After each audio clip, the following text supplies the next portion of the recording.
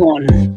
Welcome, one and all. I feel like a ring every time I do this. It's like we're at Ringling Brothers and Barnum and Bailey Circus, and I'm your host slash ringleader, Andrew Cabral. Welcome to another episode or spy number of Chasing Labels. This is episode or spy number 179.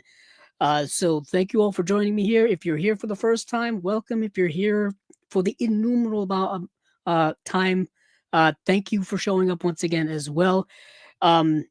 This is the podcast slash YouTube channel where we go over a plethora or various groups, a diverse group of releases or announcements in the boutique label world of home media, obviously movies. It's usually a 2-week period of time that we cover from the end of the last episode to the start of this episode for the most part. There were some things that did get announced today, which I will mention, I guess, or maybe go over. I don't know. Basically, the Warner Archive announcements dropped today, and there was one in there in particular that I really, really was excited about and ecstatic about. So I may include that here on the lineup. It's not in the notes because it literally just dropped this afternoon. But I'm super excited about that. But thank you all for joining me here once again. And as we usually do here on Chasing Labels, we'll start out with a little bit of a movie collection update. Obviously, since the last time we were, reconvened here on Chasing Labels, for those of you keeping track at home, it was right before the Black Friday sale bonanza happened, seemingly everywhere online. Vinegar Syndrome had their usual annual sale. Severin films usually had their usual annual sale. The Criterion sale was still going on at Barnes & Noble at the time, 50% off sale. And I got it in order right before it ended once again. For those of you interested, check out a video I did about me going to my local store. I do that every single time I go to the sale for the first time. It's typically the same style every time. I do a little intro in the car beforehand, go inside, get some footage of how the shelves are looking, and then I subsequently do a little bit of a haul there at the end of the video. So it's not a super long video. It's under 10 minutes long. Check it out. Also, speaking of Criterion, there is a Criterion Blu-ray release review for December that is up here on the channel. We just did that Sunday, and my friend Steven and I, or Steven, who is my former co-host here on Chasing Labels, who is now more of a producer here on Chasing Labels, amongst other things, of course, and a jack of all trades, if you will. We got together to do our kind of what's becoming a monthly Criterion release review video. We divided and conquered. I did the reviews for Pee-wee's Big Adventure, as well as I Know Where I'm Going. So a little double dose here. One is Tim Burton's first film. This is a highly anticipated release. This is coming out not next week. I think the 16th.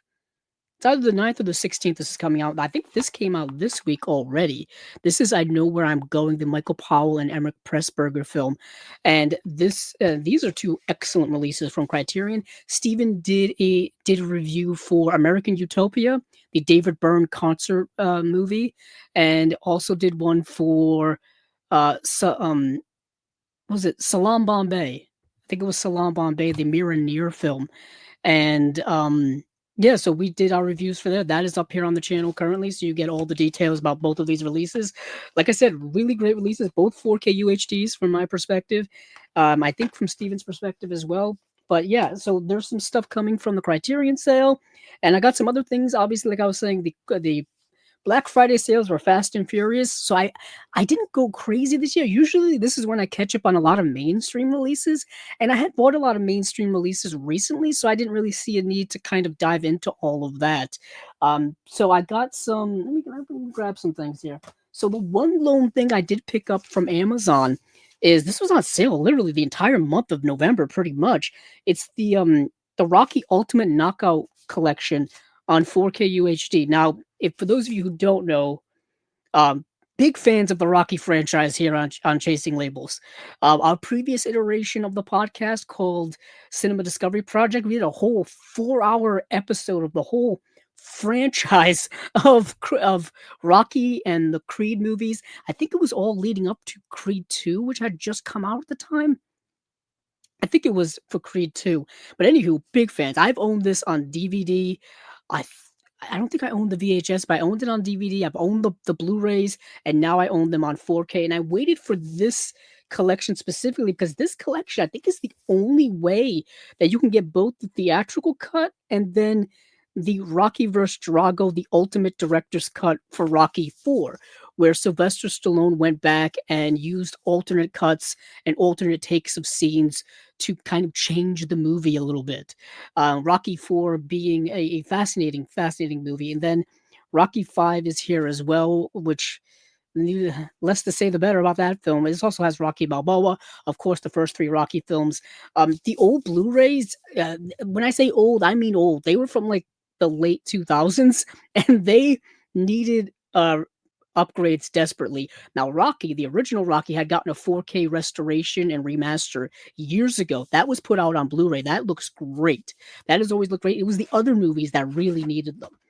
So, comes in a standard thick, 4K case here, and it's got all the discs inside and whatnot. Standard stuff, but it dropped to a price that I really, really was too good to pass up. Too good to pass up. Sorry, my brain just jumbled. But I got some other things here. Where am I going to put this? Put that there. So, our friends over at Fun City Edition, they were doing a Black Friday sale over on their website, funcityeditions.com, and I had to pick up some of their titles I didn't have in my collection yet. So I picked up Seeing Red, 3 French vigilante thrillers. This release, I think these are both from like last year or the year before. Fun City doesn't put out a lot of editions, but when they do, they put out really, really interesting movies with really great extras packages and stuff like that. And Stranger's Kiss. I talked about both of these when they were announced once upon a time, but I needed both of these in my collection so I can catch up. Let's see. Something I picked up just on eBay was the movie Roadkill. Now, this is a Canadian International Pictures release. Canadian International Pictures being one of the partner labels over at Vinegar Syndrome. Coincidentally, we were going to be talking about 25 partner label movies that were announced this past week over on vinegarsyndrome.com. Obviously, since the sale is ended over on Vinegar Syndrome, they have their partner labels month, and then that leads, I think, into their subscribers week in early January. So there are all kinds of stuff going on there. But this is a movie called Roadkill, I think from the late 80s. And this is a deeper cut Canadian film. Yeah, from 1989, 85 minutes long, black and white, super low budget road film. Hence the title of the movie, Roadkill. This is a very loosely plotted movie. Very interesting, where this woman who works for this record company, like record producers, music producers, and one of the bands I think that they manage kind of goes missing, and she's got to go into like the northern reaches of Ontario, Canada, and track them down essentially, and find out where they are because they have a gig they have to go to or something like that. It's been a little while since I've seen the movie. I've watched it for Chasing Labels, but I always wanted to get it, and it sold out rather quickly. Super underrated, deep cut Canadian film from 1989. Put that over there. And then, actually, coincidentally, we'll also be talking about Radiance, and I've got some Radiance titles here. So what happened is Radiance was having a sale over on their website, and now I didn't get anything from their website directly because with shipping coming from the UK over here to the United States, it would basically be the same exact price I would pay here for something I could buy at like Orbit DVD or Diabolic or even Amazon. It would be the same price. So there was no, incentive for me to buy it. But what ended up happening is with this sale is there's some of their titles were starting to sell out. As soon as I start seeing titles starting to sell out, I start panicking. I start panicking and I'm like, oh, I got to get it. I got to get it right away because I know the game. I know the game well. I've been collecting for long enough. I've been doing Chasing Labels here for 4.5 years. When something that is a limited edition sells out from the website and then starts selling out from the other online boutique retailers like Orbit or Diabolic or Grindhouse, or even when they start selling out on Amazon, they go up on eBay and the price starts going up and up and up, and you end up missing out on them unless you want to pay exorbitant prices. So that started happening. And I was like, if these are going to start selling out, I'm going to get them. Or if they're starting to run low on copies, I want to get them. So I picked up seven Radiance releases, and I'll just go through them quickly. This was one that came out, I think, the first year that they were in existence, back in 2023. This is called The Dead Mother. This is one I definitely needed. Sorry for the glare. Didn't even notice the glare until I looked at the screen. But it's The Dead Mother. And this is this is number 24. So this was early on in their run. I'm still planning, soon as I get the first 50 Radiance releases, I'll do a video of all the Radiance releases that I have. Here's Tattooed Life. Let me find a good place for these. And I've got Bandits of Orgo Solo, filmed by Vittorio De Seta, not Vittorio De Sica, different guy, different person. And then we've got, this is a double feature. This is Il Posto and I Fandanzati. And I talked about all of these when they were announced. But now I finally got them in the collection, so this is a nice kind of, full circle. I have Je T'aime, Je T'aime. And then I have the Inquisitor and Deadly Circuit. Now, this is a really good double feature. This is an excellent double feature. And I think this is the only one that's, this is the only one that's a 4K, is the Inquisitor and Deadly Circuit. Then I got one box set. Let me move this before they all fall down. That's the one thing when you start stacking things, they start toppling over. And I got one box set. I got World Noir Volume 3 because this sold out recently as well. So I picked that up. And this has Not Guilty, The Lost One, and then Girl with Hyacinths. That's what that is. Now, they've got 4 of those box sets right now. Now, there's another box set. Oh, here it is.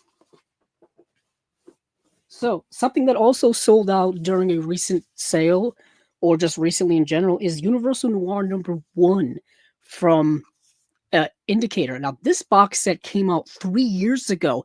I didn't realize it had come out 3 years ago. I remember when this came out. I remember us talking about this. I remember us talking with the CEOs and the owners over at Indicator right after this came out, and them talking about, their Universal box sets, or their film noir box sets. It's really interesting because Universal, for years and years and years, has always been so generous with licensing out their back catalog titles, specifically their film noir. You'll see a lot of the same film noirs pop up from different labels all of the time. And it's always interesting to me which titles just seem to get, passed around the most. And some of these titles in here are one of them, like The Web, Larceny, Kiss the Blood Off My Hands, Abandoned, Deported, and then Naked Alibi are the titles in Universal Noir number 1. And this is a really thick set. It's got the thin packs in there, but I don't mind thin packs, really. To be honest, it saves a lot of shelf space. Typically, Indicator's early box sets all had individual Blu-ray cases. So you can imagine, 1, 2, 3, 4, 5, is that six movies in here? Yeah, 6 movies, 6 cases. This would have been a massive set. This would have been a massive set. Yeah, but as I picked that up, obviously it went along with Noirvember, if you will. And then, let's see, I think this is the last of it here, and then we can get into the main bulk of the show. I didn't realize how much stuff I got in the last 2 weeks. Honestly, I didn't think I got anything. and then you start adding it all up. You start looking at all of it all. But this is my most anticipated release of the year. And this is the Teenage Mutant Ninja Turtles trilogy from Arrow Video. This is the 4K UHD set. There's a Blu-ray set. There is an Arrow Store exclusive version that has different artwork here on the cover, but I love this classic movie poster cover here. This is so near and dear to my heart. It's really hard to explain. I talked about it, obviously, when it was announced. Also, our good friend who's been on the show many times, Scott Saslow, he worked on this set. He worked on some of the little goodies you get inside with it, and also some of the design layouts and stuff like that. And just quickly here, because I want to do a full review of the set. I've already watched the first 2 movies, rewatched them actually, and then I want to, rewatch the third one, go through all the special features, and then I want to do kind of a full-on, more in-depth review. But here's the 3 cases that come inside. There's the side spine. On the back here, you have the broken canister of ooze. That's very significant to the turtles. And yeah, this is a really nice box set. It's honestly, like I said, it's my most anticipated release of the year, and it didn't disappoint. You've got a nice reversible poster here. Then you've got the three cases. They all do have reversible the sleeves, cover art. I mean, and I think the original poster is the alternate art. So you get like this new artwork here, and then you get the original poster art on the other side. But I'll go through all of that when I do, a more in-depth video. Just right now, I'm just super excited to get it. That I want to at least tell everybody about it, and then make some plans later on. That's how I do things. And then put all these back here. I think that's pretty much it.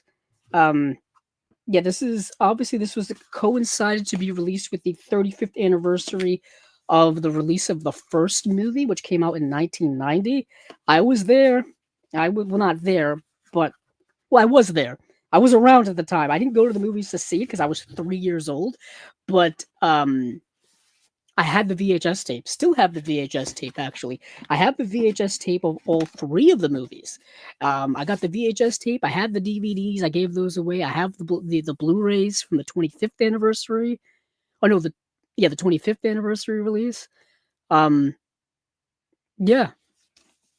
it's just like I said, my most anticipated release of the year. Here it is. Steven and I will be getting together probably sometime in January to do like our favorite releases of the year video that we always do. And this will be on it for me. I can tell you that. Spoiler alert. This will be there. So let me move some of these things aside, and then we'll get into some of the comments, and then we'll get into what we will be talking about here for this week of Chasing Labels. I'm going to try once again my best to keep it under 4 hours. Who knows? Who knows? With all of the Vinegar Syndrome partner label titles that I've got to go through and whatnot, we shall see. Let's see.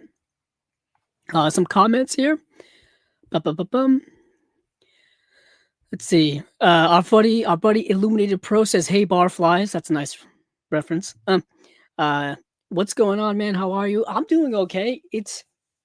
It's Tuesday, but it feels like a Monday. I don't know. This time of year is really, really weird. It's dark by 5 o'clock. It's super cold up here. I'm in the Northeast. It is. I can literally tell you guys what the weather is like right now. It's like in the 20s, I think. It is 29 degrees, and the wind chill is probably making it feel much colder than that. Yep, the wind chill is making it feel like it's 26. So it's dark, it's cold, and it's this time of year. JB44 says, "Hello, Andrew. Hello, JB. Illuminated Pro says, "Got some media this week." Nice. That's always cool to hear.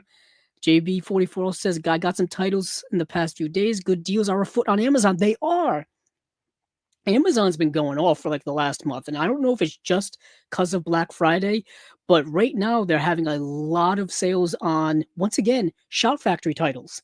Shout Factory titles are super marked down right now. I don't know why, but hey, pick up some stuff while you can, while they're cheap. You know what I mean? Illuminated Pro says, "Meet Joe Black, Train Spotting, Indian in the Cupboard, Matchstick Men, A Serious Man." I don't know if those are the titles that you picked up, but Meet Joe Black has been so cheap on Blu-ray.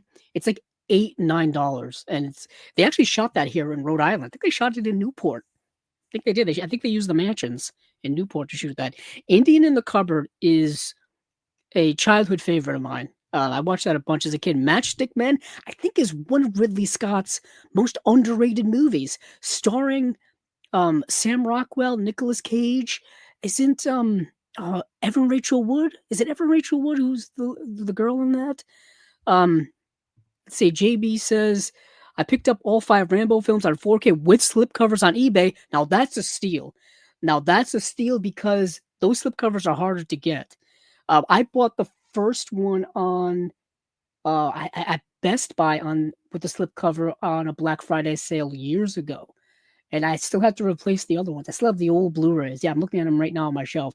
There's Rambo, obviously First Blood Part 2, then Rambo 3, and then there's just Rambo, and I never got the 5th Rambo movie. the one that just came out a couple of years ago. I saw it in the theater. I did a review for it actually here. It's on the channel. It's on the channel. JB also says I got the Ring Collection trilogy. Nice. Um, I think that's I think that's a Shout Factory release. Coincidentally, yeah, that's a great price. That's a great price. I think I ended up getting the Omen collection a few months ago, for around that price as well. I was waiting and waiting to see if they were going to re-release the Omen, specifically the Omen on 4K. They still haven't announced it yet, so whatever. I just decided to pick it up. Let's see. You picked up some interesting titles. Your show is where I come to hear about films being released that are outside of the mainstream. That's kind of what the focus on Chasing Labels has always been, because those are the titles and those are the movies that don't get a lot of talk. They don't get talked about a lot, and there's just been an explosion in the boutique label world over the last, I would say, 5 to 7 years. Yeah, it's pretty much been there's a lot of going on now, way more than before. And to be honest, my collecting habits have shifted dramatically.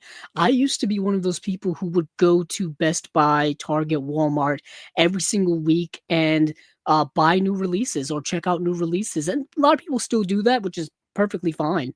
But as those sections have shrunk down to kind of nothing, and as prices have actually gone up as well, I've done that less and less, and I've shifted my focus to the boutique label world because honestly, those are really the movies that I tend to gravitate towards the most in my personal taste, and those are really where the releases are the best.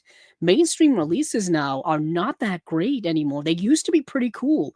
They used to have nice special features. They used to have audio commentaries. Those vanished years ago from mainstream release. I got a lot of mainstream stuff next to me. Like I've got Superman, and luckily enough, this has over 90 minutes of bonus features. This is kind of an outlier. Typically, they don't. Um, I've got Sinners here as well, and Sinners actually has some nice features on it. Obviously, these are outliers because these are from, film directors who are film fans first, and film collectors first. I know, James Gunn's a big film fan. Obviously, Ryan Coogler, big film fan. I mean, you even have 28 years later is Danny Boyle. This has a little bit of special features on it, but not as much as a boutique label release. You know what I mean?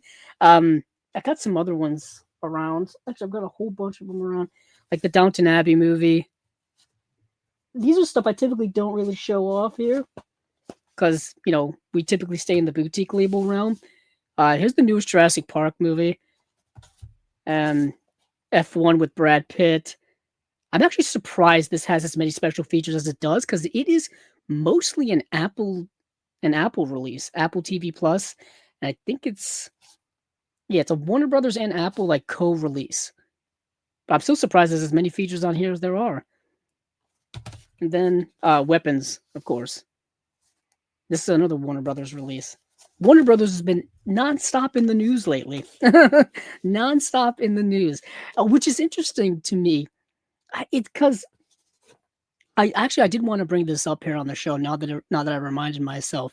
So with the recent news in Warner Brothers being sold thing and Warner Brothers being bought by Netflix, or that deal may not happen. They may get bought by Paramount.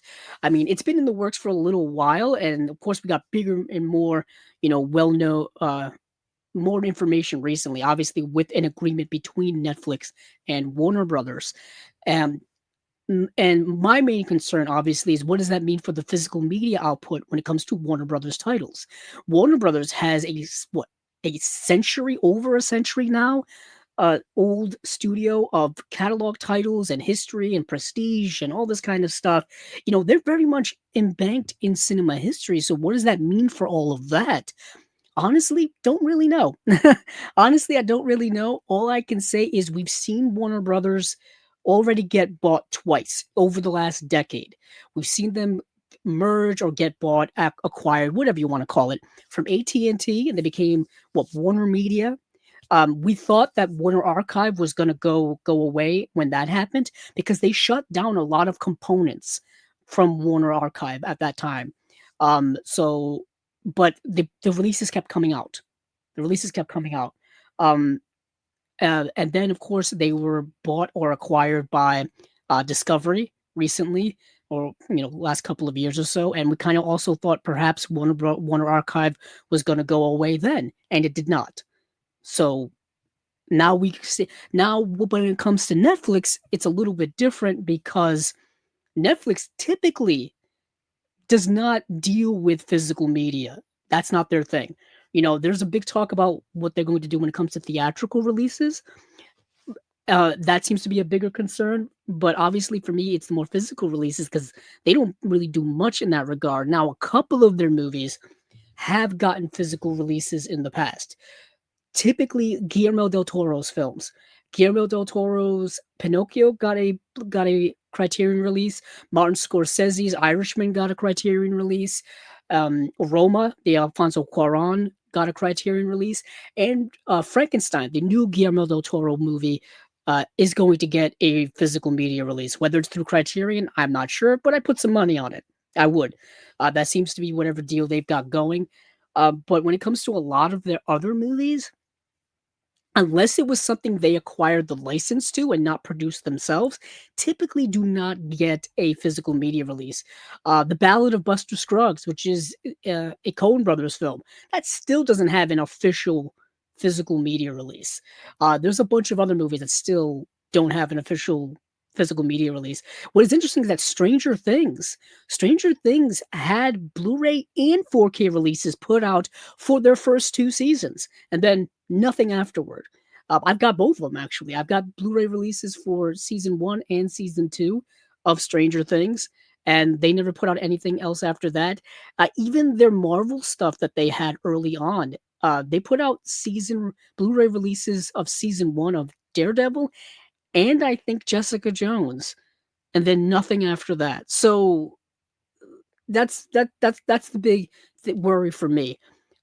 So what I would recommend is that if there are Warner Brothers titles, whether they are mainstream releases or whether they are Warner Archive titles specifically, they're deeper cut stuff, I would buy them sooner rather than later. That's kind of going to be my plan. I mean, it'll push me to, get some Warner Archive stuff that I've been, waiting on getting. But coincidentally, we'll be talking about some Warner Archive releases during this episode. But let's go through some of the other comments here. Acres of Movies says hello and thanks from Stacy. Well, you are welcome.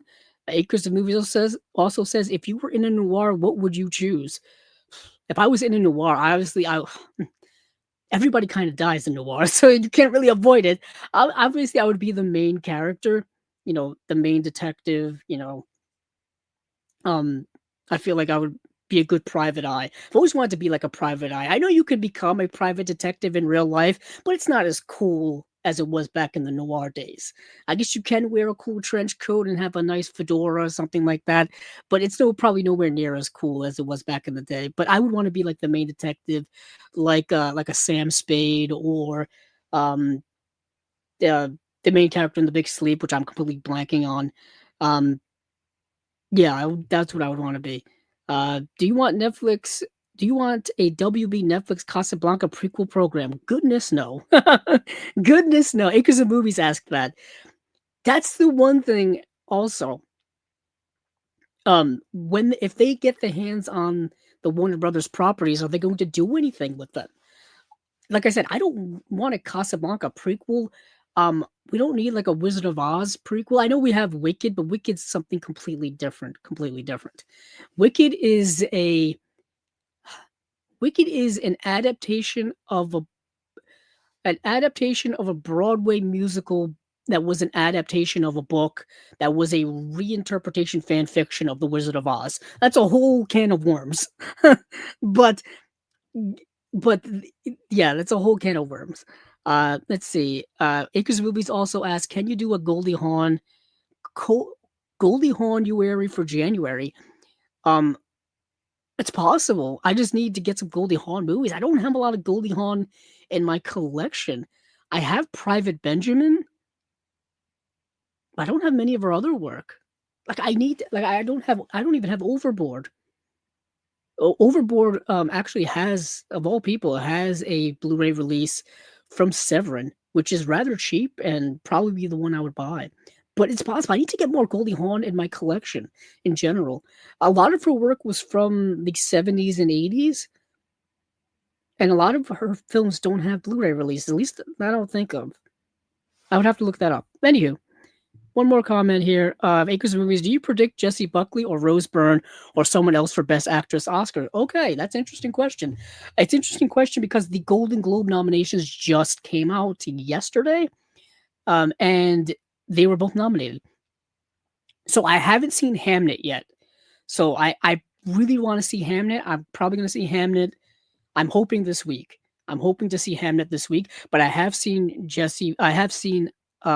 Rose Byrne's performance, and Rose Byrne's performance is astounding. So right now I would say Rose Byrne, and that's just because I haven't seen Hamnet yet. I hate when they do this every single year. Is they start doing the nominations during the awards season for all of these super critically acclaimed films, and they keep, they don't put them out in enough theaters for people to see them, and they don't make them accessible to, the regular moviegoer. They're always accessible to critics and people who get early screenings in big time metropolitan cities. To be honest, I don't have any early screenings in my state. My state doesn't get press screenings at all. The movie If I Had Legs, I'd Kick You, starring Rose Byrne, is excellent film. Is an excellent film. I think it's in my top 15 of the year. So yeah, once I see most of those movies, I'm gonna do probably a favorite movies of the year list, probably on my social media. So maybe I'll just link it here as a post at the end of the year on the YouTube channel or something like that, just to get it out there, because we typically don't talk about the more modern mainstream stuff on here, although I do watch them all. I'm a movie fan. I watch 150 new movies a year that come out in that year. So let's get to what we normally get to. So I do want to start off here I'll start off a little bit backwards. Typically I start off with some slates and then we do the individual releases at the end, but there's really only 2 or so individual releases that I want to get to. One is by Flicker Alley, and the other one is by MVD. So the one by Flicker Alley, let me see if I have it, is called Focus on Louise Brooks, and this is coming out January 13th, so right around the corner. And this is part of their Flicker Fusion, sub-label? Not sub-label. Yeah, I guess you could call it a sub-label.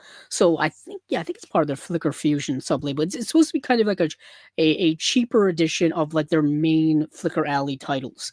It's only, let me see, actually, let me go to their website, because I couldn't remember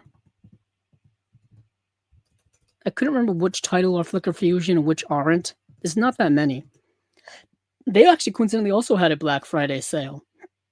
So let's see. Go to their catalog.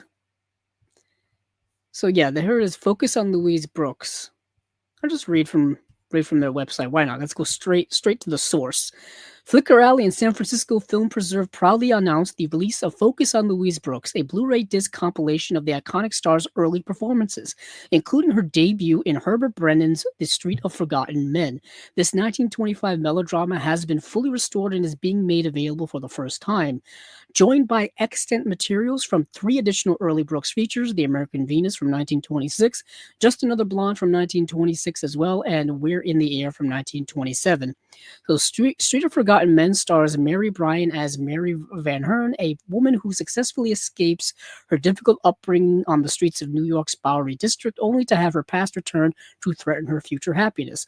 Although only on screen for a brief, uncredited scene, one need only glimpse Brooks to be reminded of the charisma that immediately makes her a screen icon. So you get her first appearance in a movie in the Street of Forgotten Men from 1926 or 1925. Sorry, 1925. Let's see. Restored from a 35mm nitrate negative preserved at the Library of Congress, the film's missing second reel has been reconstructed using film stills as well as text and dialogue based on the copy of the original script preserved by the New York Public Library. It features a musical score by Stephen Horn. So this is a collection of obviously silent films, and as it mentions here, many silent films are unfortunately lost, and some are also missing parts as well. All and let's see some more words here. Although most of Paramount Pictures' beauty contest comedy, The American Venus, no longer survives, all extant material, including trailers, test footage, and a Technicolor fragment, have been gathered. Wow! So they basically just have a fragment of this movie, of American Venus. Brooks's first substantial role placed her opposite Ford Sterling, Lawrence Gray, real 1925 Miss America Faye Lanphier, and in one of his earlier performances, Douglas Fairbanks Jr. Brooks plays against type in director Alfred Santelli's Coney Island rom-com Just Another Blonde, starring as bookish Diana O'Sullivan opposite Dorothy McHale in the title role. The surviving footage includes segments from the 5 of the original 6 reels, as well as the film's original trailer. Wow. So this is really archival stuff here. I love it. Finally, director Frank R. Strayer's high-flying World War One comedy Now We're in the Air delivers a double dose of Lulu, setting her as a twin sisters Griselle and Grisette, opposite hapless aviators played by Wallace Beery and Raymond Hatton. Sadly, only Grisette's role still exists today in the film's surviving 22-minute sequence. Wow. So, Focus on Louise Brooks represents the first entry in a new Flickr Fusion series that will explore newly restored films, some lost and or fragmentary, ripe for rediscovery, and featuring some of the early cinema's biggest names. This deluxe Blu-ray is made possible thanks to the generous underwriting and funding from the Sunrise Foundation for Education and the Arts. So, bonus materials include a restoration demo, audio commentaries, and Looking at Lulu, which explores the fascinating behind the scenes life of Louise Brooks with an extended feature hosted by historian Pamela Hutchinson, image galleries, and a booklet as well. So, this is a new venture for Flickr Alley to what's been preserved from some of these early films, of what's surviving, essentially. Like I said, a good portion of the silent era of cinema, I think like 70% of it is kind of gone. They didn't save the film prints. Sometimes the film prints are just lost through time, destroyed. Sometimes they lit on fire because a nitrate film was so flammable that it would just ignite by itself. And so there's a great documentary. If you can watch it somehow, if you can get the Blu-ray or whatever, it's called These Amazing Shadows. These Amazing Shadows. It's all about the National Film Registry, Library of Congress. It's all about film preservation, film archiving, all that kind of stuff. And they go through just a lot of interesting information about what happened and um, the modern proponency of saving film. Really, I know Martin Scorsese. Obviously, he's a big proponent of saving movies. He saved a lot of movies through his various foundations. He's also done a lot of restorations. Oh, coincidentally, let me get it. Let me whip it back out. One of the films is I Know Where I'm Going. He's on here actually as a special feature, introducing the restoration and the demonstration, and introducing um, the movie. It's really phenomenal. Of course, he was definitely responsible for saving a lot of Michael Powell and Emmett Pressburger films, specifically The Red Shoes, which is one of the greatest films ever made, in my opinion. So yeah, definitely, I've always been fascinated about film restoration, film archiving, and all that kind of stuff. Um, let's see here. So that is from Flickr Fusion. This is called Focus. What's it called? Focus on Louise Brooks, who was an early star in the silent era. If you've seen her image, you probably know what she looks like. Yeah, so they've done probably miracle work to bring these to light. But let's see, we have another standalone release that I want to talk about. Not as prestigious or as impactful, and I don't mean to say that as a pun, but we have the movie Double Impact. The movie Double Impact, which is the Jean-Claude Van Damme film from 1991. So an early film from him. This is coming out. It just says in early 2026. So Who knows really when? But if you've never seen Double Impact, um, it's it's a fun, entertaining actioner. Let me see. Let me get the right one up. Hold on, I got to go back to getting the right article up about it. Oh, here it is. Yeah, MVD Rewind Collection will celebrate the 35th anniversary of Sheldon Letitia's Double Impact with a brand new collector's edition 4K Blu-ray, which is scheduled to arrive on the market on February 17th. Sorry. So the one I was just talking about was 88 Films is putting out Double Impact as well. So 88 Films will be putting it out, I believe, in the UK. MVD will be putting it out here in the United States. So MVD's release here in the US, Region A, will be on February 17th. So, two brothers torn apart by violence on a mission of revenge. One packs a punch, one packs a piece. Together they deliver Double Impact. Alex and Chad, twins separated at the death of their parents. Chad is raised by a family retainer in Paris. Alex becomes a petty crook in Hong Kong. Seeing a picture of Alex, Chad rejoins him and convinces him that his rival in Hong Kong is also the man who killed their parents. Alex is suspicious of Chad, especially when it comes to his girlfriend. So you've got Jean-Claude Van Damme playing a pair of twin brothers, separated when they were infants, because their parents were killed in I believe a organized crime hit. That's what it was. That's how the movie opens. And they get separated and they reunite as adults, and now they want to get revenge for the death of their parents. But of course, they've got, sibling rivalry and brotherhood animosity going on and whatnot. That plays into the movie as well. So there's a new 4K 16-bit restoration from the camera negative approved by director Sheldon Lettich. On the second disc is where you get all the special features. You get the movie as well as actually, that's interesting. So you get the older Blu-ray that was released in 2019 as the second disc, and then you get a Making of Double Impact Part 1 and Part 2. Both of them are about 50 minutes long, so that's like a 2-hour making of documentary. You have Double Impact deleted and extended scenes. That's 54 minutes long. Wow, that's a lot of deleted scenes. Then you have Double Impact Anatomy of a Scene. So that's the director breaking down a scene. And then you have 1991 behind the scenes featurette. And then you have B-roll selections. You have film clips. You have cast and crew interview clips. That's only about 6 minutes or so long. And then you have a promo and then theatrical trailer. This does come with a mini poster and reversible cover art. And I think it's probably a slipcover as well. So it's going to be one of these. So it's part of their Rewind collection. Coincidentally, I have this next to me. Don't ask me how. I have the Swamp Thing MVD Rewind collection right next to me. So I'm showing that on the screen now. For those of you who are listening on the audio, really doesn't help. So you don't understand the design, if you will. So you've got that is kind of blurry. Anywho, that is the design of what these MVD Rewind collections look like. They look like old CD, not CDR. Forgot what they were called. Yeah. So anywho, that is Double Impact, the Jean-Claude Van Damme film from 1991. Now we will get into the official slates going on. Now we have a plethora of slates, so I'll save the Vinegar Syndrome and partner label stuff for last. That will be the last thing we go over.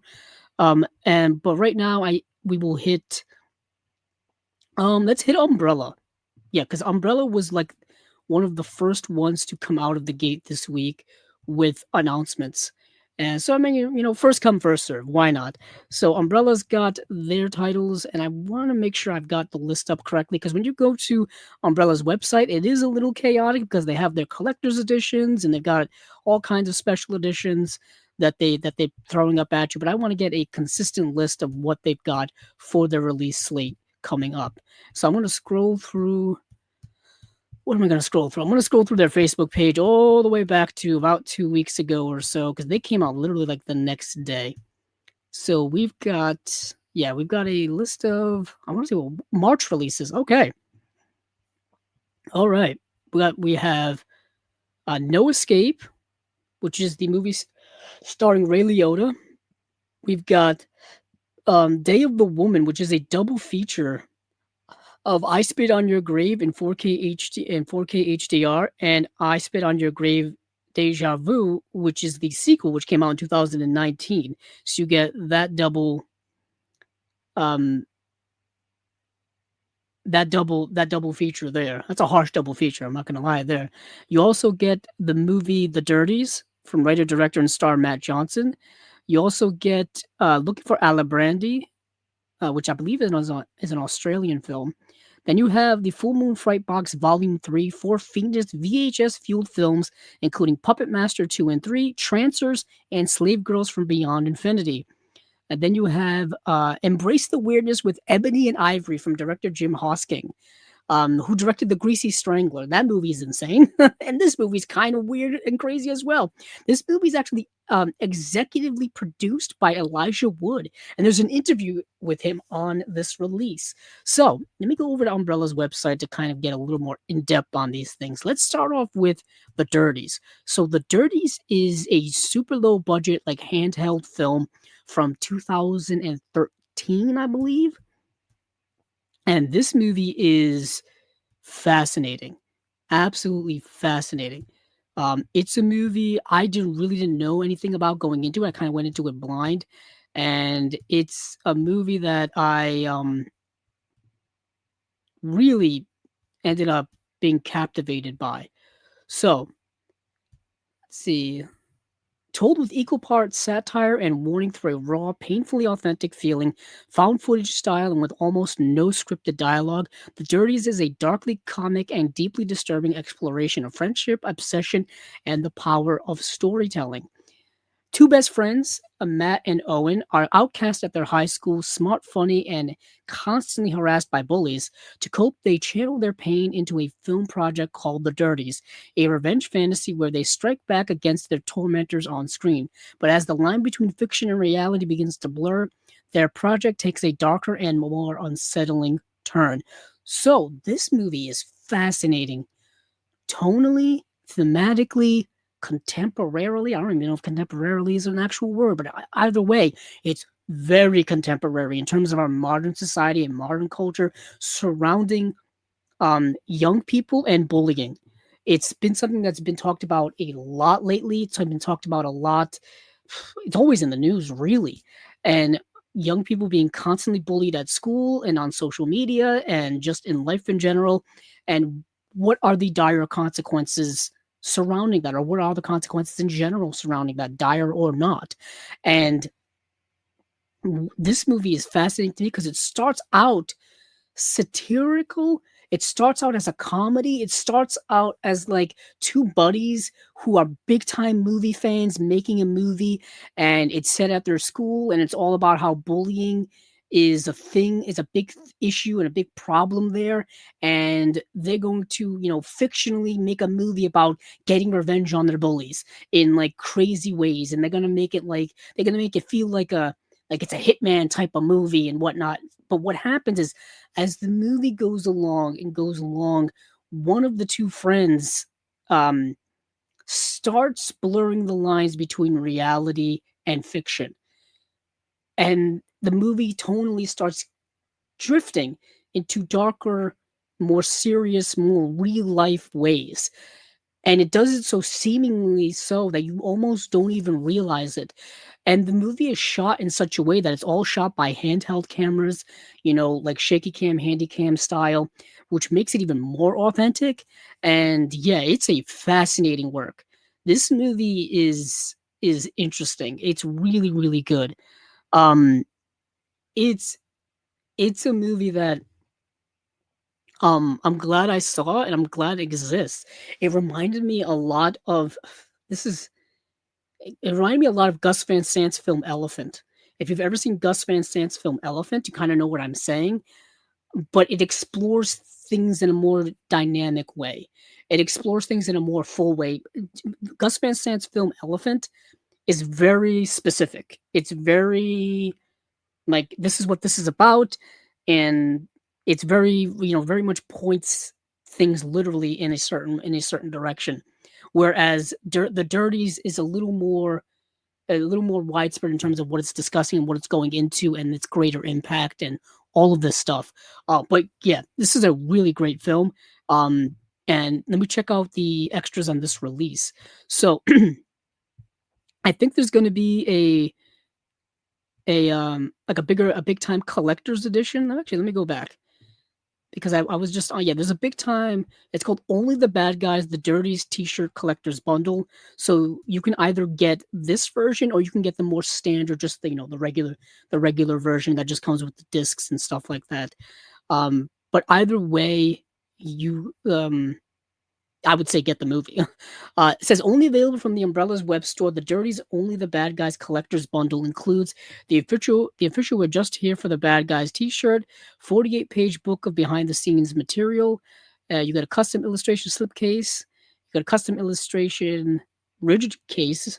You got 8 art cards. You got the reversible poster, limited edition numbered release. And then for the extras that are actually on the disc, you get where are they? Oh yeah. 4 audio commentaries. Sorry. You have an audio commentary with the actors Matt Johnson and Owen Williams, audio commentary with producers Matt Johnson, Jared Robb, Evan Morgan, Matthew Miller. Then you get an audio commentary with film critic Chris Herron. And then you get a new audio commentary with content creators Jake Boston and Brian Starr. Then you get a 2025 interview with writer-director, producer Matt Johnson, an interview with cinematographer and producer Jared Robb, interview with producer Matthew Miller. You got an interview with title designer Josh Schoenblum, Matt Johnson, Jared Robb, and Matthew Miller on the original Dirties DVD release. Matt Johnson, Jared Robb, Matthew Miller on the Australian cinema and television, on Australian cinema and television. The Edgelord Strikes Back, Alexandra Hello Nicholas on the Dirties. Wow, that's awesome. And then you get new on the set of the Dirties. You got behind the scenes on the Dirties, anatomy of a scene, mistakes were made, deleted and alternate scenes, the piano sessions. You got production stills. You have a world premiere Q&A, Slam Dance TV spot, the Dirties 7th art interview with Matt Johnson and Matthew Miller. You got 2 trailers, the official trailer and the parody trailer. And then you've got making of promotional featurette, the Visitor DVD introduction with Matt and Owen, the Visitor introduction with Padraig Singal, the Visitor short, which is a short film. You have an audio commentary for the movie The Visitor, and you have the Visitor performed by Matt and Owen, and then you have Padraig Singal on the Dirties. So this thing is loaded. this is loaded with special features, like beyond loaded. Damn, that's a hell of a release. This is already looking like a big time release for next year. Yeah, so this is the Dirties. And what's interesting is you can actually watch this movie on YouTube right now. That's where I watched it, and it is the full movie. It's it's not edited down or anything like that. And yeah, that's where I watched it, but I definitely want this release. Maybe not with the t-shirts and stuff, because that's a little expensive, but the regular collector's edition release seems well worth it.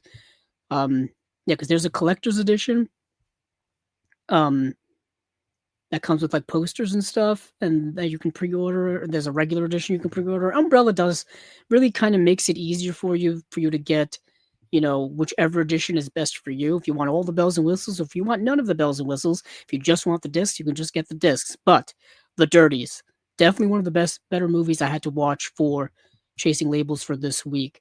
Let's see. Let me look at No Escape. So No Escape is, let me go to the collector's edition. Yeah, because No Escape is also getting a big time collector's edition. Now, No Escape got a Blu-ray release here in the US pretty recently. Yeah, No Escape. Let me take a gander. Got released in 2022. Yeah, got released in 2022 by Unearthed Films. So it's 3 years later, and actually, it'll be almost 4 years later. Stepping into a gripping high adrenaline world with the underrated 90s classic starring Ray Liotta, No Escape drops you into a remote island where the most dangerous criminals are left to govern themselves. No guards, no rules, and no way out. Featuring practical effects, intense action sequences, and atmospheric world building, No Escape delivers the best of what define 90s sci-fi thrillers. Okay, that's a little overselling it. It's a little overselling it. Not a lot of sci-fi-ness really going on in the movie. I will say that. Um, since the movie takes place on an island, not a lot of technology going on.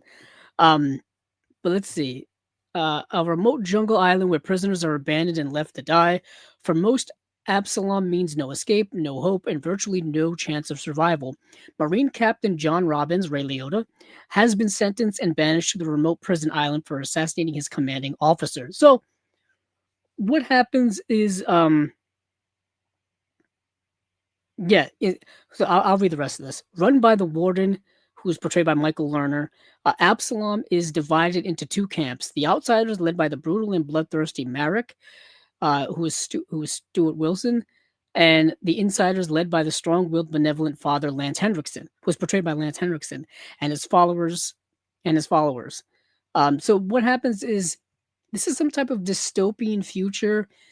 Think of like Escape from New York level of dystopian future, where all the all of the criminals, basically, when they're put in the highest security prison and they still have issues with them, they take them and they dump them on an island called Absalom in the middle of nowhere, in the middle of the ocean, and they basically just leave them to fend for themselves for the most part. They do like supply dump offs and stuff like that, but that's about it. So the island is kind of split into two camps. You have the good guys and you've got the bad guys. The good guys are Lance Henriksen. The bad guys are run by Stuart Wilson, and they this movie is actually directed by Martin Campbell actually, and so they're kind of at odds with one another. And they stay in one part, they stay in the other part, but they're constantly like battling and feuding with one another. And then you've got Ray Liotta, who gets dropped in there, and he's like a former military guy or whatever, and he ends up teaming up with the good guys to fight the bad guys. That's kind of the movie. And their goal is to escape and to tell the world that there's corruption going on at this prison, and that people are being left on this island basically to die and all this kind of stuff. But anywho, that's the movie called No Escape. And it's interesting because I had heard about it for years, and I finally got around to watching it. And some other people you will recognize in the movie: Ernie Hudson from Ghostbusters, Kevin Dillon from Entourage. He was also in the Doors movie.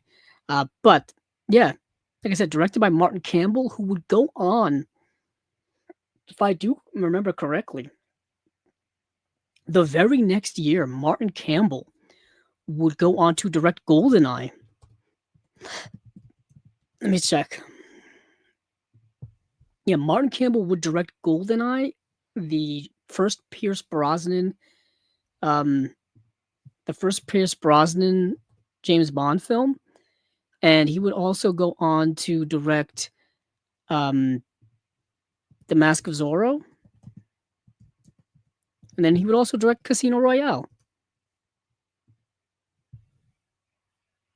Yeah, I believe that's the same Martin Campbell I'm talking about. Yeah, Casino Royale, GoldenEye. I'm looking at his IMDb right now, and The Mask of Zorro. I think he directed the sequel too. He also directed the movie Vertical Limit, which no one ever talks about. That's a movie that came out in the year 2000. With what was his name? Is that Chris O'Donnell? I think Chris O'Donnell's in that movie. I remember renting that from Blockbuster back in like 2001 and watching it.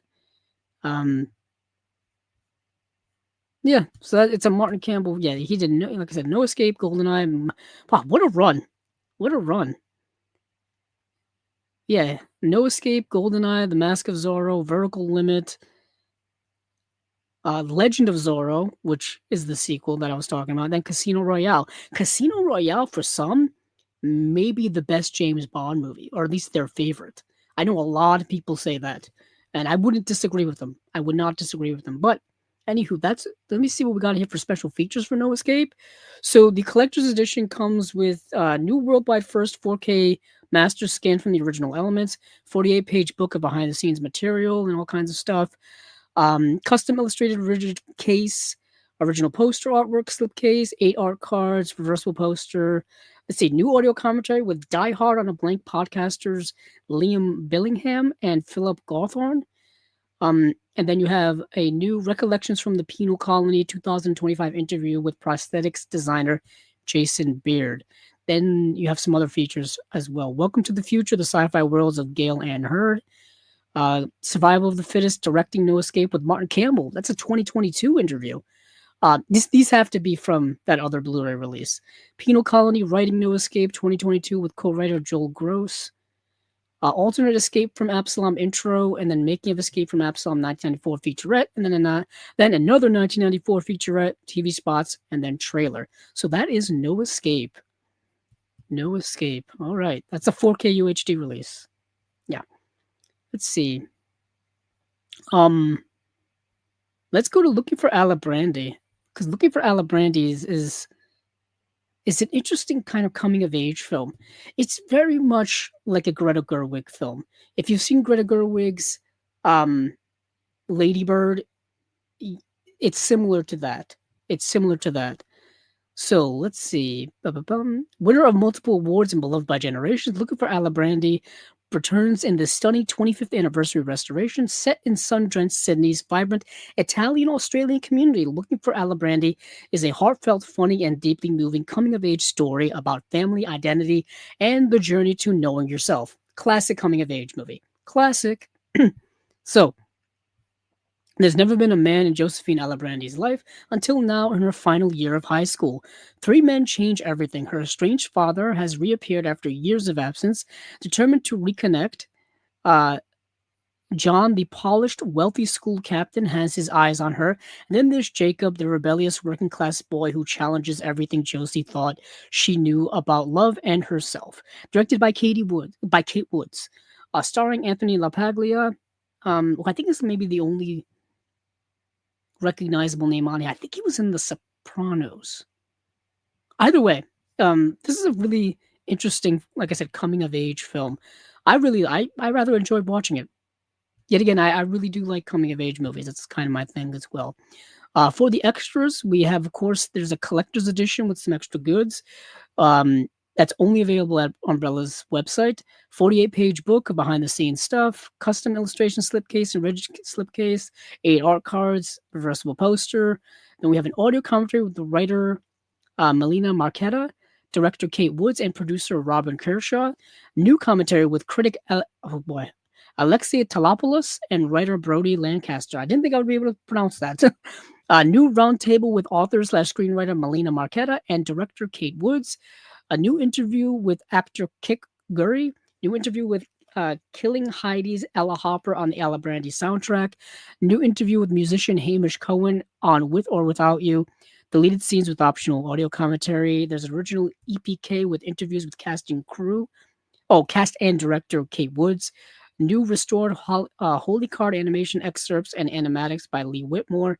New MIFF post-screening Q&A with actors Pia Miranda and Kik Gurry, and of course the theatrical trailer. Like I said, if you're a fan of coming-of-age films, specifically films by Greta Gerwig and the like, Greta Gerwig, I would also say Sofia Coppola, and movies like that. This movie's definitely up your alley. I really enjoyed it quite a lot. This is also a really nice package of extra features. Let's see, where are we going from here? Let's go to. Let's see, we talked about No Escape. Let's do Day of the Woman, the I Spit on Your Grave, and I Spit on Your Grave Deja Vu double feature. It's a 4K and Blu-ray collector's edition. Now, I Spit on Your Grave is one of the most notorious movies ever made. It's a movie famously reviled by the late great movie critic in Roger Ebert, who thinks it's one of the worst movies ever made, or maybe even like his least favorite movie of all time. He famously railed against it, as a lot of critics did at the time in which it came out. This movie is obviously, it's notorious for being incredibly graphic, incredibly violent, really no holds barred in that area. It's tough to watch, and I will say from a modern perspective, it's tough to watch. It is the first 50 minutes of the movie and the movie's only not that long. The movie's not that long. Um, it's it's tough. It's really, really tough to watch. Let's see. Yeah, the theatrical. Well, I think it's only the theatrical cut, but the length of the movie is 101 minutes long, and for the first 50 minutes, it is brutal. It is continuous brutality, and it's not pleasant to watch in the slightest. The next part of the movie is the revenge part. This is a rape revenge film. This is part of that subgenre of horror films, that subgenre of dramatic films and whatnot, and that part is what people really kind of grasp onto in terms of the positives of the movie. What is also fascinating about this movie, came out in 1978, is that in modern times there have been many, many people who have they've done documentaries, they've written extensively about it, as the film is actually a feminist film, is in its elements, which I find fascinating as well. And I would love to read some that take from someone.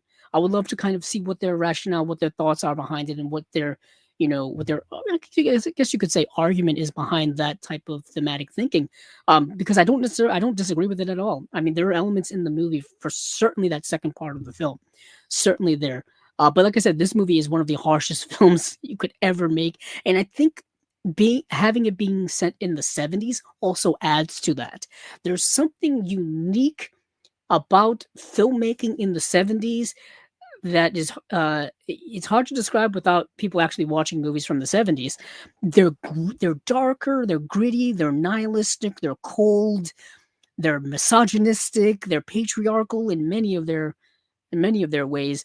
They're rather brutal and ugly looking films in many of their regards. Just aesthetically, you know what I mean? That 70s film grain look. You know what I mean? So if you've seen movies like um Death Wish, if you've seen movies like Straw Dogs, if you've seen other movies of the 70s and like early 80s that are, Texas Chainsaw Massacre would be another one. Uh, this I Spit on Your Grave is very much in that genre, in that area of movies. I've never seen its sequel. I know its sequel came out in 2019. I've also not seen there was a whole series of remakes that they did. They did it in the 2010s, where they got the rights and they basically made remakes of the movies. I think there were 3 of those films.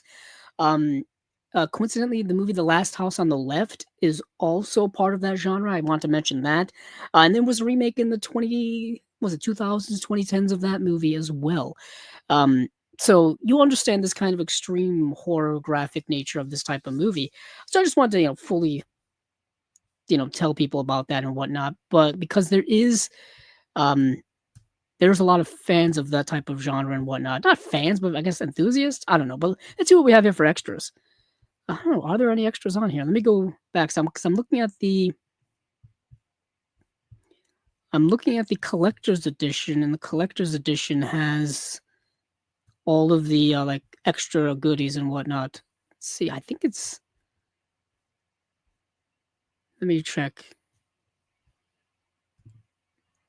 So the extras edition has 48-page book of behind the scenes material, custom illustration slipcase by Sister Hyde.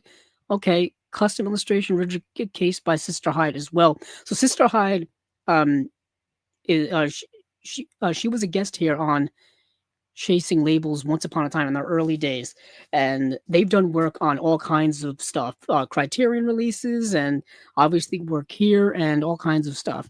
So there's also 8 art cards. There's a reversible poster, but I want to see. Oh, they're the actual extras. Okay, I thought I meant no. Yeah, this is a 3 disc set. Yeah, it's a 3. There's a lot of special features. Hold on. So disc 1, which has I Spit on Your Grave 4K UHD disc, it's got the movie, audio commentary with writer, director, co-producer, and editor Mir Zarchi, new commentary with film critic BJ Colangelo, audio commentary with film critic Joe Bob Briggs, and then disc 2 is the movie on Blu-ray. It's got the movie, it's got that same audio commentaries. Yeah, the same 3 audio commentaries, plus it has New special features in Blood Survival Legacy, an interview with actor Camille Keaton, the main actress in the film. Witness to a Legacy, an interview with filmmaker Terry Zarchi.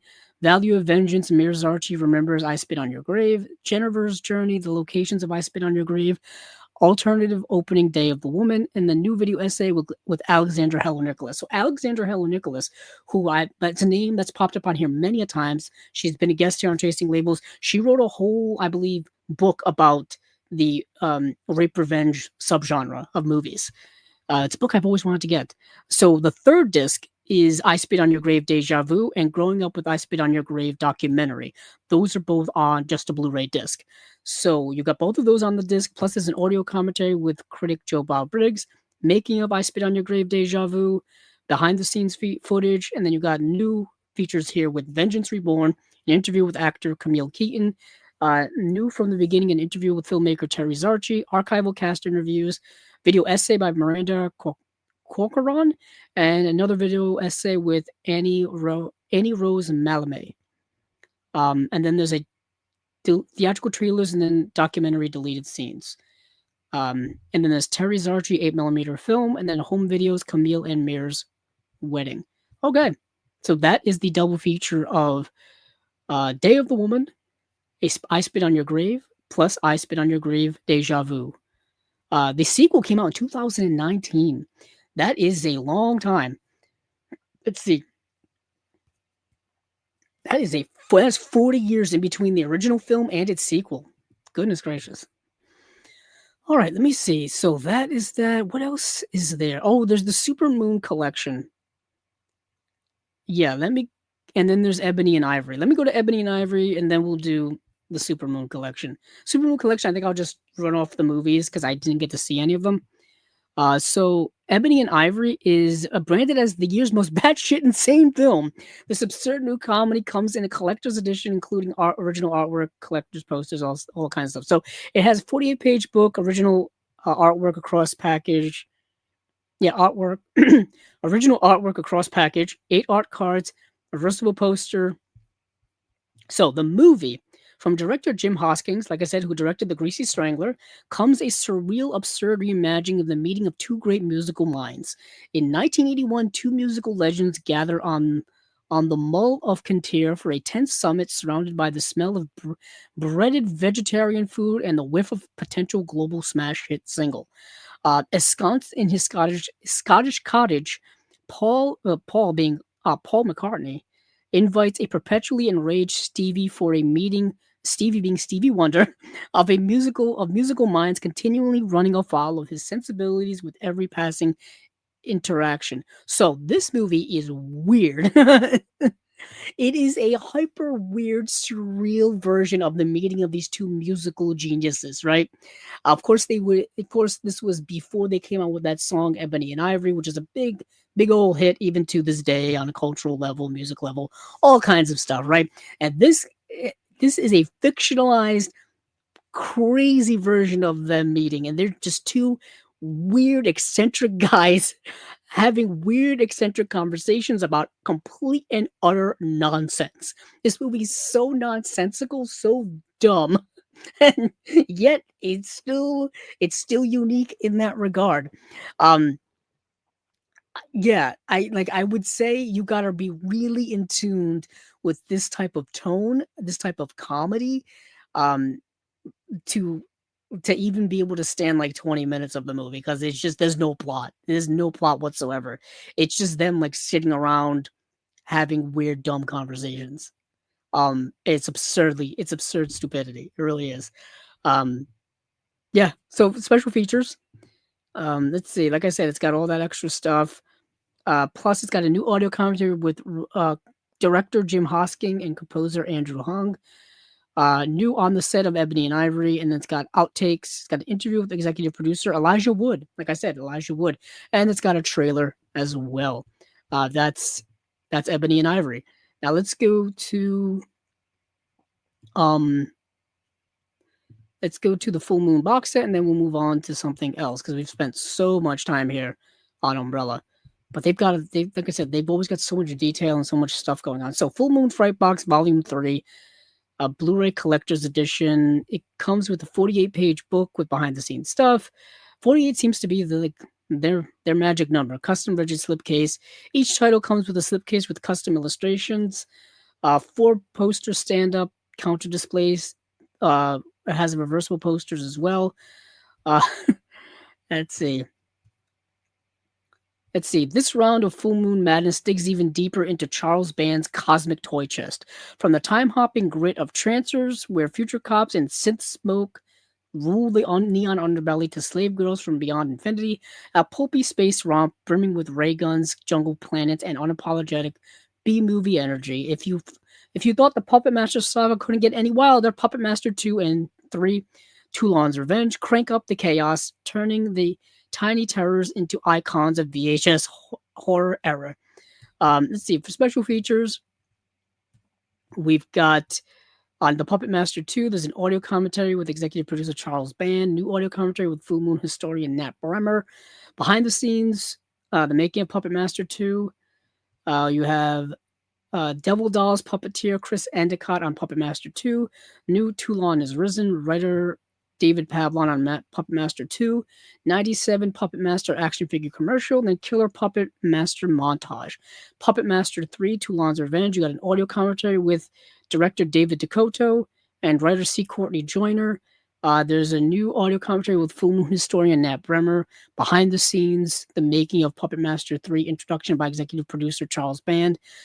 Bloody Bow, it says artist and actor Mike Deek on Puppet Master 3.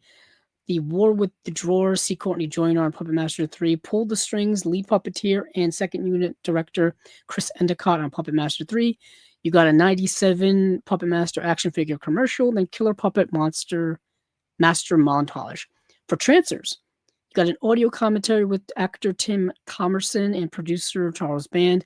There's another audio commentary with film historian Nat Bremer. Death Proof, special makeup effects artist Howard Berger on Trancers. Small Wonders, miniature model maker John Nolan on Trancers. Cybercrime, the making of Trancers, 1984 interview with actors Tim Thomerson, Megan Ward, and Helen Hunt. Trancers, City of Lost Angels, 1984 short film, Stills Gallery, and the trailer. And then Slave Girls from Beyond Infinity, you have a new audio commentary with actor Brink Stevens and cinematographer Tom Calloway. New audio commentary with Full Moon historian Nat Bremer. Thrill of the Hunt, actor Elizabeth Caton on Slave Girls from Beyond Infinity. News Land of Zed, actor Don Scribner on Slave Girls from Beyond Infinity. A tribute to Elizabeth, and then a tribute to Elizabeth Catan. So that is it for Full Moon Fright Box Volume 3.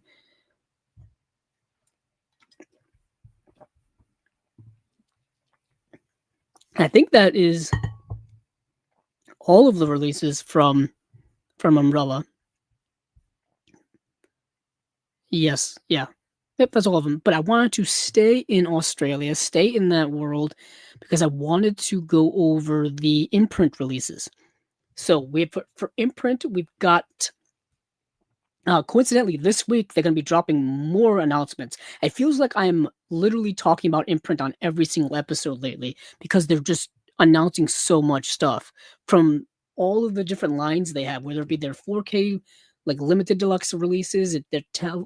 Well, I don't talk about the television stuff, but they've got television stuff, their Imprint Asia line, their regular Imprint line, all kinds of stuff. So let me kind of go through all this. So let's see, this is February. Yeah, this is February. So we've got 2 4K limited edition hardbox sets. We've got Spellbinder and we have Vampire Circus.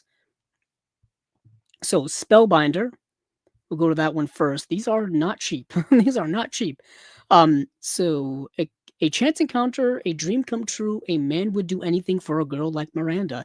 Now, for Spellbinder, it's the 4K restoration from the original camera negative by Imprint Films from the writer of Fire in the Sky. Spellbinder stars Tim Daly, Kelly Preston, and Rick Rossovich, and directed by Janet Greek, newly interviewed for this release. LA attorney Jeff Mills rescues a woman he has never met before, not knowing she is the woman of his dreams or that she will soon embroil him in a web of intrigue. So for this release, we've got a 2-disc set and a booklet. The first disc, which is the 4K UHD disc, it's Dolby Vision Ultra High Definition presentation of a new 4K restoration from the original camera negative by Imprint Films, and then there's an audio commentary by director Janet Greek. Let's see, audio is English LPCM 2.0 stereo. And let's see, disc 2 is a 1080p version of the movie, so Blu-ray disc. Audio commentary by the director. There's a new interview by the director, Janet Greek. There's a new interview with actor MC Gainey. There's a new interview with makeup effects designer Rick Stratton. And then there's a new interview with Heather Green, author of Lights, Camera, Witchcraft, A Critical History of Witches in American Film and Television. Archival interview with actor Anthony Crivello, and then theatrical trailer. And the booklet is 70 pages, hardback book. Yeah. Oh, also has a 200-page softcover copy of the original shooting script, which was called The Witching Hour. Now, that's a cool title, The Witching Hour. I like that.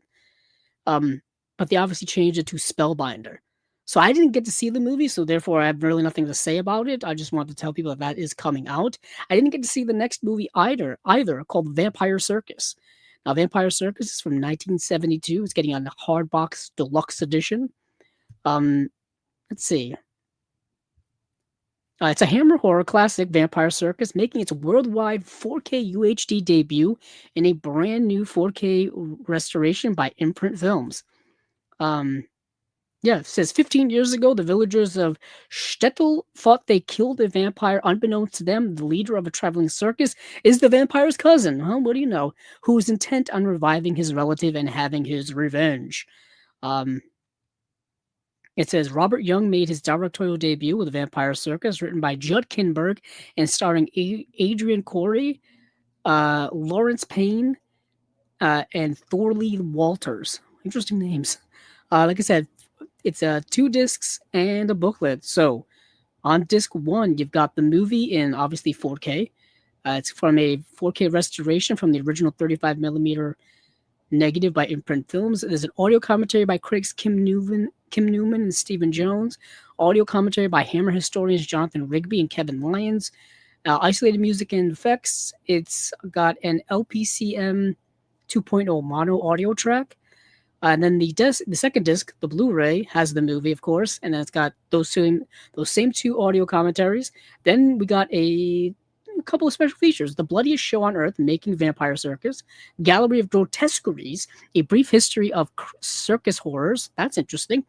Let's see, features with. It's a featurette with British author / film historian Philip Nutman. Visiting the House of Hammer, British legendary horror magazine featurette with British author / film historian Philip Nutman once again. Behind the Mirror, the secret history of Vampire Circus documentary. Blood and Circuses interview with director Robert Young. Vampire Victim interview with actress Sibylla Kay. Cuddling Hammer Horror interview with editor Peter Musgrave. Vampire Circus interactive comic book, theatrical trailer. And that is it. Oh, the booklet. An exclusive 80-page hardcover booklet featuring original production stills. Interesting. So that is Vampire Circus. That's Vampire Circus. That's Spellbinder. And then we move on to their... is that their February slate? Yes, their February slate of releases, where we have Against All Odds, Hard Country, Target, High Road to China, King David, and Cross Creek. Now, some of these, well, one of these probably sounds familiar to you. And I'll tell you in a second why. I just have to, my eyes are starting to dry out on me.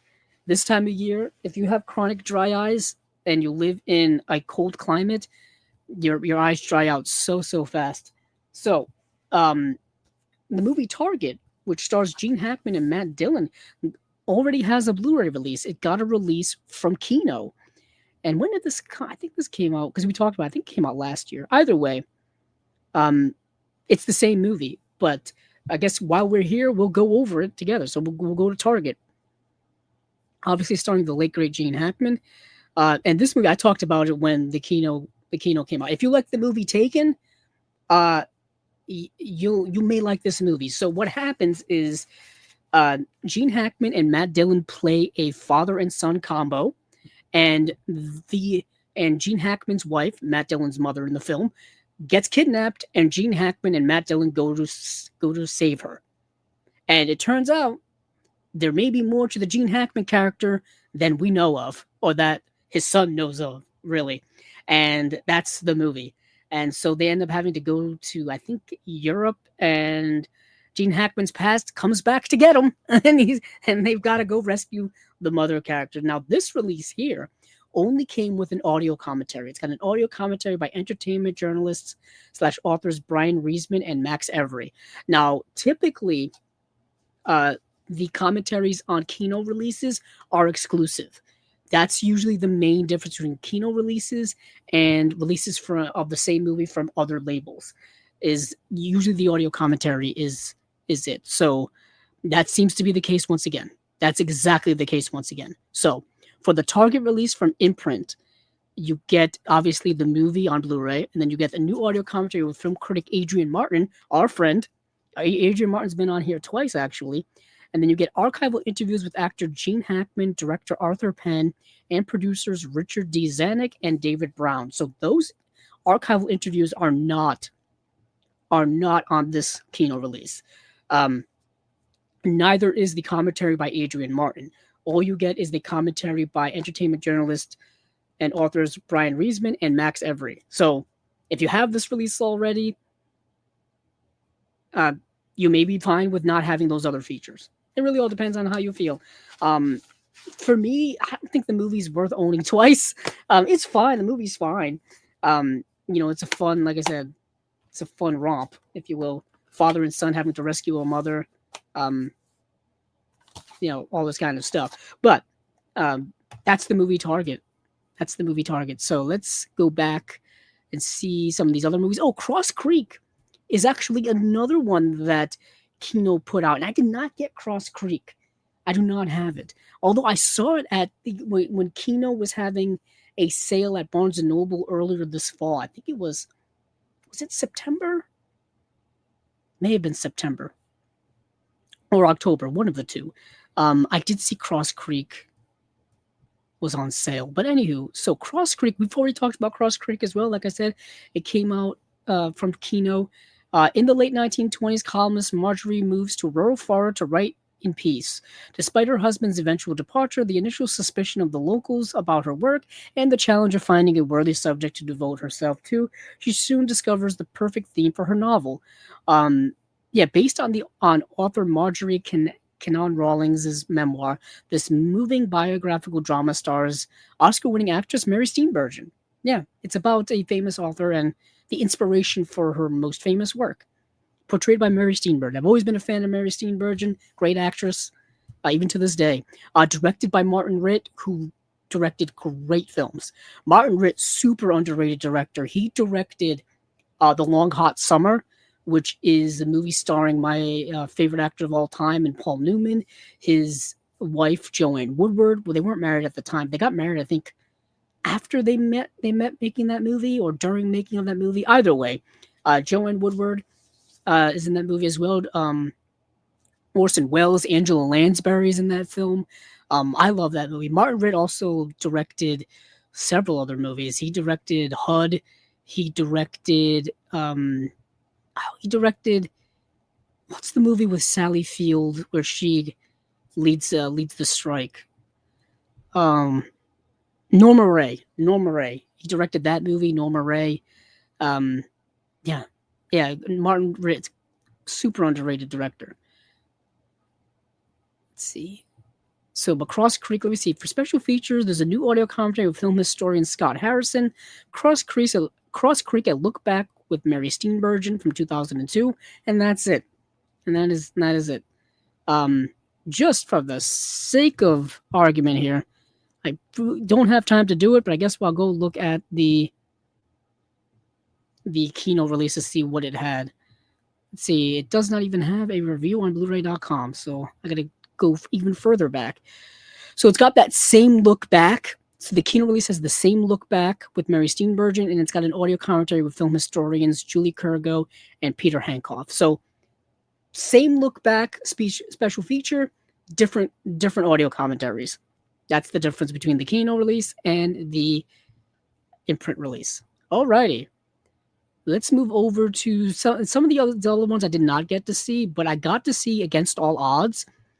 Against All Odds, didn't know this until I actually started watching it. This is a remake of the all-time classic, one of the best film noirs ever, in Out of the Past, which starred Robert Mitchum. So Against All Odds is a remake of that movie. This movie stars Rachel Ward, Jeff Bridges, James Woods, and Jane Greer star in this romantic thriller from the Academy Award-nominated director of An Officer and a Gentleman, Taylor Hackford. Terry Brogan, a cynical ex-football star, is hired to find the runaway mistress of a ruthless LA nightclub owner. The ruthless LA nightclub owner is portrayed by none other than James Woods. Not a big stretch for him. Not a big stretch. Driven by passion for the mysterious young woman, Terry quickly finds himself trapped in a complex web of corruption, betrayal, and murder. Adapted from the novel Build My Gallows High, Roger Ebert awarded the film 3 out of 4 stars, and the title song by Phil Collins was nominated for an Oscar, a Golden Globe, and a Grammy Award. Hey now. But needless to say, the same premise of Out of the Past is Robert Mitchum has to go find this guy's wife, gets hired to go find this guy's wife in Mexico, and they end up falling in love. So it makes things much more difficult for everybody. And that's Out of the Past, and that's this movie here. Now, this movie's got a lot of other window dressing things. Like, you've got a whole backstory with Jeff Bridges' character. He's a football player who's towards the end of his career. He gets cut by his team, and he's getting in a little feud with his team, and all this kind of extra stuff in there, which is, it's kind of important to the overall plot. But the heart of the story is the romantic relationship between Jeff Bridges and this LA nightclub owner's girlfriend. And that's really the heart of the movie. And Jeff Bridges looks amazing in the movie. He's quite a stud of a man. Quite a stud of a man in back in the day. And yeah, it's okay. The movie's fine. It's not like amazing in any way, but you'll recognize some people in it. Like I said, these are recognizable actors and actresses in it. You also get, oh god, a blast from the past. I forgot his name. Famous actor who's one of my favorites. Let me look the movie up on IMDb. Let's see. I think it's Richard Widmark. Let's see. Yeah, it is Richard Widmark. Richard Widmark from, the Golden Age days. He was in Street with No Name. He was in Kiss of Death. He was in Pick Up on South Street. Great actor from back in the day. One of my favorites.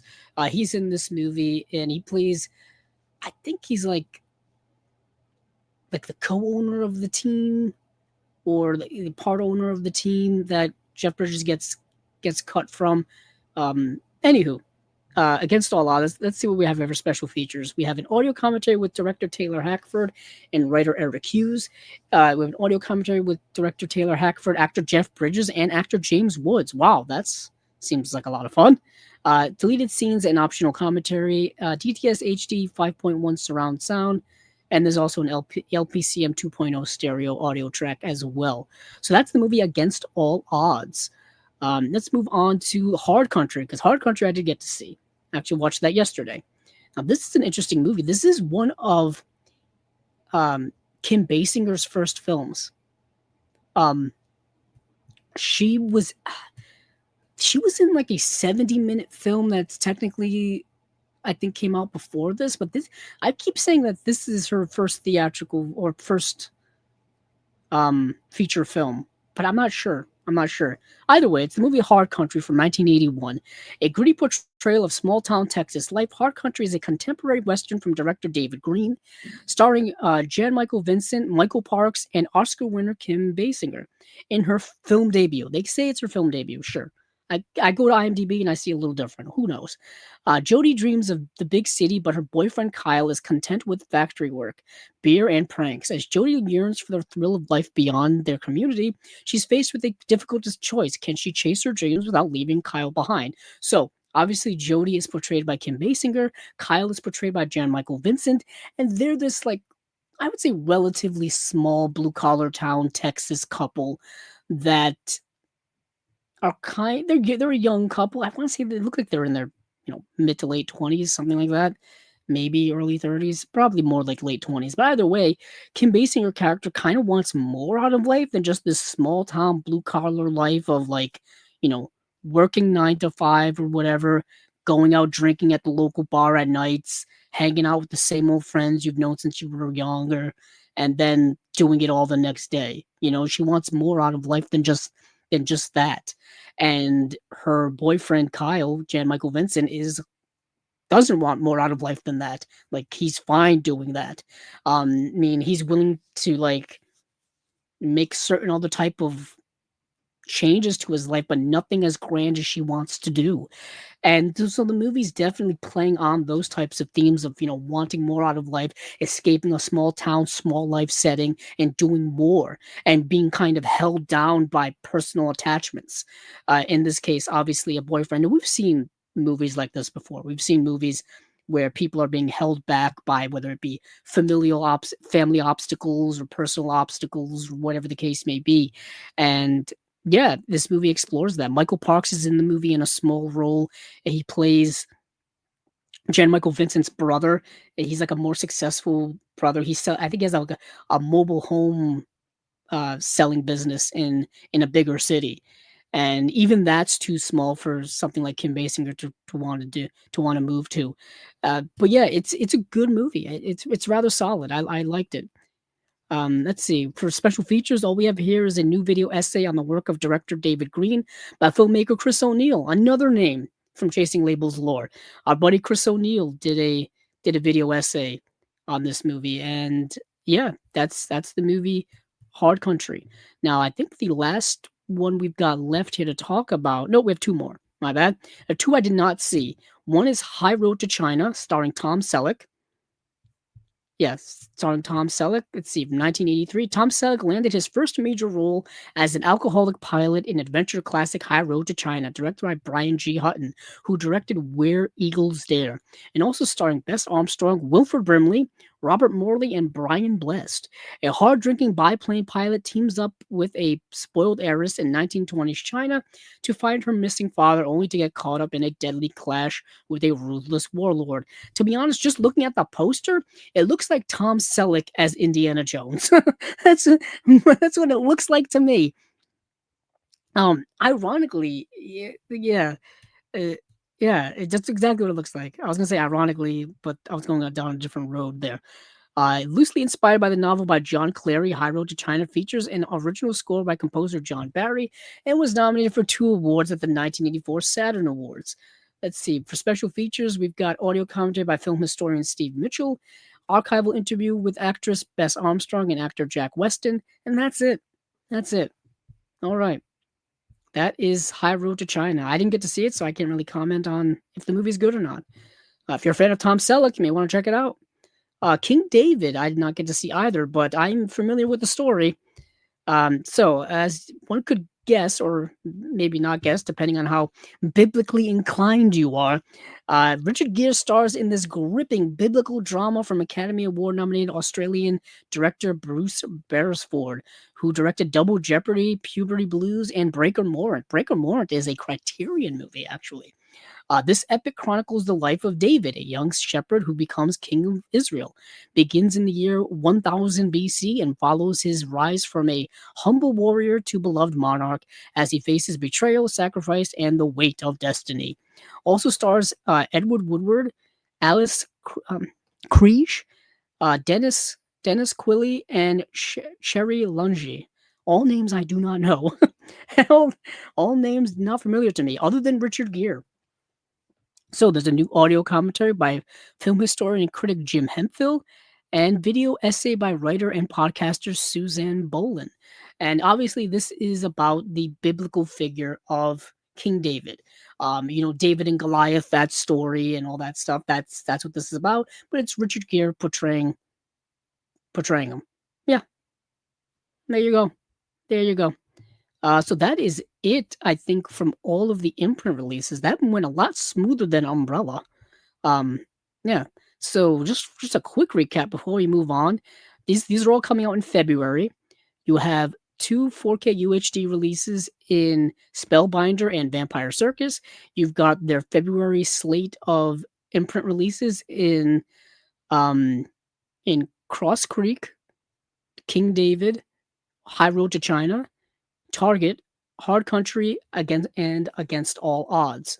And this week, keep a lookout because there's going to be another drop of announcements, probably either tomorrow or Thursday. So yeah, they're not stopping. They don't know when to quit. No, I don't want them to quit, but I'm just saying it's hard to keep up with all their releases. All right, let's see where we're going to go next. So we've done Umbrella, we've done Imprint, we've done a couple of the individual releases. No, you know what? Now is the time. Now is the time. We will do it now.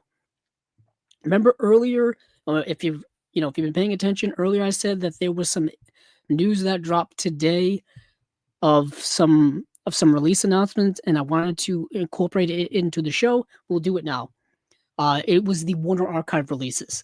I will do it now. I just have to go and find them because they only came out a couple of hours ago, and Blu-ray.com does not update as often as that. So I'm going to go over to our friend Ryan's Facebook page, The Disconnected, and scroll down to the releases. Of course, there's a bunch of deals happening on Amazon right now, everybody. Okay. There's also some Kino stuff that just got announced. We'll do Kino after this. That's what we'll do. Because I'm just looking at it now, and there's all kinds of Kino stuff that the details have been announced. So we'll do that right after this. Let's see. Where are you? Warner Archive. Here we go. So this is going to be a little bit on the fly here. So please excuse me. I don't know how I'm going to get through all the titles or go through all the titles. Because I'm just doing it based off of the announcements. But so the biggest one, the one that makes me want to talk about this here. This is important to me, and hopefully it's important to you guys at home. On January 27th on Blu-ray in the US from Warner Archive, they're going to be releasing the movie Red Dust from 1932. This is a pre-code Hollywood film. Anytime we get a pre-code Hollywood film on Blu-ray, that's cause for celebration. It also stars Clark Gable and Jean Harlow. Anytime we get a Jean Harlow film on Blu-ray, that's cause for celebration as well. So Red Dust was actually later remade into the movie Mogambo in 1953 that was directed by John Ford, which also starred Clark Gable in the same role as he was in this film. And that movie starred Grace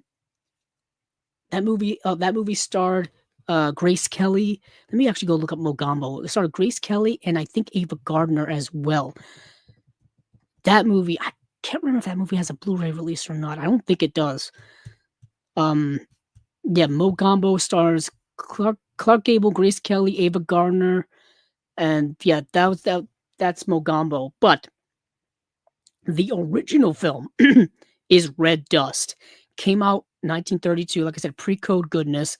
So in Red Dust, Clark Gable and Jean Harlow go together like thunder and lightning. As the hard-driving, hard-living overseer of a rubber plantation in Indochina, Gable has never been more than an unwitting prey of wily women, nor more aggressively male. Harlow plays a prostitute on the run from Saigon authorities, is vulnerable yet tough from the first moment she appears on the run from, on the first moment she appears, takes refuge on the plantation run by Clark Gable. He sizes her up as an easy mark for his virile charm.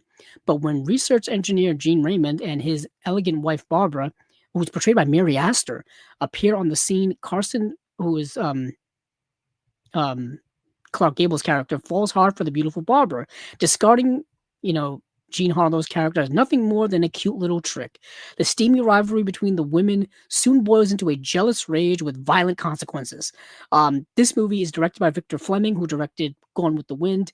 It deftly orchestrates the script's tense drama and hilarious erotic comedy, helping Gable and Harlow turn Red Dust into pure pre-cold gold.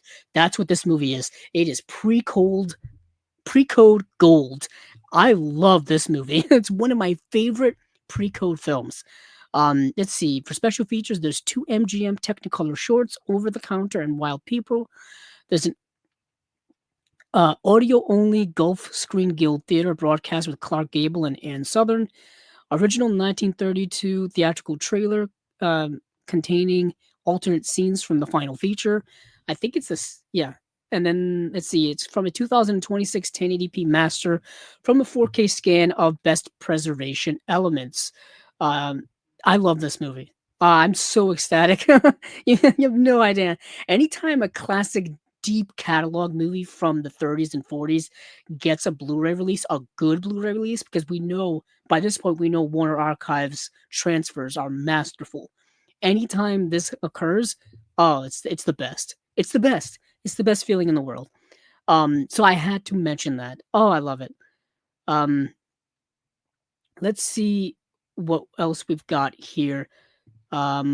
We've got also coming on January 27th from Warner Archive is The Narrow Margin from 1952. I think I've seen this. There are several films called The Narrow Margin, and I don't know if I've seen this one from 1952 or if I've seen an earlier version. Let's see, Narrow Margin. I'm checking my Letterboxd right now. So I have seen this movie. Okay. Let's see. So, Pack Your Bags, one of movie history's greatest trips, a nifty film noir thriller that Time magazine deemed worthy of being bracketed in the select group of train thrillers headed by Alfred Hitchcock's The Lady Vanishes. The tracks run direct from Chicago to LA. Let's see. Yeah. The Oscar-nominated story, directed by Richard Fleischer and directed by his frequent collaborator Earl Felton, zigzags with surprise turns. Film noir favorite Charles McGraw plays a cop guarding a gangster's mall in Mary Windsor as she travels west to testify before a grand jury. Also riding the Pullman's determined hitmen who know the mall is on the train but don't know what she looks like. Okay. That is The Narrow Margin. Let's see. There's an audio commentary by film director William Friedkin, including audio interview excerpts by Richard Fleischer. Classic short subjects, So You Never Tell a Lie. Classic cartoon, The Super Snooper. And then the original theatrical trailer. It has a brand new 2026 1080p HD master from a 4K scan of the original camera negative. So this is a good film noir. If you're a film noir fan, this is a good one to check out. Super short too. The movie's only 72 minutes long. And that's The Narrow Margin. Now I want to see if this had gotten a Blu-ray release before, because it's so familiar. Let's see.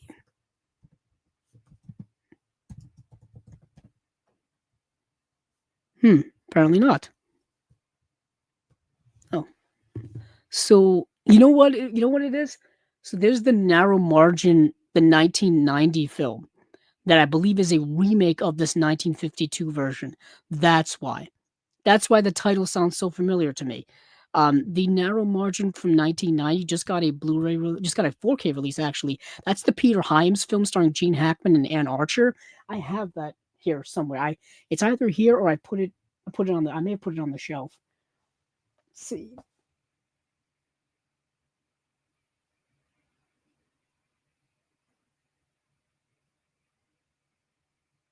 Yep, it's on the shelf. Sorry, I had to take a few seconds there to crank my head behind me to look up there where the ends are. You can't see it; it's cut off up by the camera. But up behind me on the shelf, upward is where the ends are in the drama section, and Narrow Margin is right there at the beginning. So that's why this sounded so familiar. So that's cool. So you get the original, and you have the remake with Peter Hyams and Gene Hackman. So that's going to be a nice double feature because I'm getting both of these. There's no way I'm not. And then next we've got a movie called Manpower, starring Edward G. Robinson, Marlena Dietrich, and George Raft. So if Marlena Dietrich's in it, I need it. So that's my motto, and I'm sticking to it. Also on January 27th, iconic screen tough guys Edward G. Robinson and George Raft square off for hard-hitting drama, portraying utility company workers tough enough to defy death and each other while working power lines more treacherous than snakes. It will take some kind of woman to stand up to that much manpower. Luckily, screen goddess Marlena Dietrich is just that kind of woman.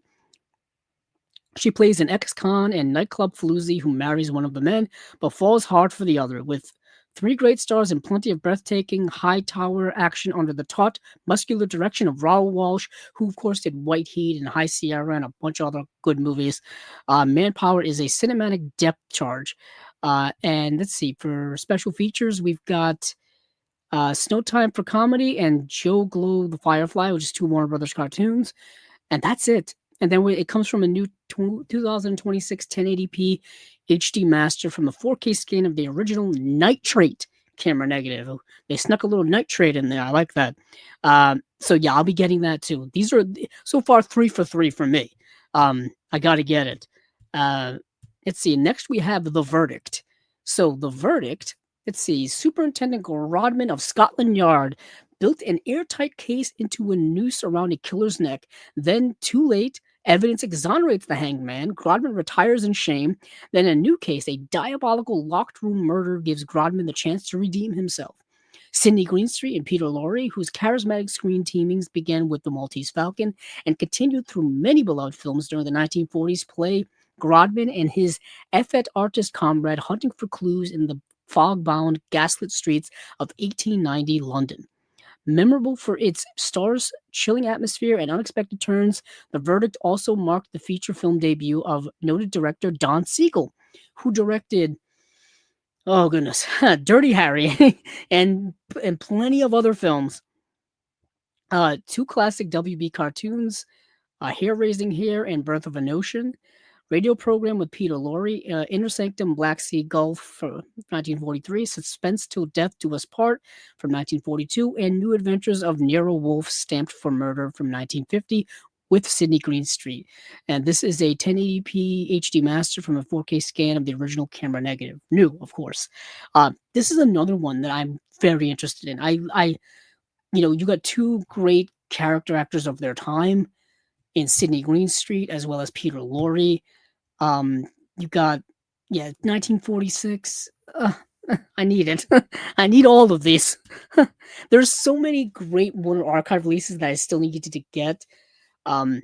Literally, the Tom and Jerry set just came out. The big Tom and Jerry set just came out that I've got to get my hands on too. Now that's a Christmas gift to myself. I have to make happen sooner rather than later. I still have to get High Society, the High Society 4K that came out recently. I've got to get that. There's so much good stuff from Warner Archive. That's why I'm saying with the whole selling of Warner Brothers and stuff like that, I hope these Warner Archive releases don't go away because they're a joy really for movie collectors like myself and movie lovers like myself. So the next up we have By the Light of the Silvery Moon from 1953. In an age when sequels were not the norm, Warner Brothers 1951 Technicolor musical On Moonlight Bay was a huge success with audiences and critics alike. 2 years later, the cast was brought together for this equally successful follow-up, focusing on the Winfield family. Excuse me. Doris Day and Gordon McCrae reprised their starring roles in this moonlit Technicolor confection, which picks up soon after the first film ended. All right. It's a Doris Day musical. There you go. That can't sell it any harder than that. You really can't. For special features, we have classic WB cartoon from A to Z, classic WB comedy shorts, So You Want a Television Set, So You Want to Learn to Dance, and then the original theatrical trailer, new 2026 1080p HD master from a 4K scan of the original Technicolor negatives. The mere fact that they still have the original Technicolor negatives is a miracle. That's an absolute miracle. Yeah. Just for the sake of argument, I do want to check if On Moonlight Bay has a Blu-ray release already. Because Yeah, it does. All right. Came out 2021 because I was going to say if you're going to put out the sequel, you might as well have the like Blu-ray of the first one already out. So you can get yourself a nice Doris Day musical double feature of On Moonlight Bay and By the Light of the Silvery Moon from Warner Archive. That sounds like a double feature I really want, actually. Next, we've got what's this movie called? For the First Time from 1959. The brilliance of one of the world's most beloved tenors and the exciting world of opera highlights this delightful romantic adventure in the most beautiful cities of Europe. Tonio Costa, Mario Lanza, the temperamental darling of the opera world, is forever missing performances because of impromptu street concerns and endless parties. But Tonio's but Tonio's carefree ways change when he falls in love with Krista, a beautiful deaf girl. Krista refuses to marry him until she can hear his sublime voice. So they embark upon a whirlwind concert tour of Europe where Krista consults with specialists while Tonio sings his heart out. Their love grows stronger and they realize that as long as they are together, they can face whatever the future holds. Lush, exotic locations, fabulous operatic performances, and the magic of Mario Lanza give this sparkling love story the look and sound of enchantment. Filmed in spectacular Technorama, a format taking full advantage of the lush European location photography, combined with the great Lanza's vocal brilliance, and what would be his final performance, made for the first time, an entertainment experience to treasure. Special features are a classic Bugs Bunny cartoon, long haired hair, and that's it. New 2026 1080p HD master from a 6K scan of the original Technorama negative. It's interesting, I've been saying this all along, but it says 2026 on it. They must be doing I don't think they've done these yet then, perhaps.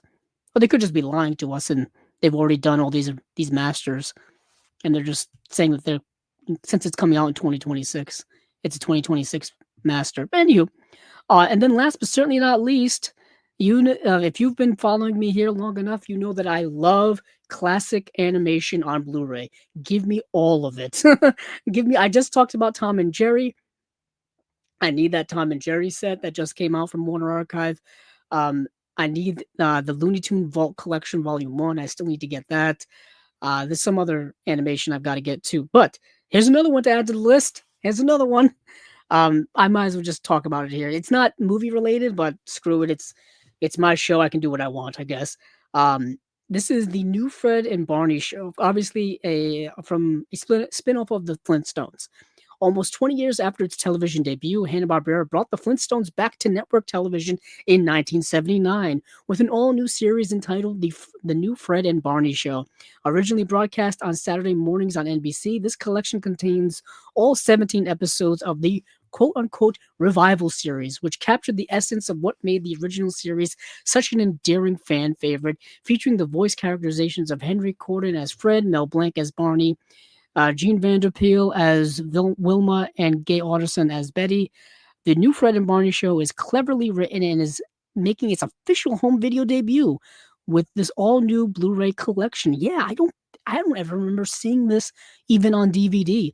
They put out a lot of the old Hanna-Barbera cartoons on DVD. And uh, and I don't remember ever hearing about this show getting a DVD release. So this may be a first that's ever to be on disc. So these are all kind of episode titles here, all 17 episodes. I'm not going to go through all of them. It says 1080p masters from 4K scans of the original negatives. It's 2 discs. And that's it. I wouldn't expect any special features for this because typically with Warner Archive now, I'm saying typically, just because it seems to be the case most of the time, like 90% of the time. If a movie is getting a Blu-ray release from Warner Archive and it already had a DVD release, they just port over the extras that are on the DVD. Now, if it's a movie that's getting a Blu-ray release for the first time and did not have a DVD release in the past, you kind of don't get any special features. That's the one thing with Warner Archive. I've said it for years. The reason to get them, the Blu-rays that is because they look so good. And it's not for the extensive extra features packages because you typically don't get those. And for me, that's fine. That's fine because these movies are treasures to me. So, and these the content, or that whether it's a TV show, whether it's a movie. I'm here for that. I'm here for that. But so that is it for Warner Archive. At least I believe that is it. If there's more titles that they're going to announce like tomorrow in an official press release, then maybe I'll save it for next time. If not, those are the bulk of it. But to get Red Dust on Blu-ray is a win for me. Like I've been wanting that movie in my collection for years. I've had the DVD. I think I've had the DVD in a wish list on Amazon since like 2011. Like it's been that long. It's really been that long since I wanted that movie. So I am ecstatic about that. Just absolutely ecstatic. But before we move on to the next slate that we're going to talk about here, I do want to catch up on some some comments of comic books on the mind.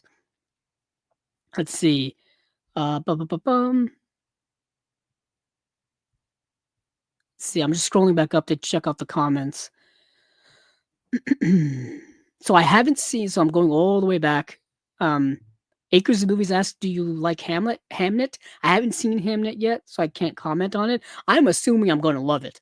I love Chloe Zhao's work. I think Chloe Zhao is an extraordinary filmmaker. So I'm already going into it a little bit biased. I'll say that.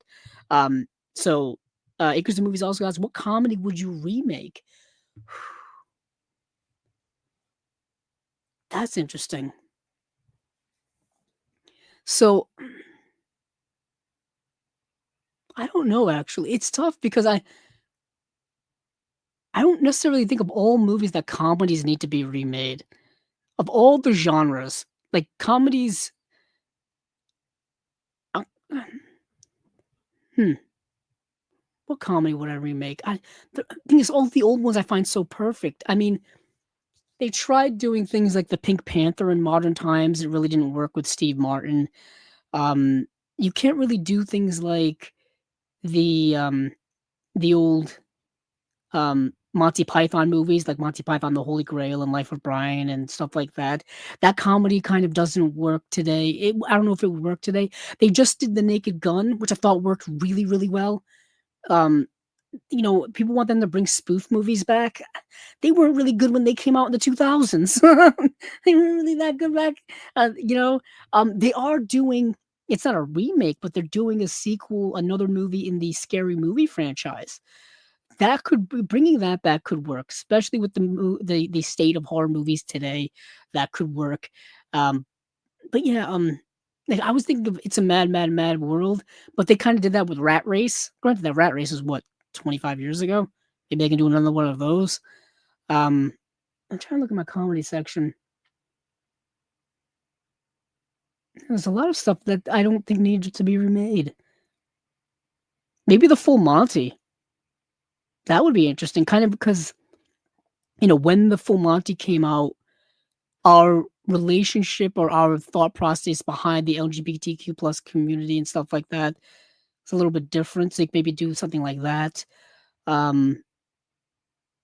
mean, the other night we talked about the movie The Hangover on Movies Down Memory Lane.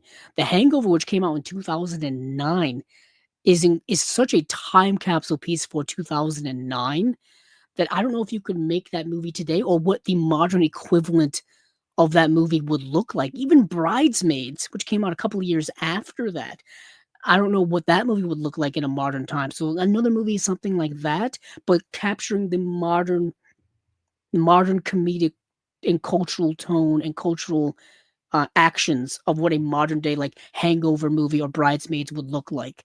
I say that as if those movies are ancient. They're not, but a lot has happened since the early 2010s and the late 2000s. That's interesting. So, Acres Movie asks, "Have you seen Dead Man's Wire?" I have not. Let's see. Acres Movie says, "I predict Chalamet and Buckley for Best Actor and Actress." I still have to see Marty Supreme as well. So Marty Supreme is one of those movies that doesn't come out, I think, wide until like Christmas Day. Gee, they're taking forever to put that out. Would you rather do a commentary with De Palma for Body Double or Casualties of War? Body Double. A Body Double, because Body Double is so Hitchcock, and I love Hitchcock. Let's see. Acres of Movies also says best 3 movies for costume design that you like most. Oh, from this year or just in general? Let's see. If we're just talking about like this year, definitely Frankenstein. Frankenstein has that 19th century gothic look that that the movie era is set in, and that's definitely one. What's some other stuff that came out this year that was period set pieces, which I know are you know it's kind of cheating. Let's see. Checking out. I'm actually. Let me see. So I gotta check out some movies that look good. I don't know. Wicked had some good costumes in it, but that's because it's based off of a stage play. Um, yeah, I don't know actually, but definitely Frankenstein. Definitely Frankenstein. Actually, let me go to my letterbox. Look at my favorite movies of the year. Let's see lists, favorite movies. If anybody wants to follow me on Letterboxd, it's under Cabzilla06, and you'll see a picture of me. And there you go. But for costuming, let's see, Sinners, definitely Sinners. Train Dreams is interesting. That's another period piece, so the costumes look great. Um, oh, Blue Moon. Blue Moon had that early 20th century costumes that looked really, really good. Um, yeah, those are really good. Let's see. Anchors Movies asked, "You have a time machine that can go to any movie premiere anywhere, all time. What what's the premiere that you go to?" Um, uh, easy answer is Star Wars because for those of you who don't know, my favorite, like I guess you could say, franchises of all time would be Lord of the Rings, Star Wars, and then Batman. So I go to the Star Wars premiere. You may be asking, why wouldn't you go to, Fellowship of the Ring premiere? Well, it's because I was alive during that time. I was alive during the time of 2001. I was at the theater in 2001 when Fellowship of the Ring came out. So I know I wasn't at the premiere, but I was around at the time. Same thing with 89's Batman. I was 2, but I was still around. But for Star Wars in 77, I wasn't alive for that. I did go to the movies when the prequels came out, when the sequels came out. I was there when they re-released the Star Wars movies in the theaters for when the special editions came out in the what was it, the mid 90s, late 90s, something around there. But in terms of like, big old New York or LA premiere, I would for Star Wars. Yeah. Acres of Movies also asked, who do you cast for Larry Bird biopic, and who would you get to direct Larry? Um, let's go with, what would have been, he would have been decent. I don't know how tall he is though. The thing is, the Larry's 6'9". It's I know you can do camera tricks. Um, let's see. They actually just did. They just cast Larry in that Lakers series on HBO. I was kind of thinking of he would have to be younger, and he's not young anymore. Not that he's old in any way, but it would be Jeremy Renner would have been interesting, but he's 5'8". That doesn't really work. That doesn't really work. As for director, I would really like. Actually, I'll bring it out right now. This movie's not really indicative of how good of a director he is, but I think he's a great director, and he did just direct a biopic, so that kind of works. Um, the director of the latest Indiana Jones film, which is the director I'm absolutely blanking on. What a terrible transition. Uh, James Mangold. James Mangold. I don't know why I completely blanked on his name, but do a Larry Bird biopic. James Mangold. James Mangold's done biopics in the past. Um, as for who would play Larry, I don't know. Like you said, you need somebody who's 6'9". I don't know where you would find someone like that around. Um, but it'd be interesting. I don't know if they'll ever do a Larry Bird biopic. They don't do a lot of sports biopics. Typically, they do them, but not for singular characters or singular athletes. Like we haven't gotten a Michael Jordan one. We haven't gotten a Magic Johnson one. We haven't gotten a Kareem Abdul-Jabbar one. We haven't gotten, um, any of the other big time athletes of all time. There's so many of them. There's so many of them. I don't know if that's like a rights thing or something like that. It'd be fascinating. But anywho, but what movie should Frank Whaley do a commentary for? Any movie Frank Whaley wants to do a commentary for. Um, there's been a bunch of Frank Whaley movies that we've gotten lately, and we don't get a lot of special features for them. But Frank Whaley, you know what? Do a commentary for Vacancy. Nobody would expect it. Do it for Vacancy. Or if they do a reissue of Broken Arrow, maybe do one from there. I'm just looking at Frank Whaley's IMDb, and one of the top movies was Vacancy. So I was like, oh, why not do Vacancy? Dude, he's done a lot of TV work. He's done mostly TV work during the back half of his career, like the last 15, 20 years or so.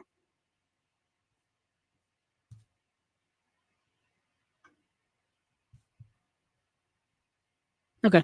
Let's see. What else do we have here for comments? Let's see. Would you like a North Shore and Side Out special edition? Sure. I'm not sure about special features though. Let's see. Would you rather have? Let's see. Acres of Movies ask, would you rather have pie with Kathy Bates or go for a quick smoothie with Sharon Stone? Smoothie with Sharon Stone because I'm not a big fan of pie. Let's see.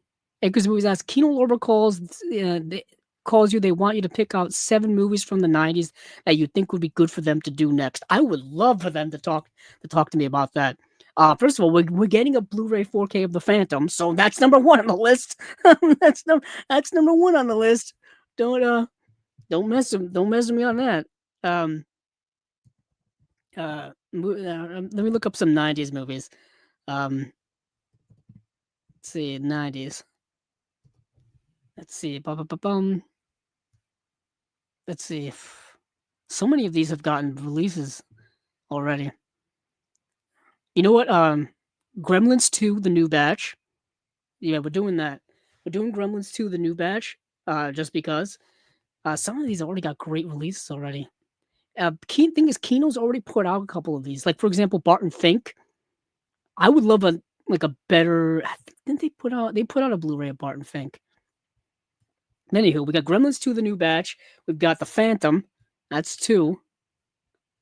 What else do we got here? Wow, the Ice Storm's already been out. Oh, Singles. The movie Singles. The Cameron Crowe film Singles, which is super underrated, gets overlooked by a lot of his other greater work of that time period. Let's see.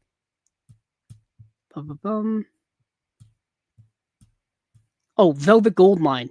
Velvet Goldmine, because I'm so pissed at myself because years ago I could have bought the Blu-ray for Velvet Goldmine for really cheap, and the Blu-ray is like out of print. So we're doing Velvet Goldmine, which is the it's the Todd Haynes film. Yeah, Velvet Goldmine. So that's 4. And you know what? Swingers from '96, the Doug Liman film, that doesn't have a great Blu-ray release. So we're doing Swingers. Let's see. What else we got here?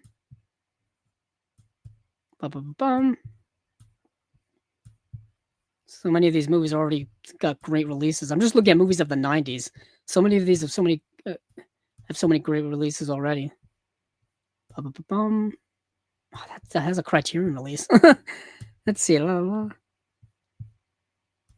see. Jackie Brown. Oh, Auditions, I think already has an Arrow release. Clueless has a nice mainstream release. Natural Born Killers is a Shout Factory release. Being John Malkovich has a Criterion release. Dazed has a Criterion 7. Let's see. It could be, I'll just go with those 5 for now. Oh, Heavenly Creatures. There we go. Heavenly Creatures would be my 6th. Because what's his name? Peter Jackson. He's taken years to do this. It's like, come on, man. I just give me my 4K of Heavenly Creatures by this point. It's been forever. And then for the 7th one, we'll go with not that movie. That movie's excellent. But these movies all have Blu-ray releases.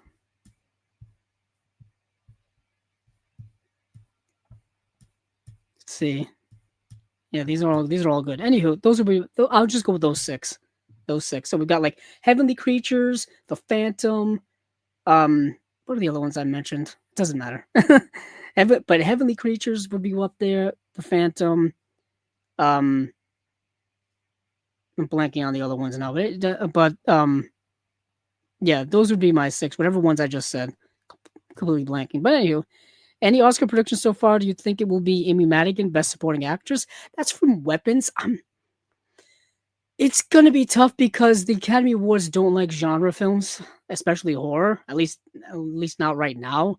So I don't know if she'll get the nomination, but we shall see. What movie lawyer would you hire for yourself? I don't know. Jimmy Stewart in Anatomy of a Murder. Why not?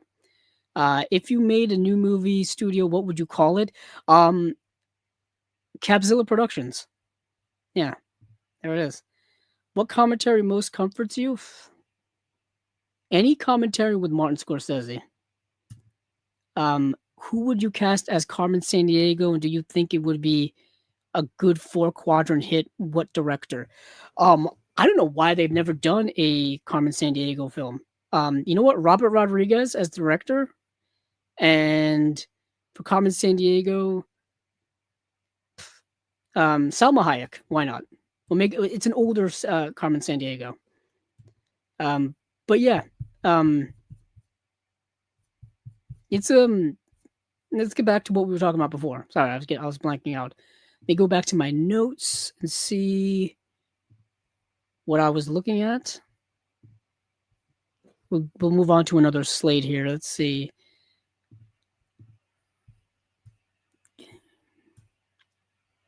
You know what? Let's go over to Radiance. We'll do Radiance now.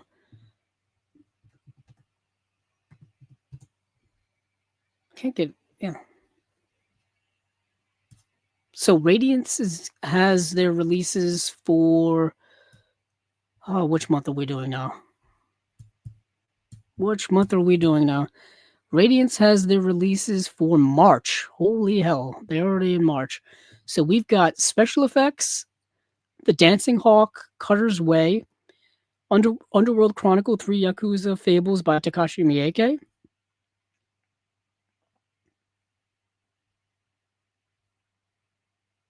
And that's it. Okay. So let's go with the box set first, because this box set is pretty damn cool. So you got 3 Yakuza Fables by Takashi Miike. Now, Takashi Miike is a director that I've always loved. Man, Takashi Miike's done like Audition. He's done what are the other movies? He did Ichi the Killer. He did 13 Assassins. 13 Assassins is so awesome. So awesome.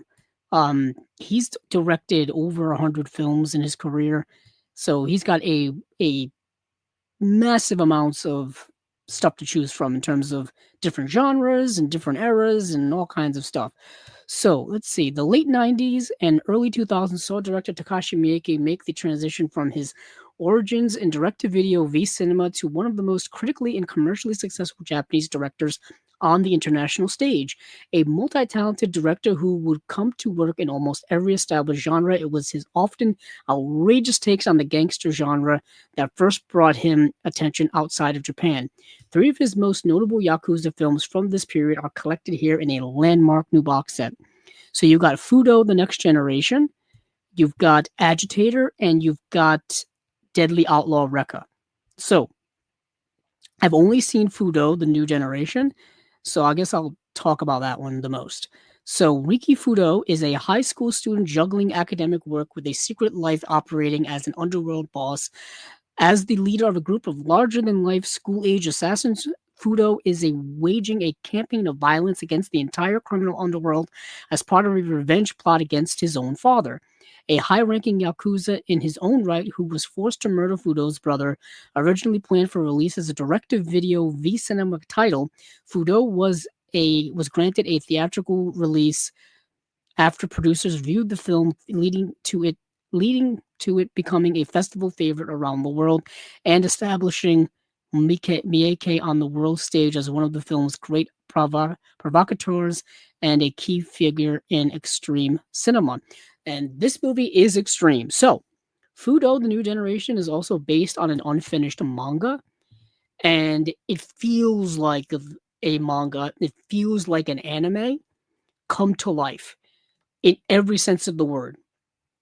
Hyper violent, hypersexual, weird, very, very weird, very comic booky, if you will, and all of its style and stuff like that. So it took me a little while to get into the groove of it. But once I realized, oh, it's based on a manga.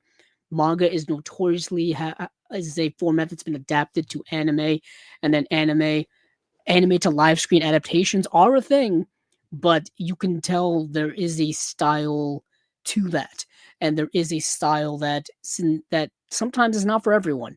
This movie is very much not for everyone. Like I said, it's very, very sexual, very violent, very, you know, somewhat loosely plotted, but it is a revenge story at heart. So yeah, it's good. It's weird and crazy. My kind of movie. But let's see what we have for the next film. It's called Agitator. A Yakuza, played by Miike himself, is murdered after violently assaulting a hostess on rival turf, providing the catalyst for a gang war between a number of factions seeking a redistribution of power. In this densely layered gangland drama, the backroom maneuvering of the senior figures in the Yakuza, overseen by Mr. Kaito, are juxtaposed against the actions of the street level mobsters as the two sides head towards an inevitable collision. So there you go. You've got rival Yakuza gangs going at it in a struggle for power.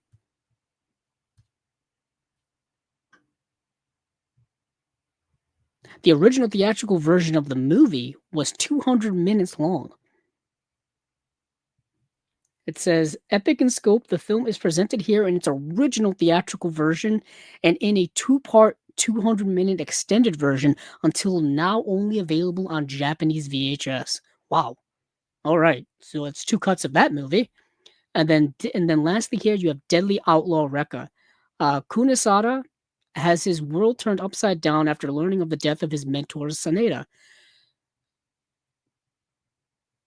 Let's see. Pairing up with his friends, pairing up with his friend Shimatani on a raging road trip to avenge his fallen father figure, leaving a trail of bullets, blood spatters, and bazooka fire in his wake. A typically bizarre and extreme take on the Yakuza genre, Deadly Outlaw Rekka is Miike at his most deliriously entertaining. Well, there you have another revenge film. All right then. For special features, high definition digital transfers of each film on 3 discs on Blu ray for the first time in the UK. Multi format 4K UHD and Blu ray presentation of Fudo, the New Generation. Standard definition transfer of 200-minute extended version of Agitator presented in its original 2-part form for the first time outside of Japan. So that's only a standard definition version of the 200-minute cut of Agitator.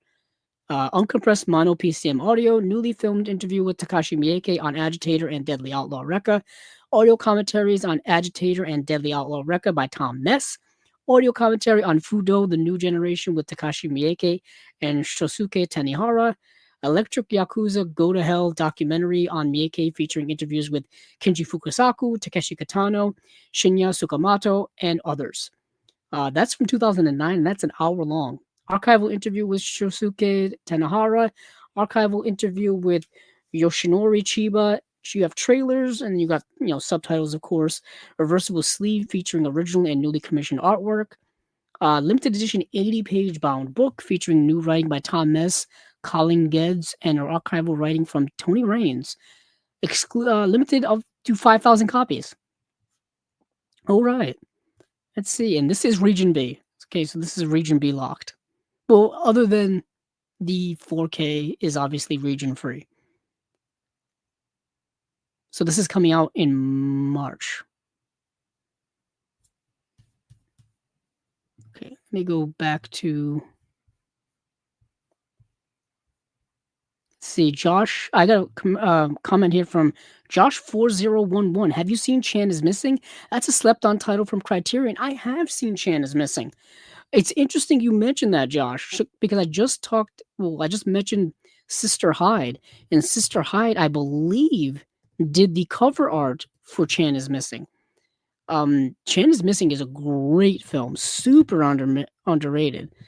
It's a movie that I think more people need to be aware of. I just think they need to be aware of. 1982? Yeah, 1982 by Wayne Wong. It's 82 minutes long. Yeah, new cover by Drusilla Adeline or Sister Hyde. Yeah, I remember because she came on here right around the time that she had done the cover art for Chan is Missing, and Wayne Wong also did the movie Dim Sum, which is also very very good. So yeah, Chan is Missing and Dim Sum is a nice double feature, a nice double feature. Um, where was that? Oh yeah, Radiance. Let me get rid of some of these tabs here so I keep track of what I'm doing. So that was the Takashi Miike box set, Underworld Chronicles, 3 Yakuza Fables by Takashi Miike. Cutter's Way. So I have Cutter's Way on Blu-ray already from Fun City. Cutter's Way is an excellent film. Watch the movie any way you can. Now this is a 4K of Cutter's Way, this is new, a new format actually. Because Cutter's Way has not been on 4K before.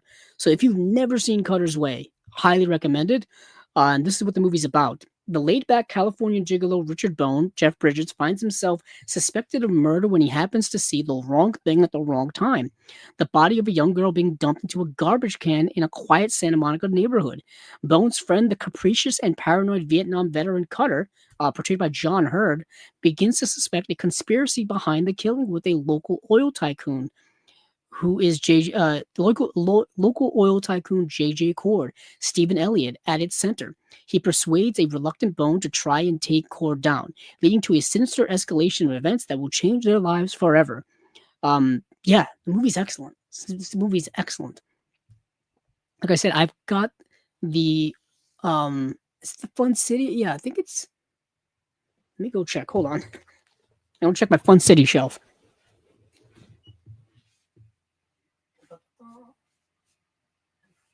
Yeah.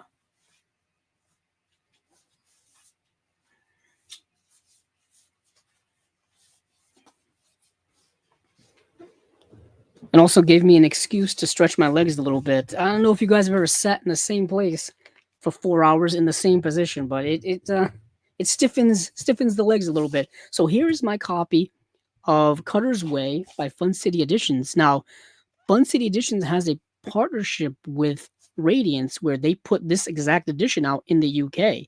So they already had the rights to the movie, but I'm just curious if the special features are the same. I assume they'll be the same. Maybe some new stuff on there. So let me go check the special features for Cutter's Way. Super underrated movie. So 4K restoration from the original camera negative presented in Dolby Vision HDR. 4K UHD and Blu-ray presentation of the feature. That's a world premiere on 4K. Option to view with the original Cutter and Bone title sequence newly scanned for the first time. Uncompressed mono audio. And then you've got a plethora of special features here. Okay. Piety, Patriotism, and Violence, The Legacy of Cutter and Bone. That's a new featurette. Let's see. They do not make it. Wow, this is the tiniest font you'll ever see. My goodness. I can't. I'm going to have to go to Blu-ray.com because I can't read this. I don't know if my eyes are bad, but this is very. I don't know if you guys can. You guys probably can't see it. If I can't see it, I don't think you guys can see it. But this is a very small font here on the back of the Blu-ray. Very small font. Let me go to Blu-ray.com, see if I can get a list of the special features for Cutter's Way. The Blu-ray, that is. Because I just want to do a little compare and contrast, and I cannot read that. Holy heck. Ba-bum.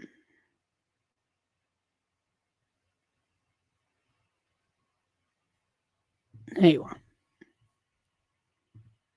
Okay, here we go. There's the list. All right. Like I said, that is a loaded edition. Okay, so Piety, Patriotism, and Violence: The Legacy of Cutter and Bone. New featurette on the legacy of Cutter's Way with contributions from writers Megan Abbott, Jordan Harper, and George Pelicanos. Archival audio commentary by novelist Matthew Spector. Archival audio commentary by film historians Julie Kurgo and Nick Redman. That's from the old Twilight Time release. Holy heck. Archival video interview with actor Lisa Eichhorn, UA Classics exec Ivor Deutschman, director Ivan Passer, Jeffrey Allen Fiskin, and producer Paul Gurian. Archival video featurette on composer Jack Nietzsche. Archival audio introduction by star Jeff Bridges. Wow, that's cool. Archival video introduction by director Bertram Tavernier, and theatrical trailers. Limited edition 80-page book. All right, now let me go over to. Yeah, I don't. Okay. It's got all the. Okay. So it's got two. So this old Blu-ray has more features, actually. Actually, maybe not. They may have the same. Let me go line these up next to each other so I can do a little compare and contrast.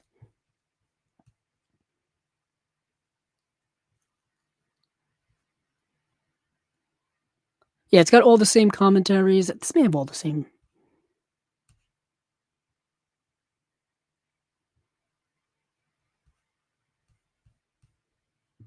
They just lay it out a little bit differently. I think it's got all the same special features as this release. Yeah, they just describe them differently because this would be all those archival stuff that I just mentioned, like archival interview with actor, an archival interview with the composer, an archival interview with this person, that person.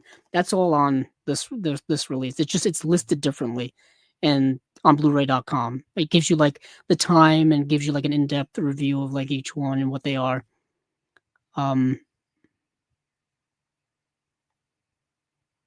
Yeah, it even has Cutter and Bone to Cutter's Way, so I think it's all the same special features, but don't entirely, quote me on that.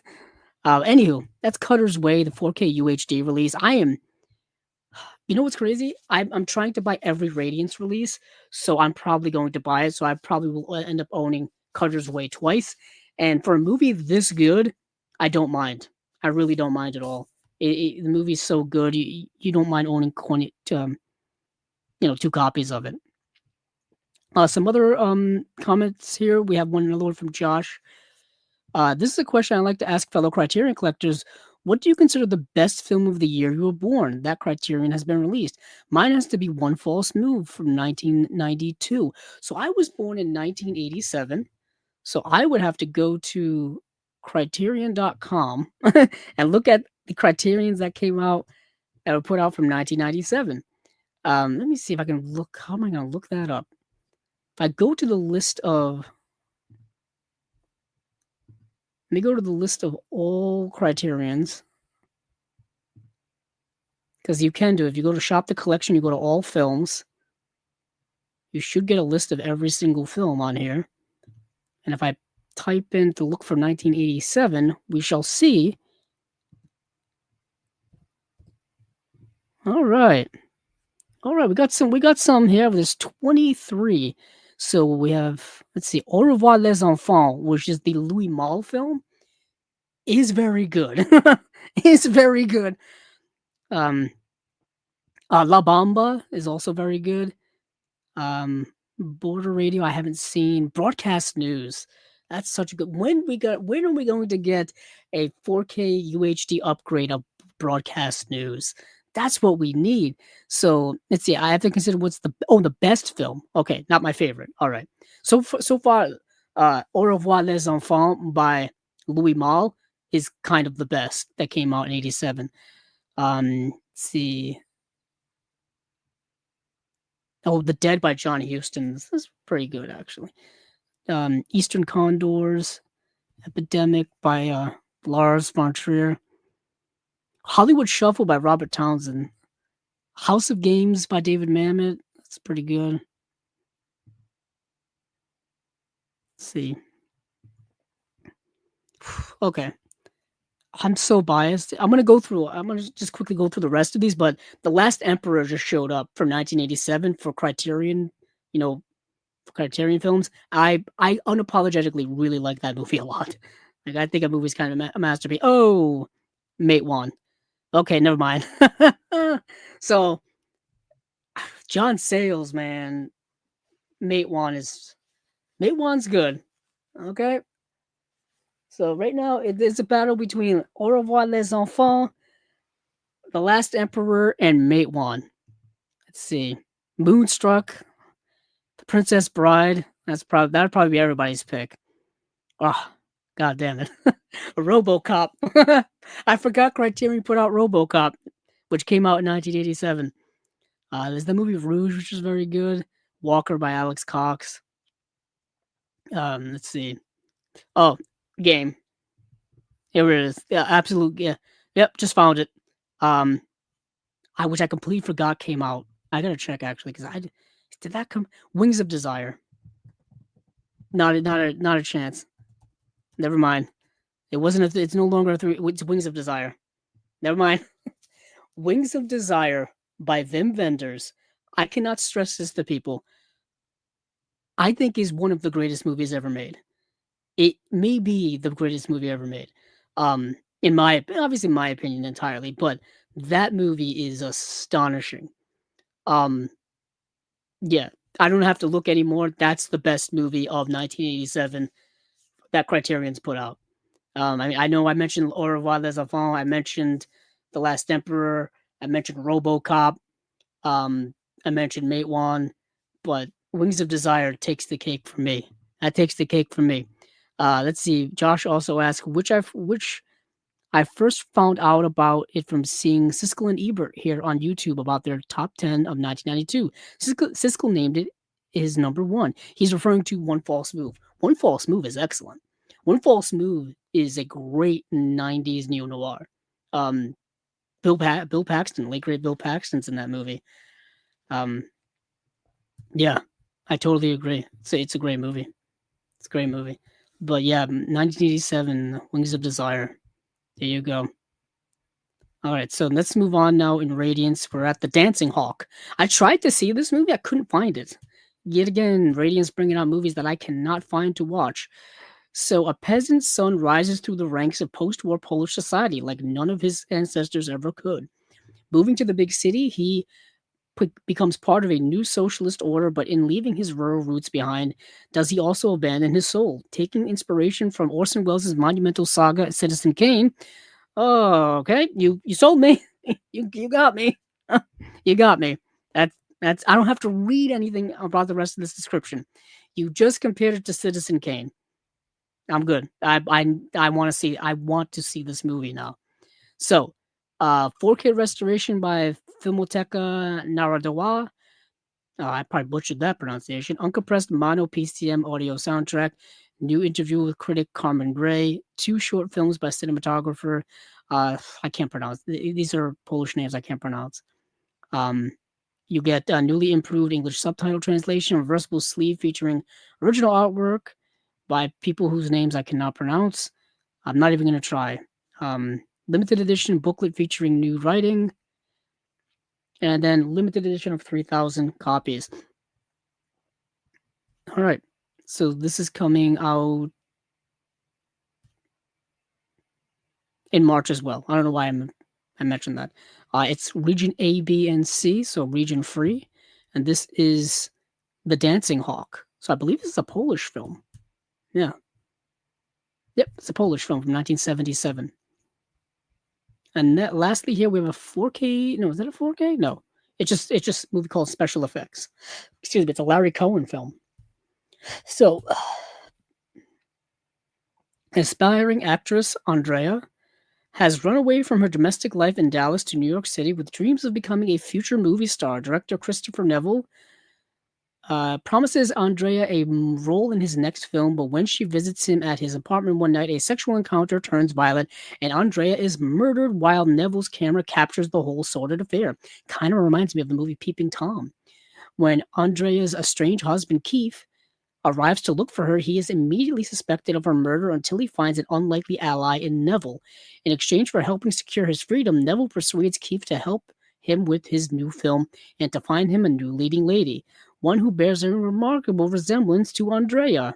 So ellipses, To be continued.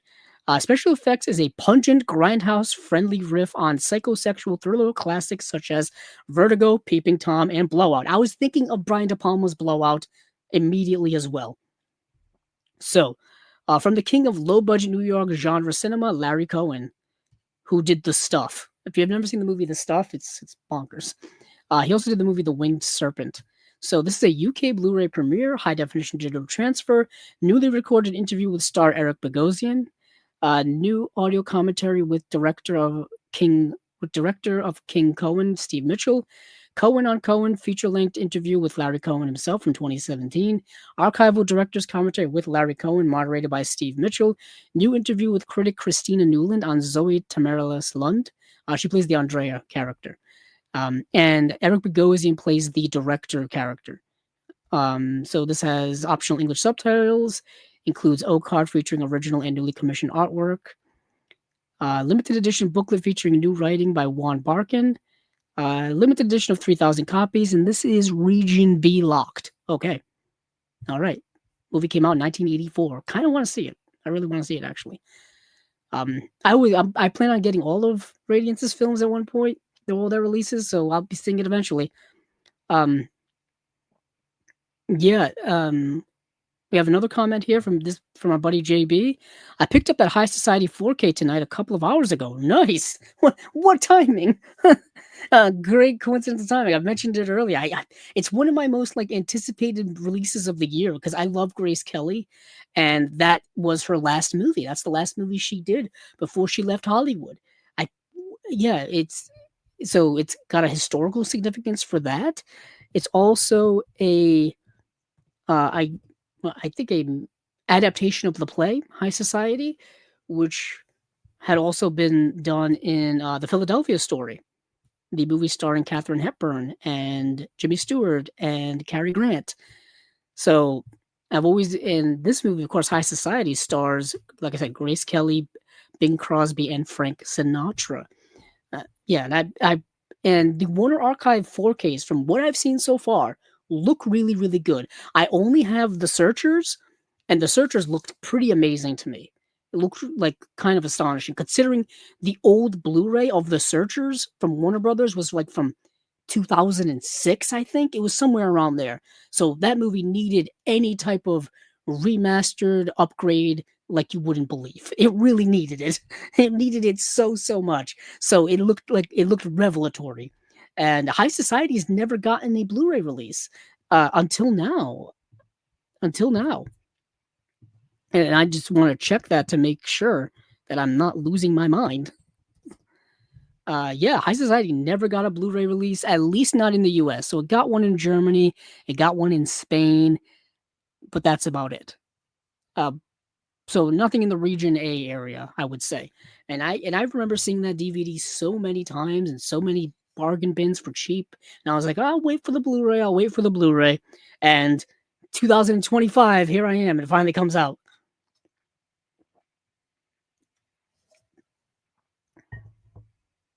So, I think that's it for Radiance, actually. So, just quickly going over the ones we just talked about. We've got Underworld Chronicles 3 Yakuza Fables by Takashi Miike. I think they're releasing Agitator from that set by itself. So I think they're doing that.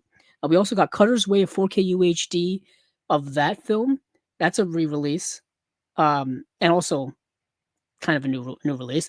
We have The Dancing Hawk, a Polish film, and we have Special Effects, kind of 1980s movie. I was going to say sleazy movie, but I don't know if it is. It is directed by Larry Cohen, so it probably is. So, let's move on from Radiance. Let me see where we're going to go to. You know what? We'll go to Kino. I was going to do Kino after I did Warner Archive, and I completely forgot because I got sidetracked by picking some movies that Kino would give me to put out, which I completely botched by forgetting which movies I actually chose. I completely botched it. So let me go down to Kino and where we left off of from last episode. Let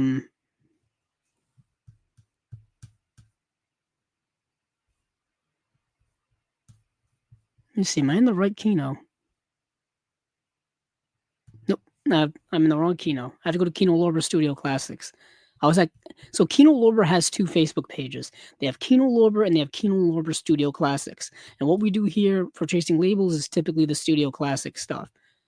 So there's a couple of ones that I've already talked about, so I'm going to skip over those just for the sense of time.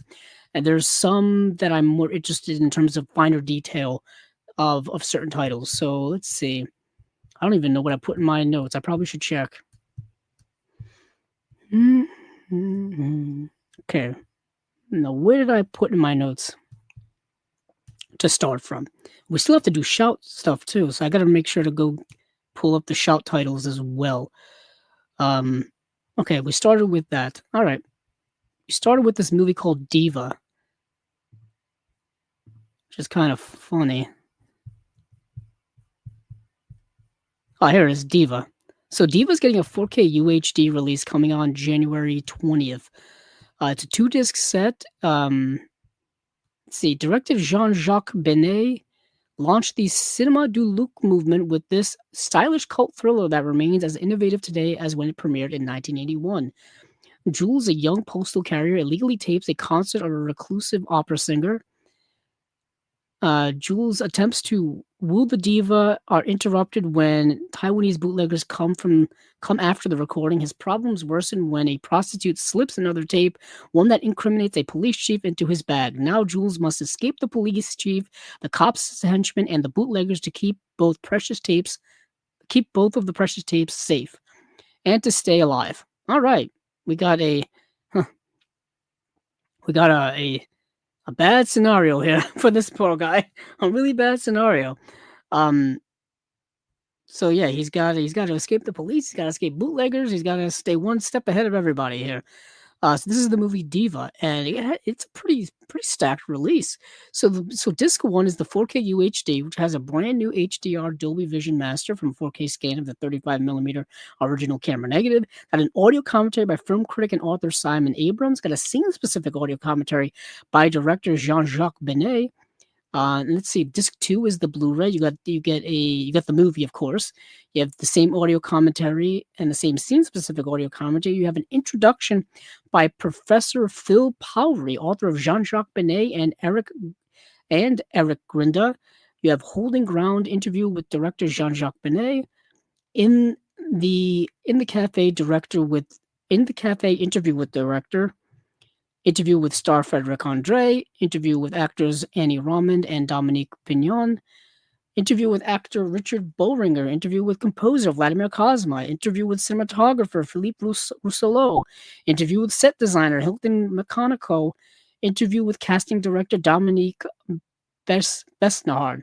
So that's a nice package. That's a very extensive package for a Kino release.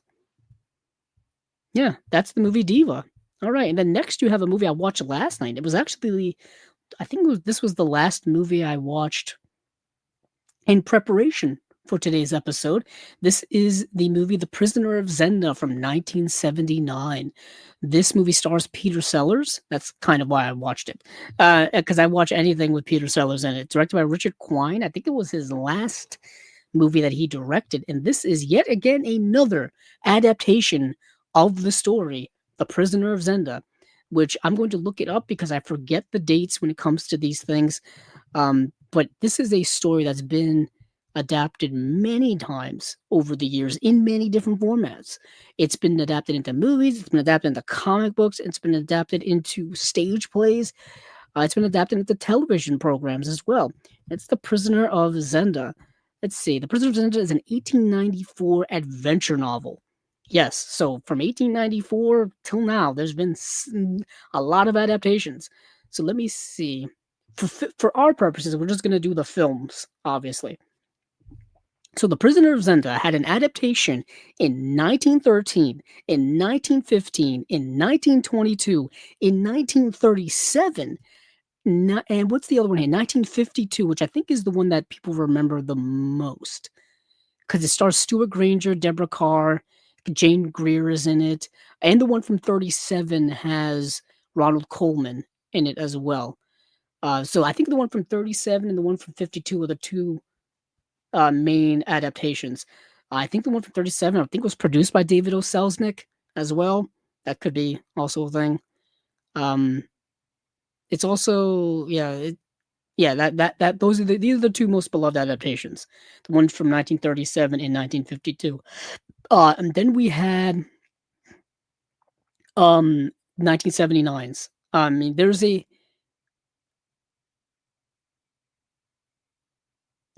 cameo appearance of like the Prisoner of Zenda country in The Great Race.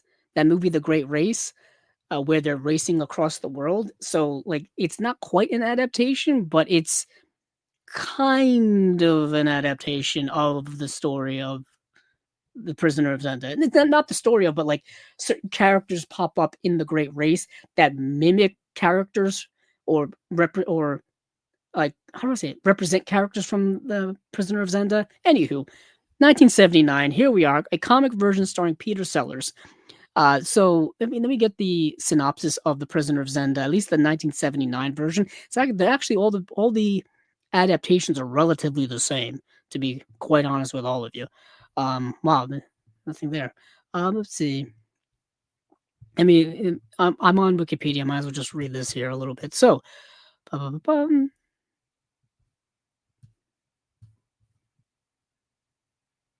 let me go to IMDb. I was gonna read the Wikipedia one, but not very helpful. Not very helpful. I'll just end up reading the whole plot of the movie, and that's not what we're gonna do here. Prisoner of Zenda. Let's see. Yeah. Peter Sellers. Peter Sellers plays multiple roles in the movie. He plays like 3 roles in this film, which he's been known to do. So, in order to save King Rudolph of Ruritania from assassins and murderous usurpers, the kingdom hires a look-alike London cabbie to impersonate the monarch. So it's a period piece set in like a medieval setting, and there's this king who is about to be coronated, and he's got a jealous half-brother who doesn't want that to happen. So the jealous half-brother decides to steal or capture the person who's about to be crowned king on right before the coronation, right? He's gonna steal him. He's gonna ruin everything, right? So to the point where the kingdom will be forced to crown him king because the other person's not here. That's his grand plan, right? But the people in power, or the people who are kind of running the coronation, the assistants and the other royal people, they decide that they're going to find a look-alike. They're going to get somebody who looks just like the king to replace him until we can figure shit out. And just so happens that the king has a long lost half brother because his father uh, slept with some woman sometime years ago, and they look exactly the same. It's Peter Sellers twice. It's Peter Sellers as the king, as the guy who's going to be crowned king, and Peter Sellers as the look-alike, and he's got to play both of those roles. Early on in the movie, Peter Sellers even plays the father of the prince, who ends up dying in a balloon accident. I don't know. That's how the movie opens. But it's like it's done comedically. I say that as not to be morbid, but it's done comedically. And so Peter Sellers as this lookalike character is got to take over and pretend to be the king, and until whatever happens, essentially.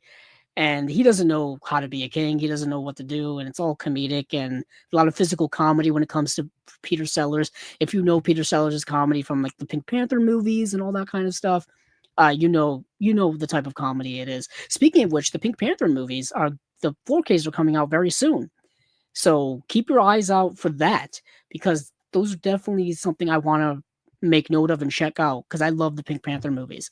I talked about them when they were announced, and I want to see how they look on 4K, just because they've only ever been on Blu-ray.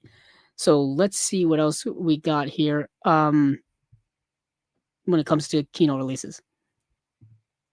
Okay, so moving on from The Prisoner of Zenda, and there's no details about The Prisoner of Zenda yet, just as coming soon on Blu-ray.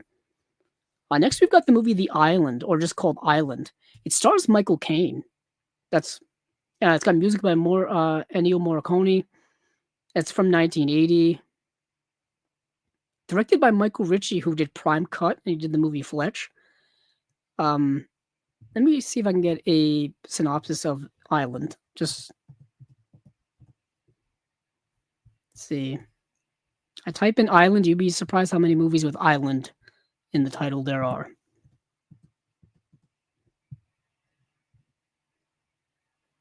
Let's see. Oh, yeah, The Island with Michael Caine. Journalist Blair Menard takes his son Justin to investigate pirate activity off the Florida coast. A plane crash strands them on an island of modern day pirates who brainwash Justin, and Blair tries to rescue him and take him home. That's the movie. Michael Caine did some weird movies in the 80s. I just thought that's just my take. And this has no details other than it says coming soon on 4K UHD, brand new HDR and Dolby Vision Master. That is it for The Island. Let's see. What else do we have here? See, I think I already talked about that, or did I put that in my notes? Oh, yeah. No, we're going to move on to Somewhere in Time, because this is kind of a release that I'm really interested in. So Somewhere in Time is the Christopher Reeve and Jane Seymour romance film from 1980. This has got to be one of Christopher Reeve's most well-known films that wasn't his Superman films. People always reference Somewhere in Time, and it is good. It is actually very good. If you're into romance films, it's definitely up there. So let's see. Christopher Reeve and Jane Seymour star in this timeless love story of a young writer who sacrifices his life in the present to find happiness in the past. After one of his plays, Richard Collier, Christopher Reeve, is approached by an elderly woman, Jane Seymour, who gives him an antique gold watch and pleads with him to return in time with her.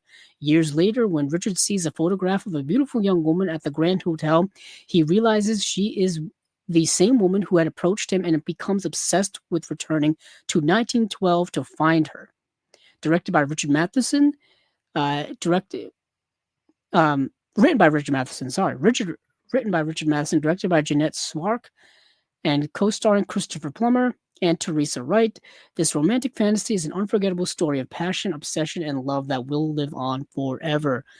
And for special features, we have a nice little package here. We've got Disc 1, which is brand new HDR Dolby Vision Master from a 4K scan of a 35mm original camera negative. I am super excited to see what this looks like. This is a rather soft-looking movie in general. If you've seen the DVD, if you've seen the Blu-ray, first of all, the DVD and Blu-ray have been around for literally years upon years upon years, and it's something I've been wanting to get in my collection for a long time. But by the time I got up the notion to buy Somewhere in Time, I'm like, I might as well just wait for the 4K. And here it is. So you have a brand new audio commentary by novelist and critic Tim Lucas. You have another new audio commentary by film historian and writer Julie Kirgo and writer/filmmaker Peter Hankoff. And there's another audio commentary by the director, Jeanette Swark. And then disc 2, of course, has the movie. You got those 3 audio commentaries, as well as Back in Somewhere in Time documentary by Laurent Bouzereau, which is an hour long, inside the Somewhere in Time fan club featurette. And that is it. I'm excited for this release. This is coming out February 10th. So mark that on your calendars. Somewhere in Time, 4K UHD, Kino, February 10th. Starting to lose my voice. This is never good because we have plenty of show to go. So, let's see. Where am I? Oh, yeah. So we have the movie Death of a Gunfighter, which it says is coming soon on Blu-ray, starring Richard Widmark, Lena Horne, Carol O'Connor, John Saxon, directed by Don Siegel, who did, of course, I just mentioned Don Siegel. He also directed the movie Two Mules for Sister Sarah. And yeah, so Death of a Gunfighter, I've seen the movie. Let me see if I can get a synopsis up for it, because they don't give me one here. Actually, I just mentioned Richard Widmark earlier, coincidentally. So, a Texas town's council fires the town's old-fashioned marshal who refuses to resign, thus leading to violence from both sides. Okay, that is Death of a Gunfighter.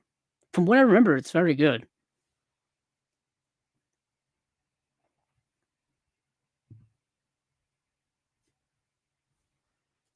Um, let's see, nothing in the way of special features, just says coming soon on Blu-ray. What else do we have here? Let's see. The last thing I Yeah, that's the last thing I put in my notes, but I felt like there were other Kino announcements today. Oh, yeah. Okay, so we got details on Ray. So Ray, of course, is the Jamie Foxx starring biopic of Ray Charles that came out in 2004. Big old critical hit of the time. Jamie Foxx won the Oscar for this performance in that film. Yeah, it's a biopic about Ray Charles and his life and trials of his career and whatnot. So it's a 2-disc set. First disc is a 4K UHD. It's got brand new HDR Dolby Vision Master from 4K scan of 35mm original camera negative. Approved by director Taylor Hackford. New audio commentary by film historian and author Dwayne Epstein. Audio commentary by the director Taylor Hackford. Disc 2 has the same audio commentaries, has a director's introduction, stepping into the part featurette, Ray Remembered featurette, The Woman of Ray featurette, The Filmmaker's Journey featurette, Ray An American Story featurette, A Look Inside Ray featurette, 14 deleted scenes, 9 uncut music performances, and a theatrical trailer. Now, this has been available for years on both Blu-ray and DVD, I believe from Universal. So this it's probably in many of your collections. I think it may be in mine, actually. So this let me see. I think that's it. Yeah, that's it. So that is it for Kino. We have another commentary here, or comment, sorry. Let's see. Let's see.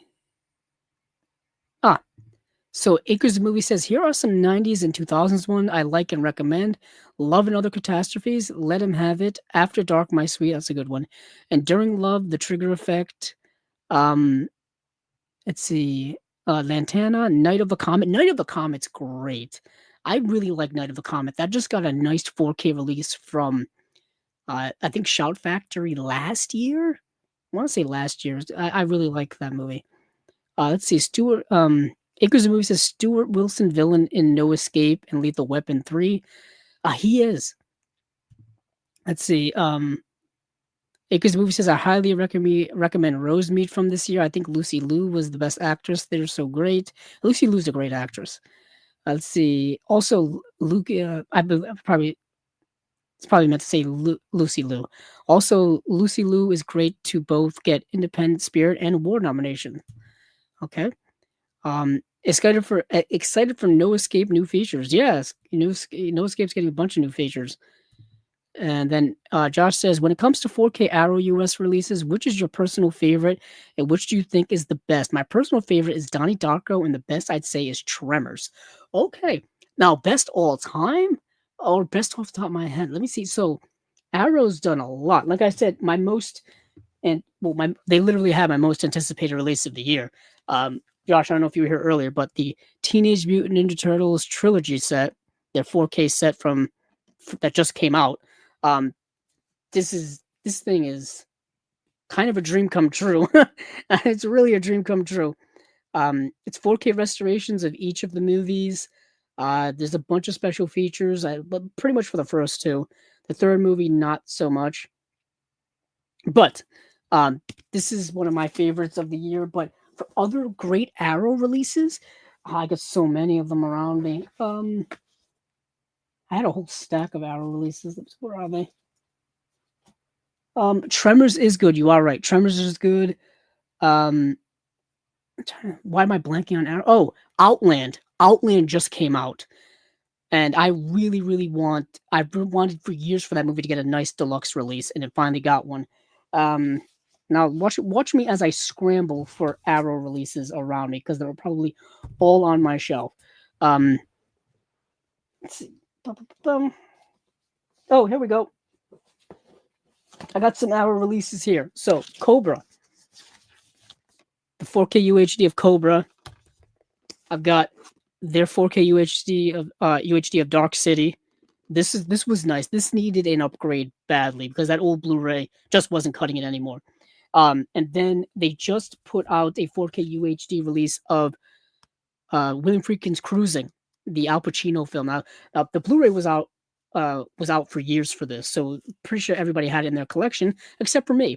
This Al Pacino's Cruising. These are really nice releases. I just happen to have these around me, and of course, I got these too. Move these back.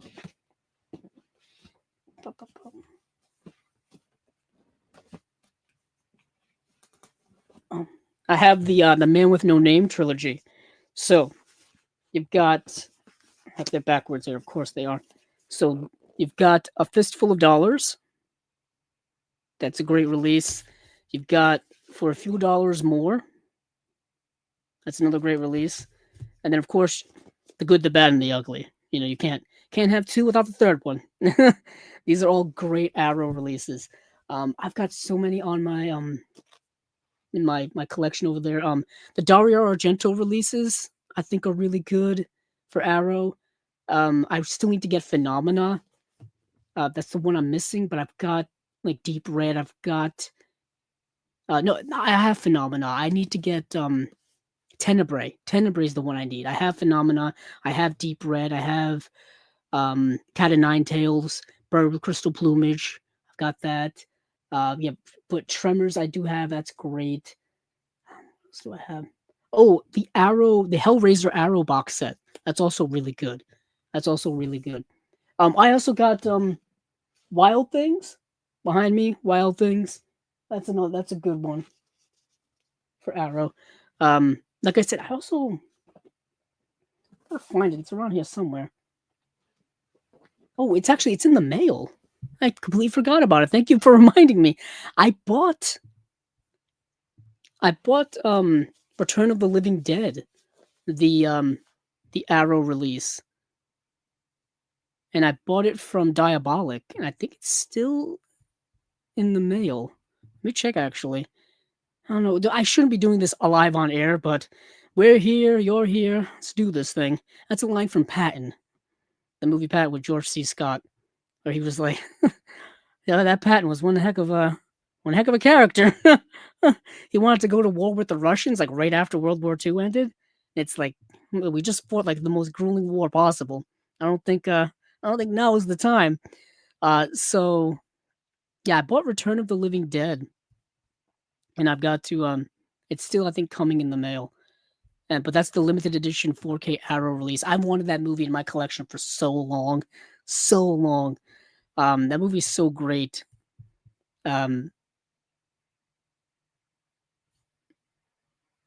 Yeah. So let's move on to. I think we're gonna cut. Let me see. Oh, let me go check my notes. You know what? We're gonna do shout. Yeah, we're doing Shout Factory, Arrow, and then Vinegar Syndrome partner labels. And I think that's it for the game here. Yeah, because I'm looking. Yep, that's it for the game. Okay, so let me go over to Blu-ray.com. Let me get to I must have said shadow releases. No, shout releases.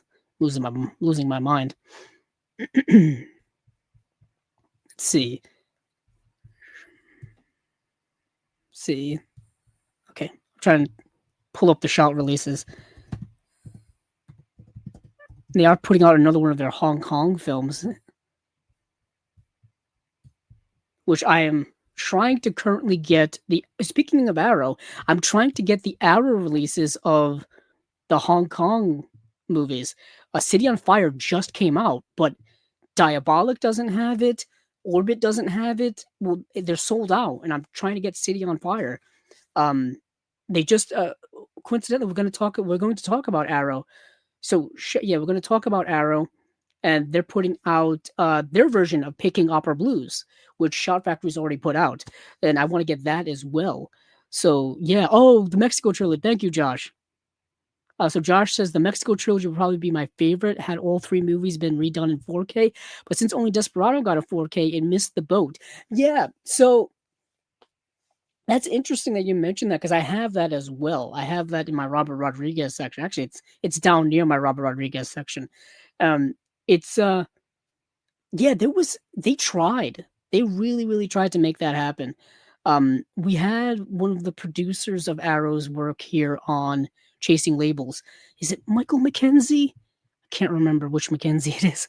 Um, Let me check. And so I know they worked diligently hard to make those releases happen, or to make their releases happen. And um, yeah, I remember when that came out, people were commenting, and he was in. I think they were forthright in saying that they couldn't make that happen. But that would have been a massive set. Imagine all those a 4K set of El Mariachi, Desperado, and Once Upon a Time in Mexico. That would have been a monster set. As it is, it's already a nice set just for special features alone.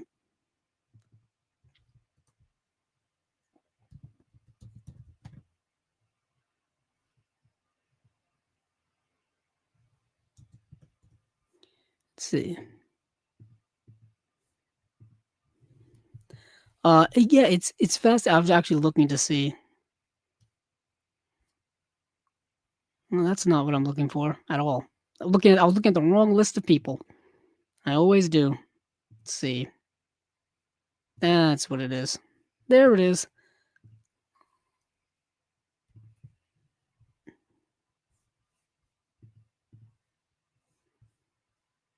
Yeah, it was Michael McKenzie. Michael McKenzie, who um he was a senior producer of Arrow Video at episode number 41.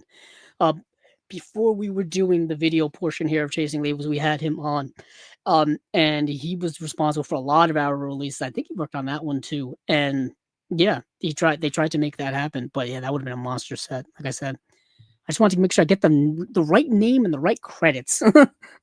When you would, um, that's a nice release too. And they've done a lot of smaller releases as well. I'm trying to see if I have any around me. Oh heck, I didn't even mention this. So they've actually just this actually just got an upgrade. Um, their release of The Apartment. So Arrow put out this Blu-ray release of The Apartment years ago, and they just put out, I think, the 4K UHD upgrade of this. It's a UK release only, but this is a masterwork of a movie. This is also like the definitive way to own this movie. I gotta look into getting the 4K just to see how good it looks. But this release in and of itself is still so nice. That's the one thing with Arrow's Blu-rays look so good, and their 4Ks look even better. But I don't know what to do with the Blu-rays after I get the 4Ks. It's a tragedy, really. It is. It's a tragedy. Um, yeah, because this already had a 4K restoration. So yeah, so this is one of my favorite Arrow releases of all time. This is The Apartment. I remember there was a mad dash to get this. This sold out everywhere at the time. Really nice release. But let's see, where am I? Oh yeah, Shot Factory. So we've got their February releases. So the demise of Shout Factory was only a rumor, I guess, because they're already got stuff for February. So let's see, we have Prisoner on Fire 1 and 2, The Big Heat, Dead Silence, Deathstalker, and Brotherhood of the Wolf. Okay, so Brotherhood of the Wolf is just a 4K Steelbook re-release. It's nothing new. They also have Wrath of Man, which is also a 4K Steelbook re-release, so nothing new. They have Child's Play 2 4K Blu-ray Steelbook re-release. That's also nothing new. It's a Blu-ray. It's a Steelbook version of I believe Blu-rays they've already put out, or 4Ks they've already put out. The new stuff is Prisoner on Fire 1 and 2, 4K Blu-ray release, and The Big Heat, and Dead Silence, and Nightcrawler, and Deathstalker. Now, I've got to go over to their new website over on groove.com in order to get any sense of details. This is the most annoying part of them moving over to Groove is the format on here is atrocious. When you click on a movie here, for example, Prisoner on Fire 1 and 2, and you scroll down to look at the special features, oh, they reformatted it. Oh, thank you movie gods, they oh, okay, so I'll rescind my complaint. What they used to do, and I've talked about it here in the last few episodes of Chasing Labels when I've had to cover Shout Factory, is over on Groove.com. When you click on a release, they got all the details there. They would just list these special features in like paragraph form, no punctuation. They would just list them like next to each other, like no formatting whatsoever. What you have to do is you've got to list them, one by one. Disc 1 has this, and this. Disc 2, this, and this. You can't just mishmash it all in there. So it looks like they've gone in, they fixed it. Maybe they heard me. I don't know. I doubt it. Nobody listens. Nobody listens to me anyway. So, Prison on Fire. I've only seen Prison on Fire. I did not see the sequel. So, Prison on Fire, on an explosive crime drama that caused a sensation upon its release. Yeah, an explosive crime drama that caused a sensation upon its release. Prison on Fire made audiences in Hong Kong both gasp for breath at its uncompromising violence and cry at the brotherly bond between the two leads, in Chow Yun-fat and Tony Ka Fei Long.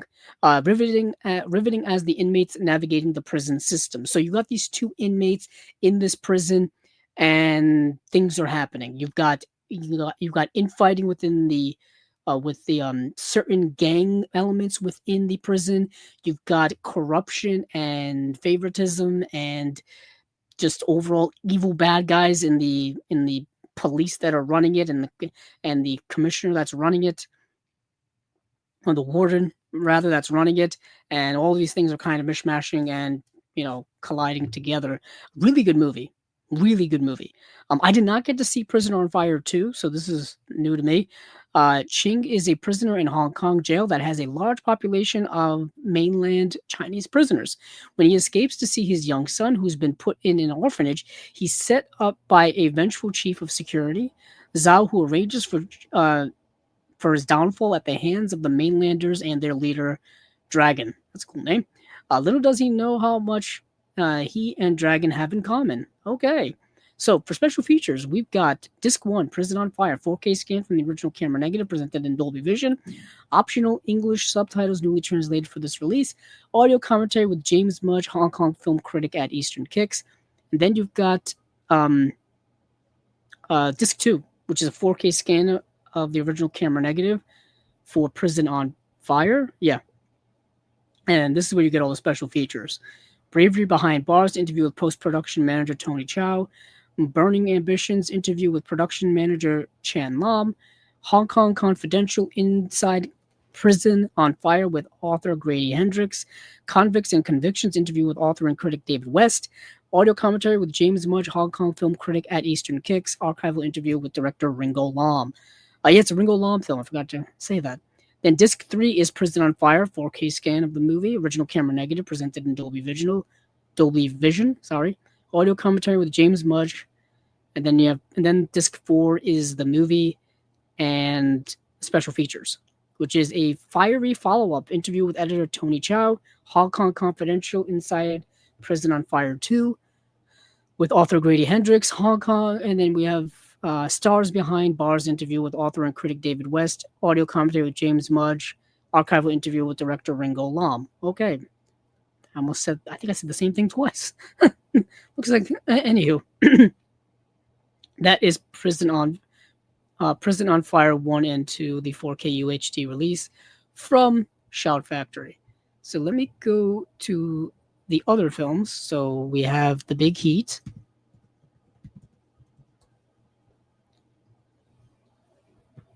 Okay. Inspector Weipong Wang has to put his life and resignation from the Hong Kong Police Department on hold to investigate his former partner's mysterious murder. What he and his crack team of three other cops uncover is a plot far more sinister than they originally anticipated. Special features include 4K scan from the original camera negative, presented in Dolby Vision, optional English subtitles newly translated for this release. Audio commentary with author and critic David West. Big Shot, interview with actor Wesley Wu Speaks. The Heat is On, interview with academic Gilbert Poe. Hot in Hong Kong, interview with critic James Mudge. And theatrical trailer. All right. I saw this movie. Pretty good. Yeah, it's pretty good. I don't know what else to say about it.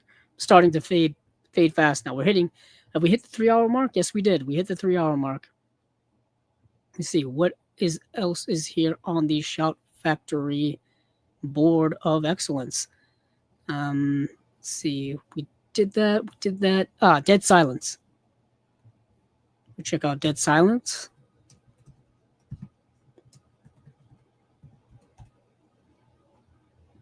All right.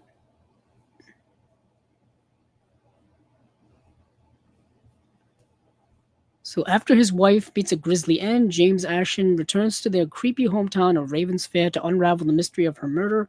Once there, he discovers the legend of Mary Shaw, a murdered ventriloquist whose eerie presence still looms over the town. As he desperately digs for answers, Jamie encounters the curse that took his wife's life and threatens his own.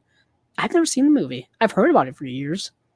4K presented in Dolby Vision. 2023 4K master for theatrical cut, unrated cut of the movie, Masters of Puppets, an interview with director James Wan. And that's why I've heard of the movie. Dead Assignment, an interview with writer Lee Wanell. No Children, Only Dolls, an interview with ventriloquist dummy creator Tim Selberg. Alternate opening, alternate ending, deleted scenes, the making of Dead Silence featurette, Mary Shaw's secret featurette, evolution of a visual effect featurette, and then theatrical trailer. Okay. It's a James Wan film. That's why I've heard of it. And then, of course, Nightcrawler. Now, Nightcrawler is one of the best movies of the last 15 years. Nightcrawler is excellent. This is the movie starring Jake Gyllenhaal. Nightcrawler is a pulse-pounding thriller set in the nocturnal underbelly of contemporary Los Angeles. Jake Gyllenhaal stars as Lou Bloom, a driven young man desperate for work who discovers the high-speed world of LA crime. Finding a group of freelance camera crews who film crashes, fires, murder, and other mayhem, Lou muscles into the cutthroat, dangerous realm of nightcrawling, where each police siren wail equals a possible windfall and victims are converted into dollars. So yeah, this is who directed. Yeah, they don't say who directed. It's what's his name? It's not Dan Gilroy. Is it Dan Gilroy? It is Dan Gilroy. Yeah, he wrote and directed the movie. It's Jake Gyllenhaal, Rene Russo, the late great Bill Paxton. This movie is a stunner. Like I said, one of the best movies of the last 15 years. Came out 2014. Jake Gyllenhaal is electric in this movie. He is fantastic. So this movie is all about the people who basically are like ambulance chasers and people who are crime chasers who are looking for like accidents and crimes and whatever going on late at night, and to record it, to be the first on the scene, get all the footage, and then sell that footage to local news programs to make money off of it.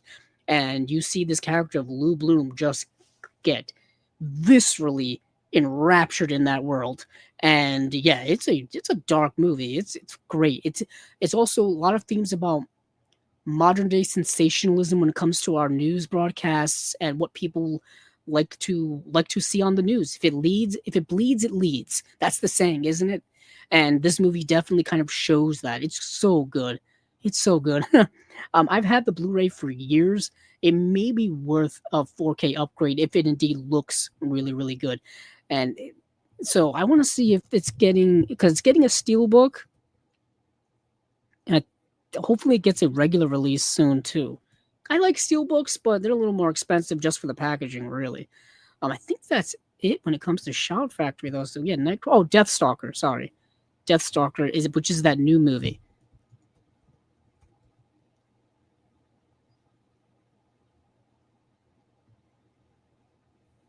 Okay. Oh, here it is. There's the Blu-ray. So Deathstalker is getting a Blu-ray. In a dark age of swords and sorcery, a wandering warrior discovers a powerful amulet that could decide the fate of a war-torn kingdom. Hunted by dark forces, he embarks on an epic quest battling monsters, magic, and his own past. Special features include audio commentary with writer-director Steven Kostanski and star Daniel Bernhard, Audio commentary with Stephen Kostansky, director of photography Andrew Appel, and editor Robert Hyland. An interview with writer-director Stephen Kostansky and star Daniel Bernhard, hosted by Todd Stashwick. A conversation with visual effects supervisor Cody Kennedy, visual effects artist Matthew Setchwell, and Adarsha Bora, and moderator Stephen Kostansky. Okay, a behind-the-scenes look at the skeleton fight, Deathstalker music video by Brendan McCreary, Chuck Sereno, Slash, and Bear McCreary. I think Slash is like a producer on this movie, actually. The guitarist from Guns N' Roses, my favorite band of all time. So this is a brand new movie. I think it's being distributed by Shout Factory as well. So yeah, I saw the trailer for this. Check out the trailer on YouTube for it. It's I think by the same filmmaker as let me see. What's that movie? I always forget these things. Let's see. It's the same director as. I gotta pull it up here. Oh, Psycho Gorman. That's what it is. Okay. So if you liked Psycho Gorman, chances are you'll like this movie. All right. So now that's it for Shout Factory and Scream Factory stuff. So we've got Prisoner on Fire 1 and 2 4K Blu-ray. We have The Big Heat 4K Blu-ray. We have Dead Silence 4K, Nightcrawler 4K, Deathstalker Blu-ray. Yeah, those are the main ones. And now we can go to Arrow, and then we will, then we'll move on to Shout Factory. We'll deal with that. Let's see.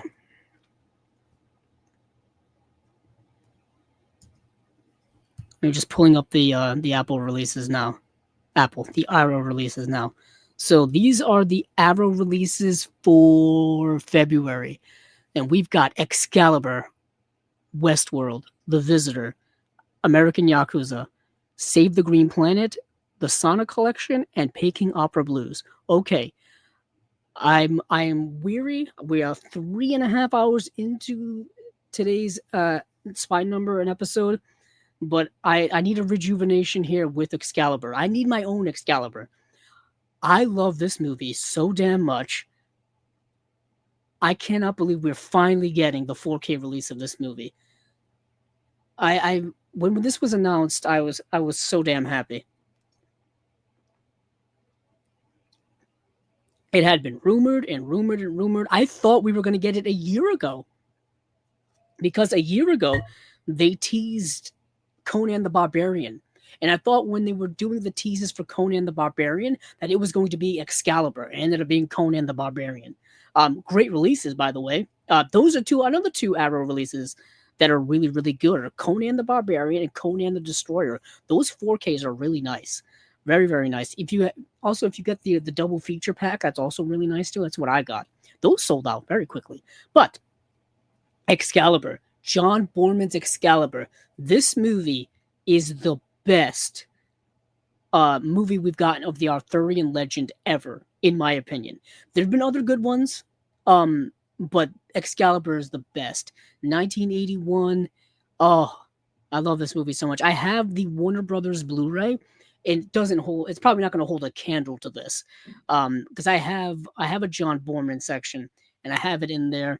And that was a revelation when that came out. That was a miracle. And now we're getting a 4K release of Excalibur. So, description from John Boorman, the director of Point Blank, Deliverance, Zardoz, of all things they're mentioning here, comes the definitive cinematic telling of the life and enduring legend of King Arthur from birth to death and beyond. This is the book Le Mort d'Arthur in movie form, which is, translated to the death of Arthur. You see all the stuff in here. You see from his father, Uther Pendragon, how he was, his relationship with Merlin, how he was born. You see, Arthur's relationship with Merlin and how he got Excalibur and how he became King Arthur, quest for the Holy Grail, his evil sister who manipulates him, all kinds of stuff. Oh, I love this movie. I love this movie so damn much. Yeah, we are living large. This movie stars young Helen Mirren, Gabriel Byrne, Nicole Williamson, Liam Neeson's in the movie. You get all this stuff. You get Guinevere and Lancelot, Knights of the Round Table. Oh, this is my jam. This is my stuff. So, okay, so disc one, 4K Blu-ray, right off the bat. Rest 4K presentation of the 141-minute theatrical cut of the movie. It says a new 4K restoration from the original 35 millimeter negative by Arrow Films, presented in its original aspect ratio of 1:6:6 for the first time on home video. Oh, so you got both the 141-minute theatrical cut and the 120-minute TV version of the movie. All right. There's a reversible sleeve featuring two original artwork options, a collector's perfect bound booklet containing writing by various people. You have a double-sided fold-out poster, 6 poster card size reproduction art cards. It's the usual goods we get with Arrow releases. There's restored lossless mono and DTS 5.1 audio options. Brand new audio commentary by Brian Hoyle, author of Cinema of John Borman. Brand new audio commentary by filmmaker David Kittredge, director of Borman and the Devil.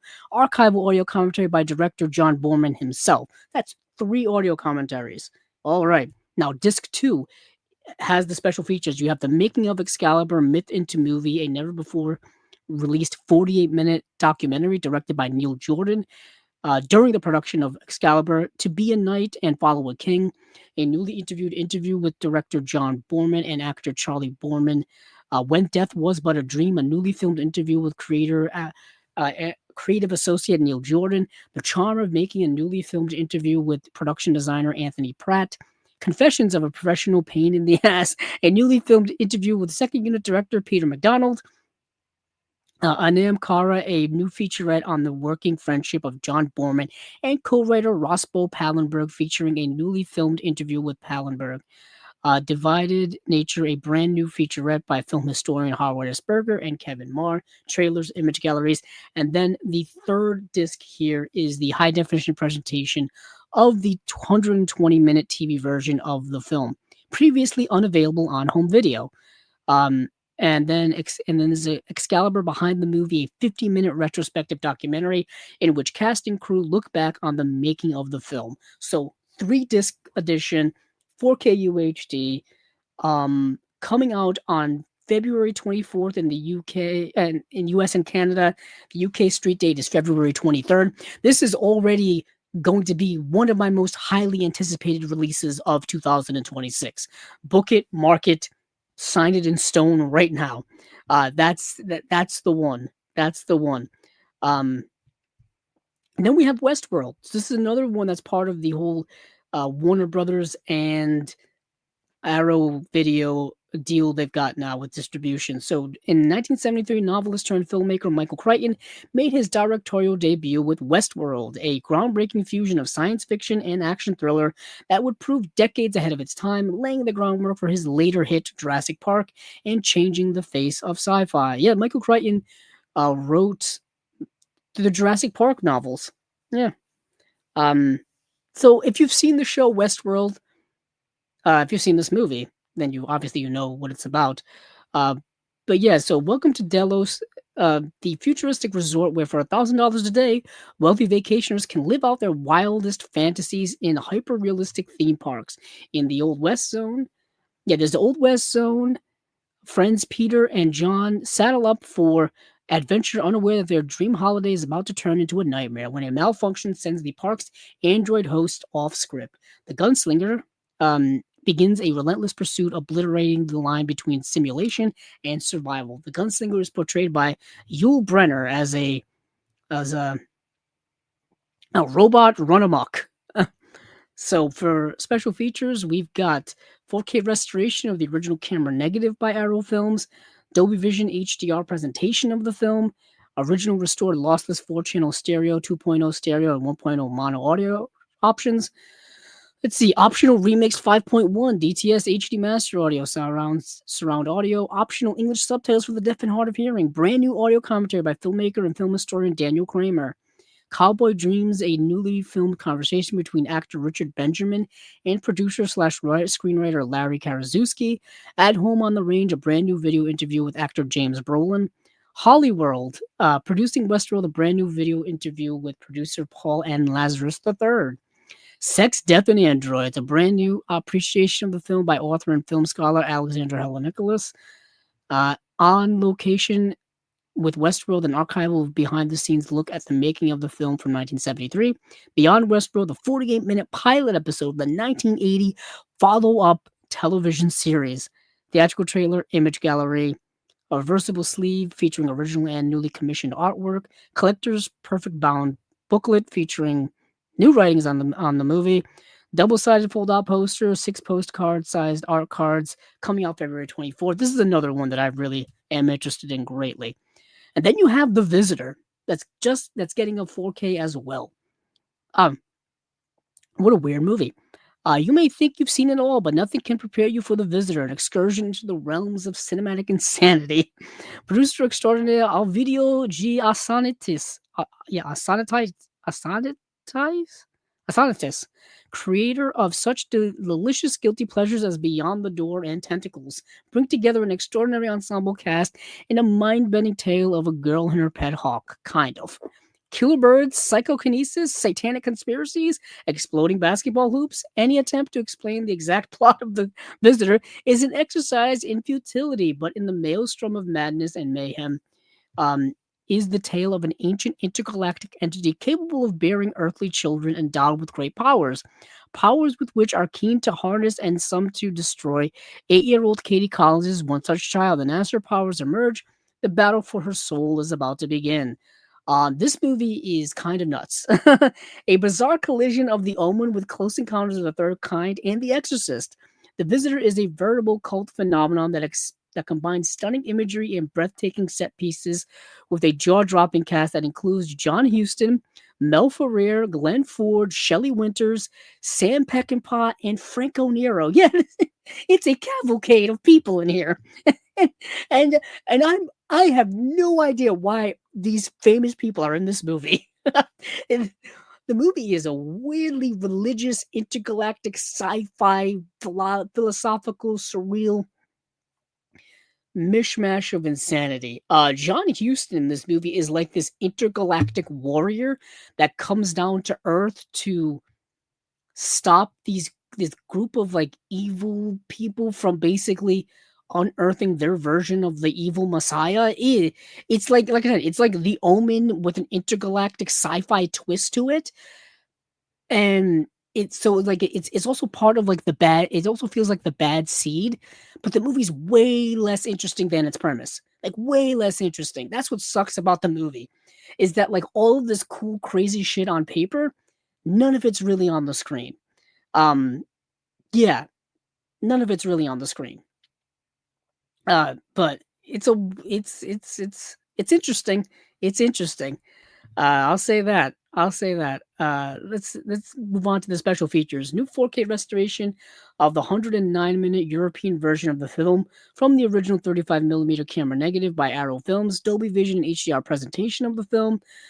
It's the original lossless mono audio. Optional English subtitles for the deaf and hard of hearing. Brand new audio commentary by film critic BJ and Harmony Colangelo.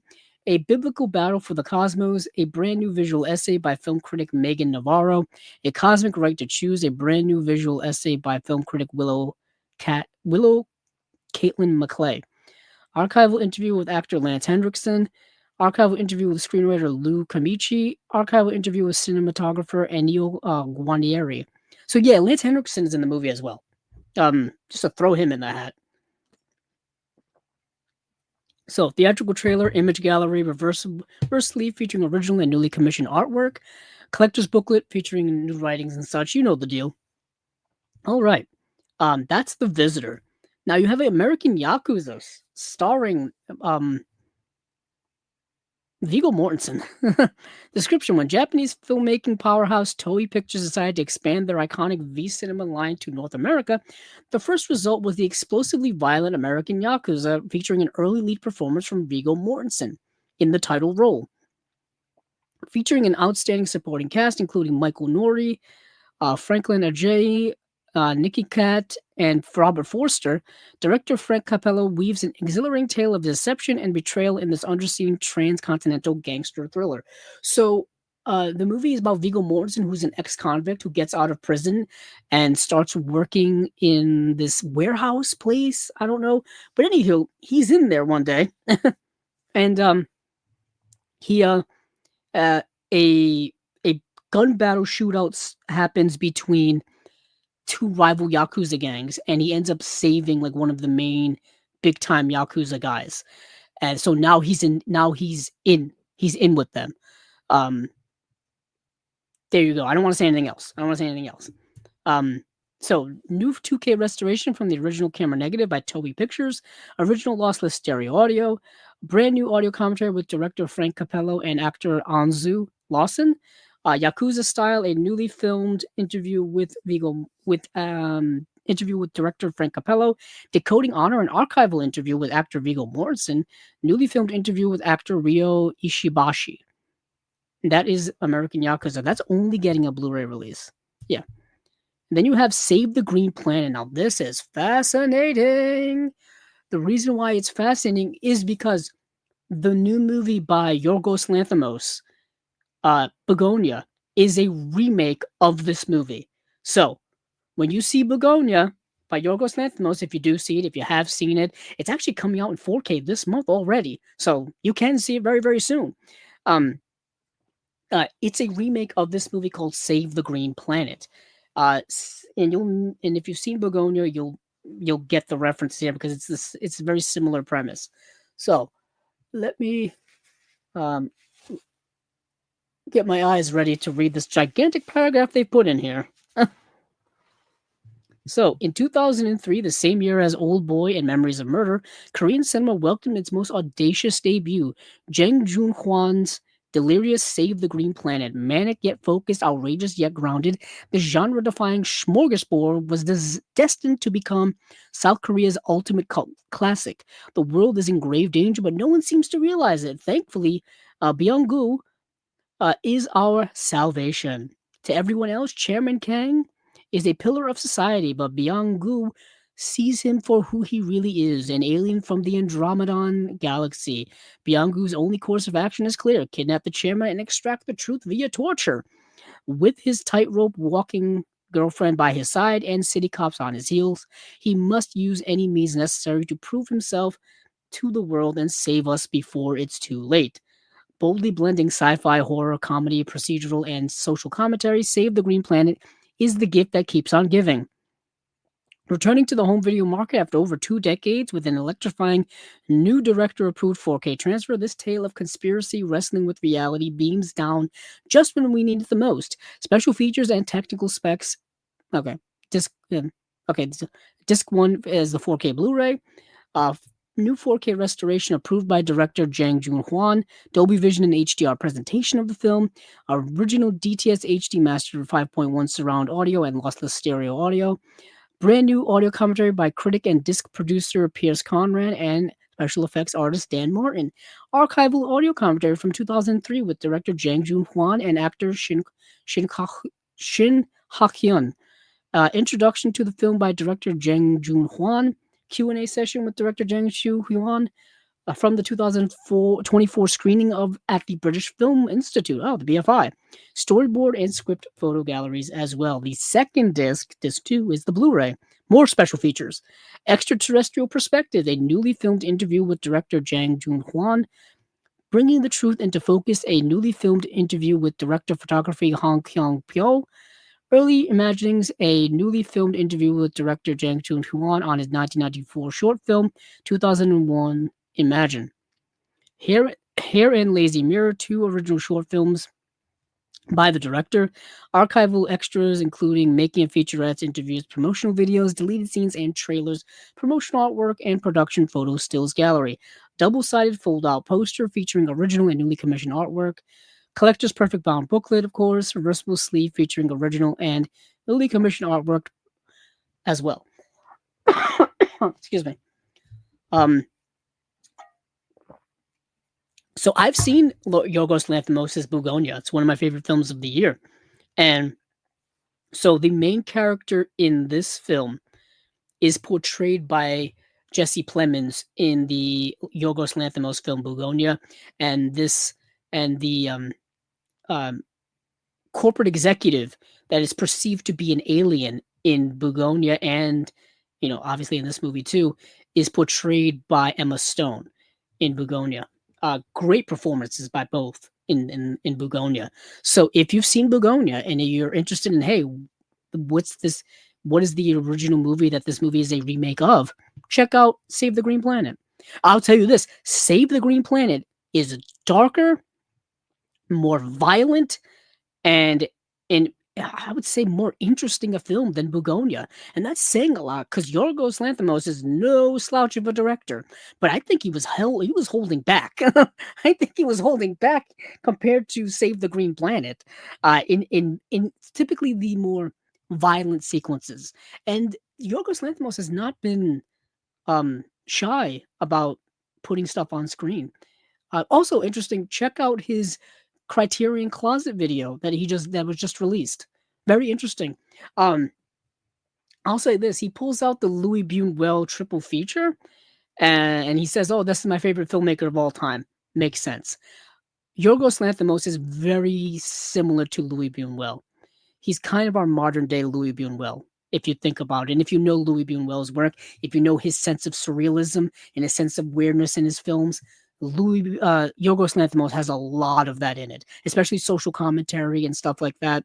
It made a lot of sense when I was watching the video. It made a lot of sense.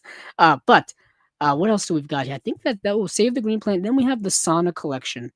I'm gonna skip that for now because I didn't get to watch any of them, and I want to get to the and I've talked about Peking Opera Blues already. Talked about that ad nauseum when it came to the Shout Factory release, so I'm gonna skip both of those for now. Um, I believe the Peking Opera Blues is gonna have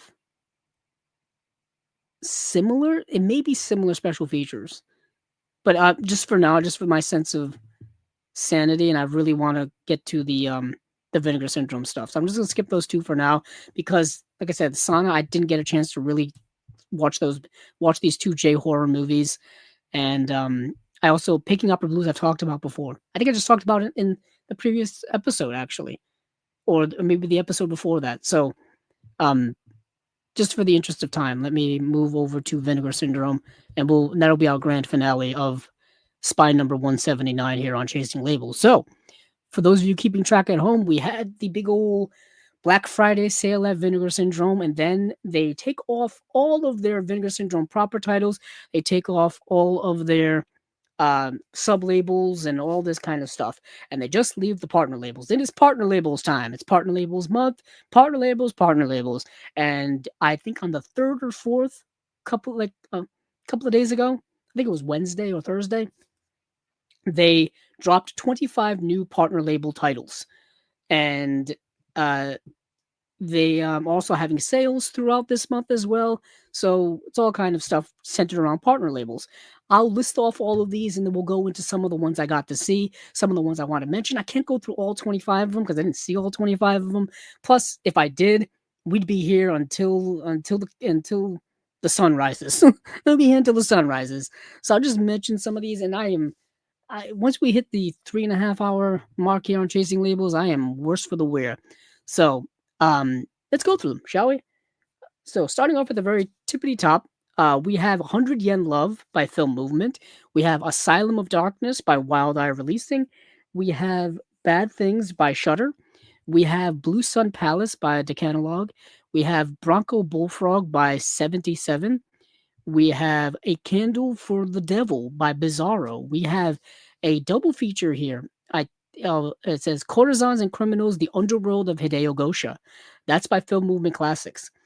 We have The Dam Busters, also by Film Movement Classics. We have The Doll by Club Super 8. We have East End Hustle by Canadian International Pictures. Now, this is a re-release of a movie they've already put out. Maybe I'll tap into that later, but I'm on a roll right now. We have Fujijukai.mov by Bleeding Skull. We have George A. Romero's Resident Evil by Darkstar. We have Gnome Sick 7 Days Till Mithras by Darkstar as well. We've got The Gods of Times Square by Film Desk. We have The House from by ETR Media. We have Hundreds of Beavers by Cartoona. That's also a re-release of Hundreds of Beavers with a new slipcover, with new artwork. It's holiday themed artwork of Hundreds of Beavers, because that original slipcover, when that first came out, that thing sold out so fast, and it goes for a pretty penny on eBay. Let's see. We have Hung Up on a Dream, the Zombies documentary by Utopia. We have Kill the Jockey by Music Box Selects. We have Left Behind, Daughters Trilogy, the films of Huang Ji and Ryuji Otsuka, and that's by Kimstem. We have The Movie Orgy by American Genre Film Archive. Now, that is a movie by Joe Dante, and it's already sold out. Like, the limited edition is sold out, and the standard edition is sold out already.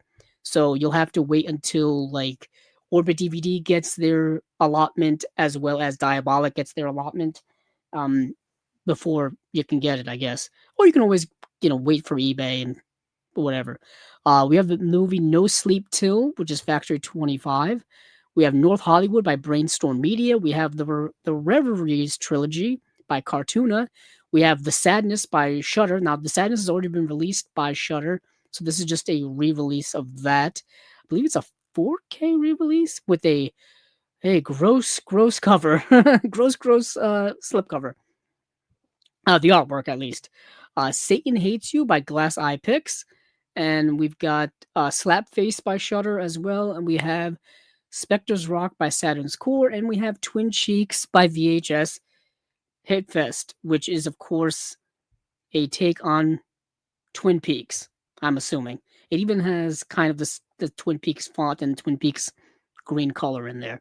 So, for the sake of my sanity, for the sake of time, let's get into a couple of these.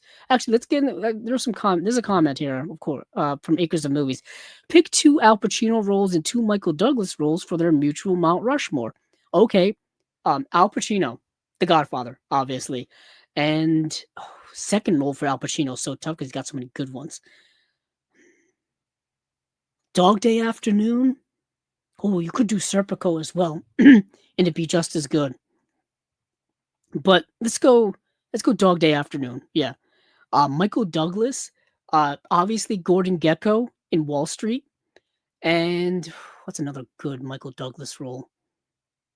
Let me look. Hold on. I'm blanking on Michael Douglas. I don't know why, but for some reason, One Flew Over the Cuckoo's Nest is popping in my head, and he's not in that movie. He just produced that movie. Let's see, Wall Street. Obviously, Gordon Gekko for Wall Street, and then probably his role in Fatal Attraction. Man, there's so many other ones you could do.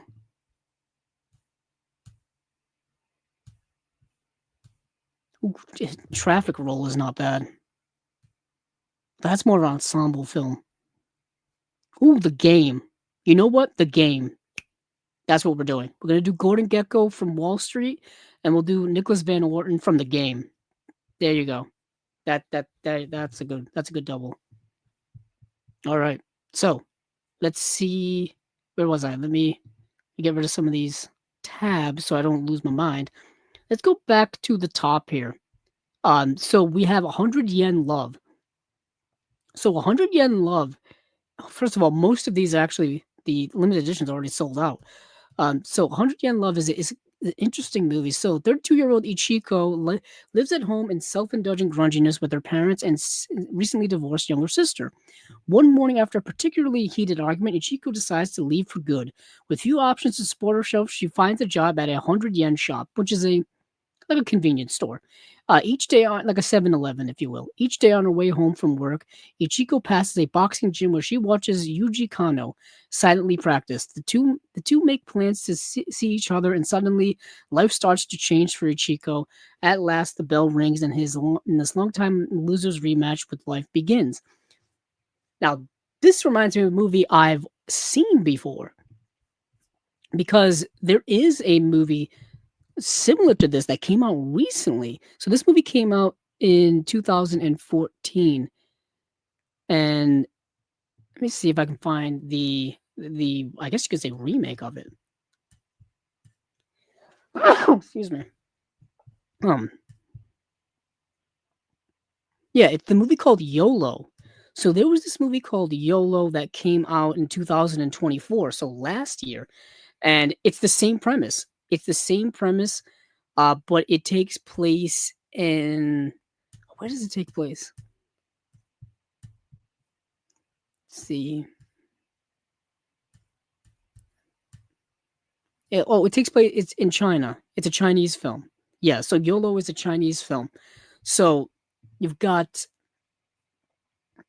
interesting. That's very interesting. Um, you got a Japanese film, and then it was remade into a Chinese film.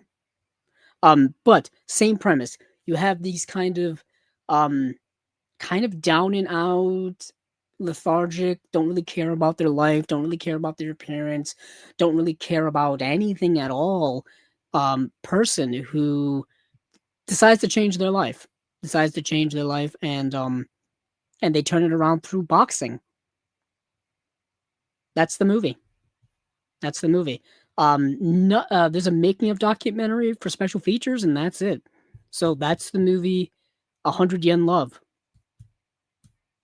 It's really good. It's well acted, well directed, well written, but it's kind of the standard, pick yourself up type of movie, you know, and the ending of both movies is the movies are kind of they're the same exact movie. So like the endings are kind of saying the same message. I don't want to give away the ending, of course, but I'm just saying it's fascinating, just fascinating to me. But anywho, that's 100 Yen Love. Let me move on from 100 Yen Love to so I didn't get to see Asylum of Dreams. I didn't get to see Bad Things, although Bad Things is streaming on Shudder. I did get to see Blue Sun Palace. So Blue Sun Palace, I hate myself for not buying this um before the limited edition sold out because I really want this movie. I think this movie is really good. There was only 500 copies made of the limited edition, and there's only how many standards are left? Like 400 standards left. Anywho, I'm gonna try to pick this up when it gets released on Orbit or on Diabolic. Really good film.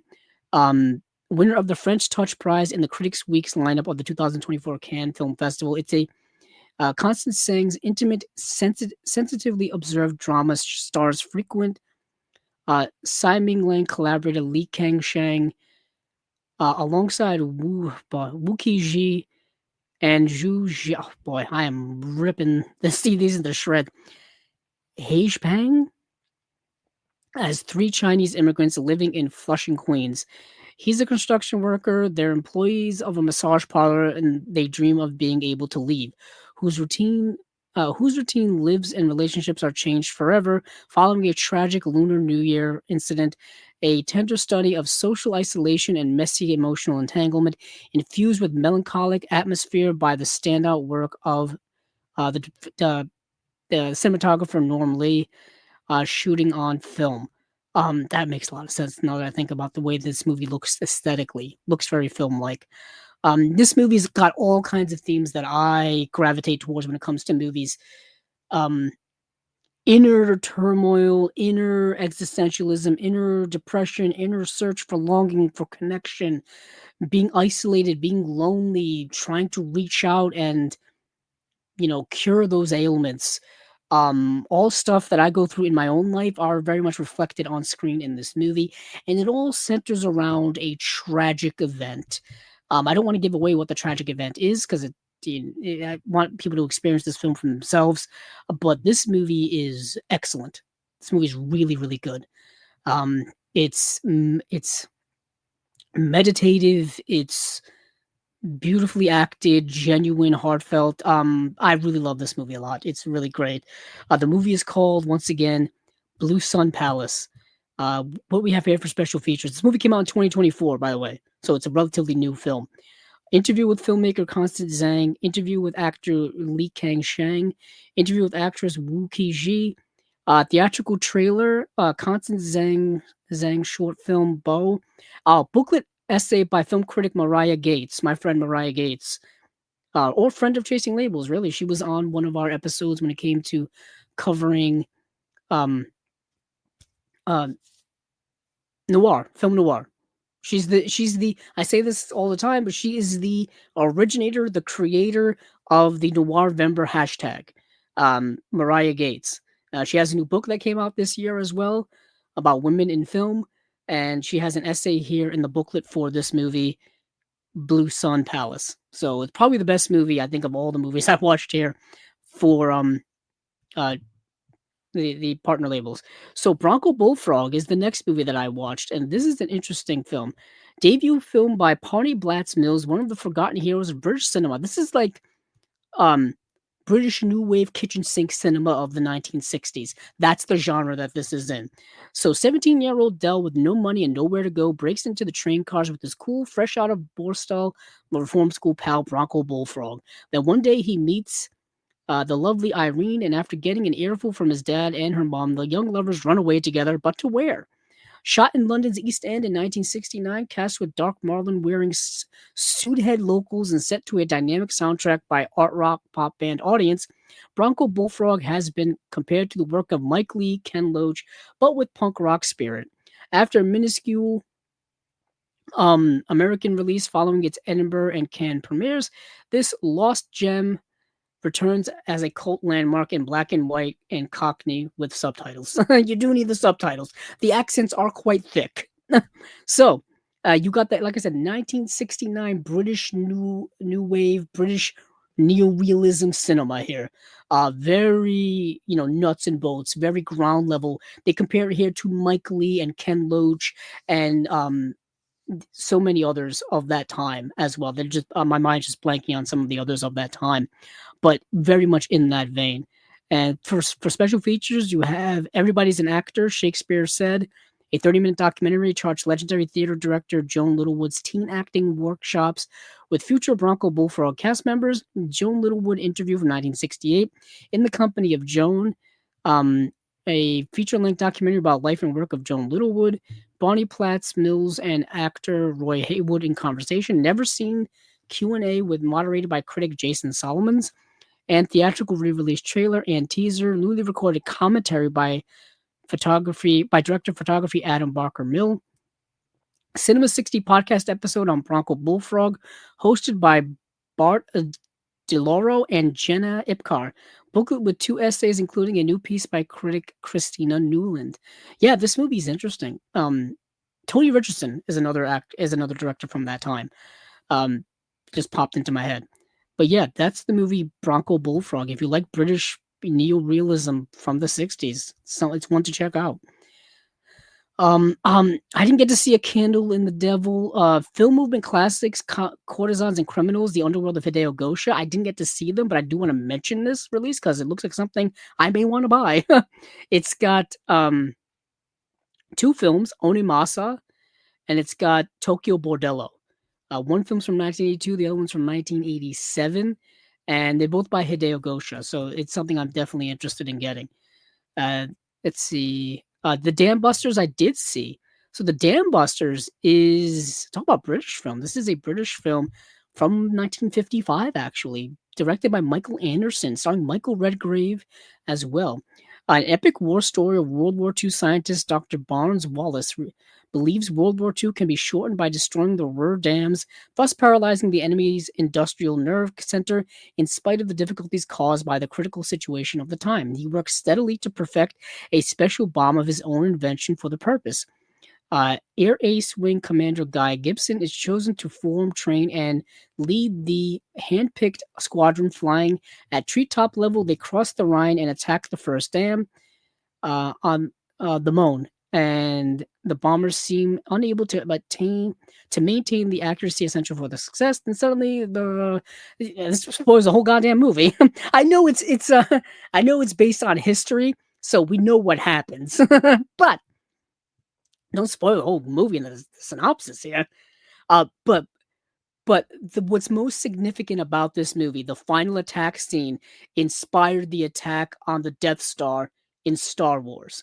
Death Star trench run, the infamous Death Star trench run at the end of Star Wars, A New Hope, the first movie, 1977. Um, the final sequence in this movie is an inspiration for that. Honestly, after watching this movie, George Lucas took it directly. He took it directly from this movie. Uh, and yeah, it's part of cinema history now. Now, it's also obviously this is based on a true story. It's mostly based on the development of the bombs that were utilized to destroy these dams to cripple Germany's infrastructure during World War II. Um, yeah, yeah, if you didn't think there were politics in Star Wars, I don't know what to tell people. I don't know what to tell you. It's very obvious. Yeah, it's very obvious who's who. But anywho, uh, yeah. So this movie has that type of reference. It's a good movie. It's really good. I enjoyed it. I enjoyed it from a historical perspective. I'm a big history buff. Got my degree in history, all this kind of stuff. So I really like the movie. It is a British film. British films of the 50s can be a little dry and perhaps not be for everyone. I kind of get it, but I like the movie. I really did. So for special features, first of all, it's a 3-disc set. It's a 4K UHD disc and 2 Blu-rays. You get the making of the Dam Busters, commentary track with film historians Howard S. Berger and Steve Mitchell, widescreen edition of the film, Sir Barnes Wallace documentary. That is I believe that's the doctor who developed these bombs. Yeah, the scientist. The 617 Squadron Remembers. That's the squadron that was assembled to pull off this mission. You have footage of the bomb tests itself. You have the Dam Busters Royal Premiere. You have a restoration comparison. This is something I really want. I really do want this release. Film Movement puts out some good stuff. At least the movies are very, very good. But this is actually a big time, like famous British film that was a favorite amongst many people. I know. Um, what's his name from Pink Floyd? Roger Waters. This was like Roger Waters' favorite movie. There's one big thing in the movie that I'm kind of glossing over that I forgot to mention here. There is a typical word used in the movie, a word that is typically attributed to denigrating the black community that's used frequently in this film. And it's also the name of a dog in the movie, and it's also the name of a code word in the movie. It's used very, very frequently to the point that throughout the years, the movie's been heavily censored to remove that word or to put other words over that word to remove it from the film. Um, and the version of the movie that I streamed it on Canopy. It was available to rent on Canopy, and they left the word in. And the first time I heard it, I was taken aback by it because I wasn't expecting it, and it's used repeatedly in the film. And it's not easy to hear. Not easy to hear. I just wanted to warn people about that. If you had gone into the movie like myself and not aware of that, that's in there. Yeah, I'm obviously not going to say it. But you understand the word I'm talking about. You understand the word I'm talking about. Um, and I'm assuming it's going to be left intact for the version of the movie that they're going to have on this release. That would be my guess. But that aside, the movie's very, very good. But needless to say, I don't know why they use that word specifically, other than the fact that it was probably historically accurate to the actual, um, you know, the actual making of the bomb, the actual squadron, the actual mission, the actual scenario. And they left the movie pretty historically accurate from what I understand, at least from what I've read. But this is the movie The Dam Busters. Let me move on because we're already past the 4-hour mark and I am weary and don't know what I'm going to do after this. Maybe take a nap. I don't know what I'm going to do after this. I may eat something at this point. Getting hungry in the middle of a show. It's no way to be. I've always thought about maybe you can't snack during a podcast. Come on, the audio's got to be relatively nice. Let's be real. It's already a rudimentary audio setup as it is. It's just me and my blue microphone and my C22 Logitech camera that's carrying the show here, and my MacBook Pro from 2018. So it's not a hefty, expensive production here. But let's talk about a movie that's also not a big, hefty production. We have this movie called The Doll or Vaxdaken, and this is a Swedish film from 1962. a weird Swedish movie from 1962. The odd night watchman Lundgren lives alone in an old building filled with strange tenants. He falls in love with a mannequin in the shop where he works and manages to steal it and bring it home. Lundgren begins to buy clothes and presents, believing that the doll is alive and talking to him. The neighbors become suspicious and react strongly to his sick inclinations. A horror drama directed by the masterful Arn Mattsson and with a screenplay by Lars Forsell, a member of the Swedish Academy. So, just the premise alone of the movie uh, is a little weird and a little odd. It's not something we haven't seen in movies before. I immediately thought of Lars and the Real Girl, but Lars and the Real Girl is done in a very sweet, sensitive, delicate manner that's more about a delicate soul of a human being than this film. This film is about a tortured, broken soul of a human being. And it's very apparent early on, lonely, tortured, broken man who's just searching desperately for human connection on any level. And that's a theme that's repeated throughout this film. It also reminded me a lot of Alfred Hitchcock's film The Lodger in the sense of atmosphere. It felt very foggy and smoggy and dark and mysterious. And yeah, the movie is very much has that aesthetic to it. It takes place almost entirely indoors and at night. Actually, I think it does take place entirely indoors and at night. There's no real light in this movie at all because it's a darker themed movie.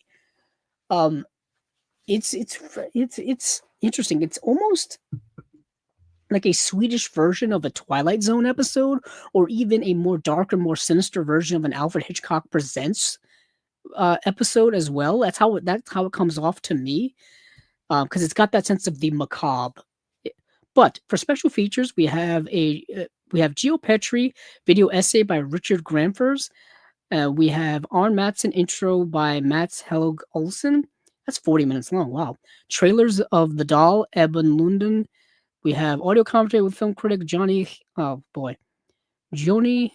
Hevonian and Rickard Gramfors. Poster and art and photo galleries. We have Eben London feature film. We have it says director Per Arskiskin, Sweden 1973, starring Per Arskiskin, Carl Rosenqvist, Gudrun Brost. Per Arskinson's directorial debut about a lonely man who quits his factory job to truly live life for the first time. It becomes a tragicomic, absurdist odyssey through Stockholm's underbelly as Ebon encounters demonstrations, bars, churches, and society's outcasts while searching for genuine human connection. That's interesting. Oscarson creates a Christ-like figure whose attempts at compassion, helping drunks, defending the vulnerable, seeking love are constantly misunderstood by an indifferent urban landscape. That's a 78-minute feature film presented in a new 4K restoration by the Swedish Film Institute from the original 16mm negative, 16mm print, and 16mm magnetic tape. So they cobbled that together with whatever they had. And there's an Emmenlund bonus which says Monica Tornell sings Emmen London live. All right. So that's the movie The Doll. Yet again, the limited is already sold out. Gee, these are not even announced a week ago. And these are already sold out. Like I said, Canadian International Pictures East End Hustle is a re-release with a new variant slipcover, but it's the same release that they released of the movie before. I want to check. Yeah, that was their. Yep, that was a 4K release as well. This is a 4K release too. So it says, let's see. Does it say it here? Oh, yeah, no. This brand new limited edition slipcover variant of East End Hustle, originally released in 2023. The original limited edition slipcover was limited to 2,000 units and is sold out. The two versions are identical aside from the packaging. So same exact release. So I've already talked about it back then in 2023. I would recommend any Canadian International release. I would recommend most Canadian International releases. Okay, I love their work. I love what those guys do. I want to get as many of their stuff as possible. There's only a couple of their releases that I'm like, I don't know if I can pay for this. That's the movie, The Christmas Martian and The Dog Who Stopped the War are not great. The Dog Who Stopped the War is better, but The Christmas Martian is truly terrible. It's truly bad. I don't think I could ever. So I don't want to say every single one of their releases are amazing, but a good like 90% of their stuff is excellent. I mean, I just got where is it? I don't even know where I put it. I was gonna whip it out again, but I probably moved it. Yeah, I'm gonna have to check all the stuff again. There it is. Found it. I just got Roadkill. Coincidentally, I'm looking at it right now. So I just got Roadkill. We've had the guys from Canadian International Pictures here on Chasing Labels a couple of years ago. So I always want to support them. If you support Chasing Labels, if you come on here, you give us your time, you give us your effort. I want to, give that back to you by supporting what you do, regardless of which label that you're from. You know what I mean? And I always want to support the people's work who've taken the time to be on here. That's what little I can do on the small, format or plot or that I have here. But moving back to the lists, the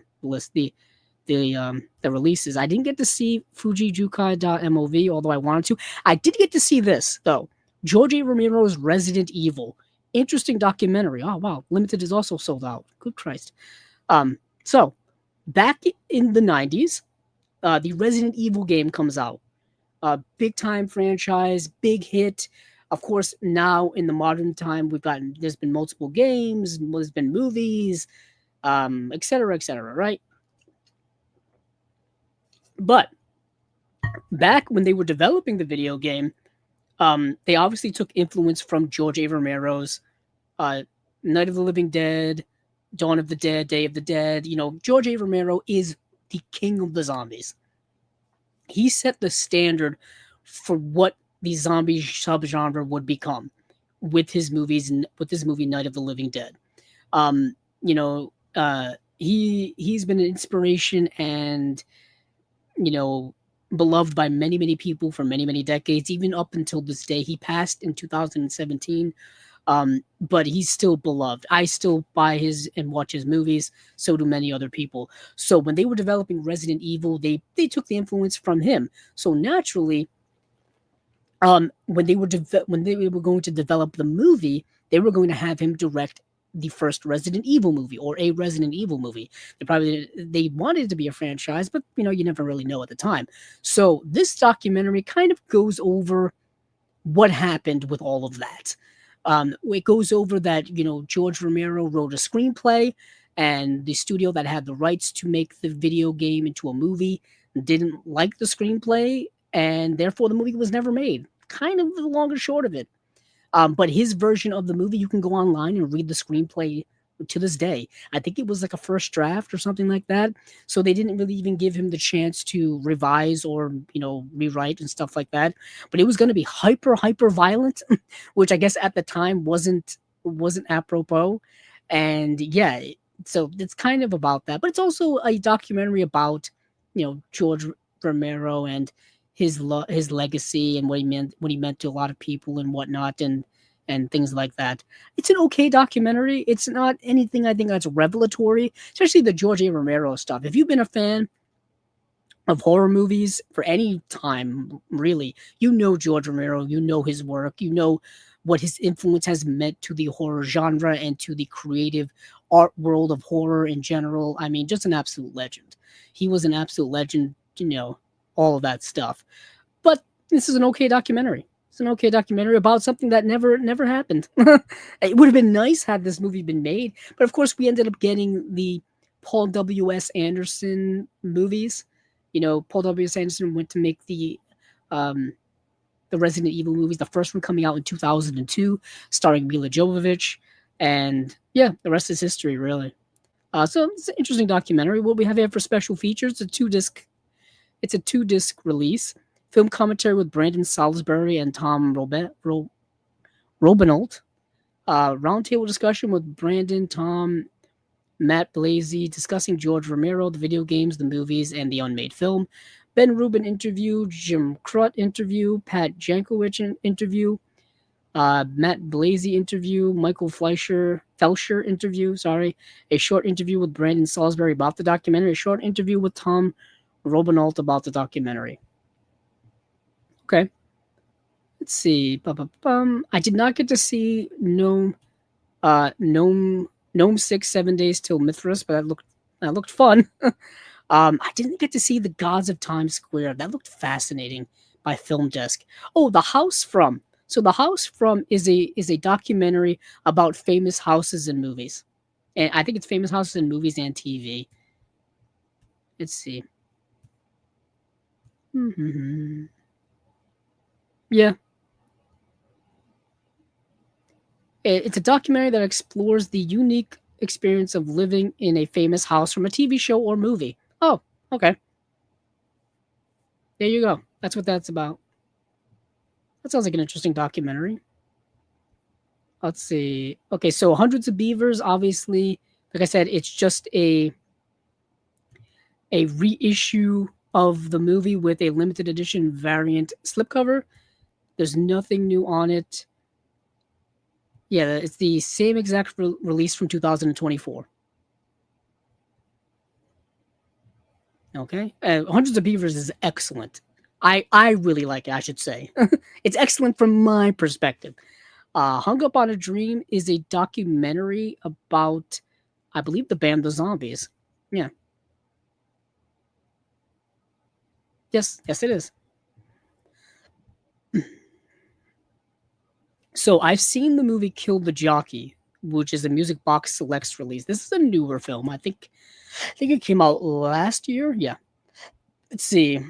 Once renowned jockey Remo Manfredi, he has run out of luck. Perpetually inebriated, hopped up on horse drugs, and in hoc to minor mafioso, Remo seems to have a death wish. His girlfriend and fellow jockey, Abril, is pregnant but more invested in the libidinous equestrian underworld than in their drab domestic existence. Remo's only hope of getting out of debt and starting a new life is riding on Mishima, a thoroughbred specially imported from Japan for his next big race. When Mishima leaps over the fence, Remo winds up in the hospital with a life-threatening concussion, hunted by the mob and replaced in Abril's bed by alluring Anna. Remo dons a disguise and finds himself as herself wandering the streets of Buenos Aires, and a striking Minko and going by the name Dolores. This is an interesting movie. So the premise in and of itself has LGBTQ plus themes in them, which are great. You know, you want to see more. I want to see more of that represented in films, but it really doesn't do anything with it. It doesn't do anything with it at all. Doesn't explore it really at all. It's just kind of there as a plot device for this character to kind of shift identities in order to hide out from the mob. Yeah, the movie's okay. The movie in and of itself is kind of okay. But anywho, special features wise, interview with Nahuel Perez Biscariat, and an image gallery.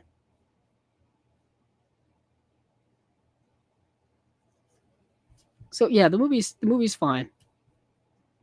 I don't really have much else to say about it. Let's see.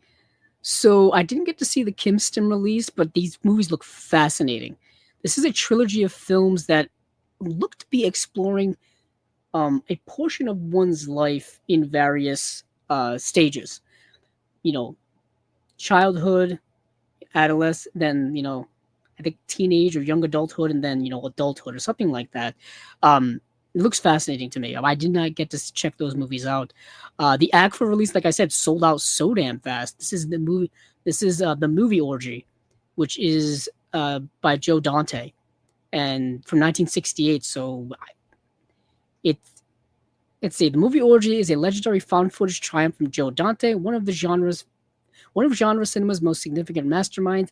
In 1968, the future director of Gremlins took an apartment worth of 16 millimeter prints, and with the help of producer Joe Davidson, meticulously created what is quite possibly the world's first found footage megapix, or megamix, comprised of commercials, newsreels, feature film clips, TV bloopers, and much more.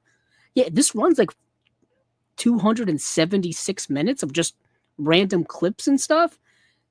Yeah, it for For special features, it's preserved from the original 16mm film elements with digital SD inserts for missing footage, introduction by Joe Dante, and then there's a trailer, and then there's a booklet with an interview with Joe Dante and essays as well. Sounds fascinating, but yet again, it sold out so fast. I've always liked Joe Dante's work. I grew up watching Gremlins. Oh, like I mentioned, if Kino called me, I want them to put out a 4K edition of Gremlins 2, the new batch. And so I saw the movie No Sleep Till by Factory 25. Or did I watch this? I watched so many movies, I forget. Oh, yes, I did. This movie's fascinating. I don't even quite know what to make of it. So when the coastal Florida town of Atlantic Beach is threatened by an impending hurricane, locals prepare for a mandatory evacuation. But as the last tourists depart and residents board up their homes, a few wanderers feel strangely compelled to remain. Among them are two longtime friends who embrace willful ignorance in pursuit of their dream gig, a local teenager who bikes alone through the darkening night, and an obsessive storm chaser who recognizes this might be the opportunity of his career. As if haunted by the soon-to-be ghost of their hometown, they venture into the night and face the threats that await them. With fascination and dread, ominous and dreamlike in equal measure, the debut from Alexandra Simpson and the latest feature film from Olms Films is a hypnotic take on the disaster movie. It really is. So it's a hypnotic disaster movie with no real plot. There's nothing really going on. It's not a disaster movie in the sense like, oh, everybody's running around and trying to get ready for the storm and oh, here comes the storm. We got to survive and hunker down and stuff like that. It's not that. There's no plot in the movie. It's so reserved. It's reminding me a lot of a Jim Jarmusch film where there's nothing really happening. It's just kind of there. And these people are just kind of drifting and drifting. We're moving from one scene to another with these random people, and there's this storm that's coming. We don't really know when, we don't really know why, we don't really know how bad it's going to be. All we know is that people are leaving, except for these people. So there's this kind of sense of impending doom, really. And I feel like it's got to be a metaphor for the end times, or it's got to be a metaphor for just catastrophic life ending or something like that. But the movie really has no answers to any of the questions, and it's not really asking any questions. It's just kind of there. It's just kind of there, which is a fascinating work. Yeah, it looks like I am still rolling. Illuminator Pro goes, damn, you still rolling? Yeah, we're coming towards the end. We're at 427 right now. Going for the record. I don't even know what the record is. But I'd have to look. But I'm getting close. But we're coming to the end. We're talking about a movie now that is accurately representative of what I'm feeling. Movie is called No Sleep Till, and it's a movie that just feels like a dreamlike state of delirium, of a reality out of time, and that's kind of where I am right now. So we've got a behind the scenes shot by Bob Simpson, 32-page booklet including essays, and that is it for this release. It's a movie that came out in 2024, so it's a recent movie. Let's see, what else do we got? I didn't see anything else. Okay, so I think we actually are done. Yes, because the sadness is just a re-release of the sadness is being put out by everybody apparently. So just to check, yeah, it's the same release that they put out a couple of years ago. It's ironically this version's now out of stock as well.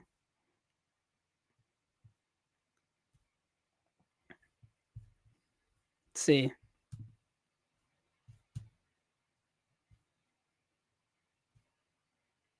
Yeah. Anywho, so the sadness we've already talked about a couple of times here on Chasing Labels because it's been released.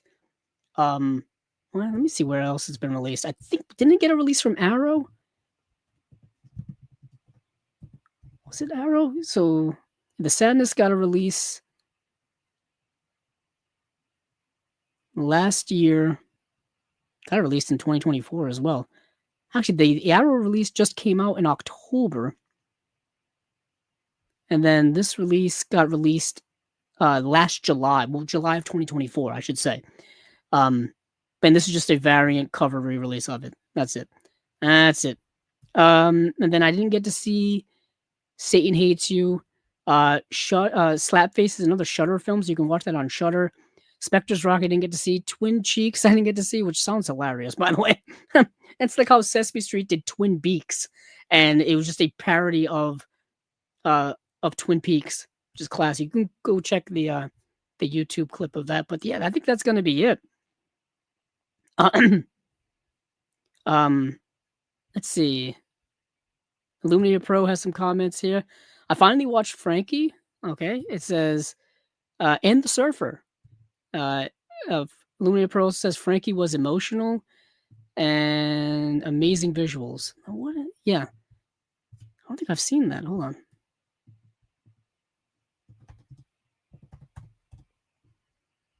Of course, when I look up Frankie, I get Frankie Muniz as the first thing.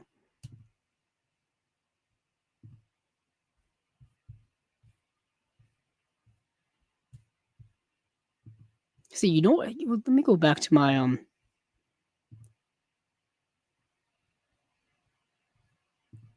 favorite movies of the year, because I do want to mention a couple of things before I check out. If people haven't seen Train Dreams, it's a movie I highly recommend to people.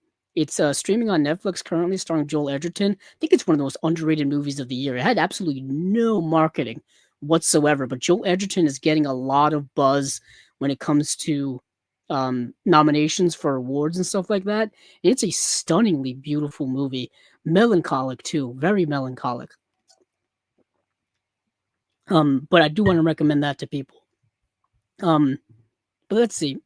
Oh, Frankenstein. Okay. Yeah. Illuminator Pro, yeah, Frankenstein. There it is. Yeah. Yeah. So Frankenstein is an emotional story.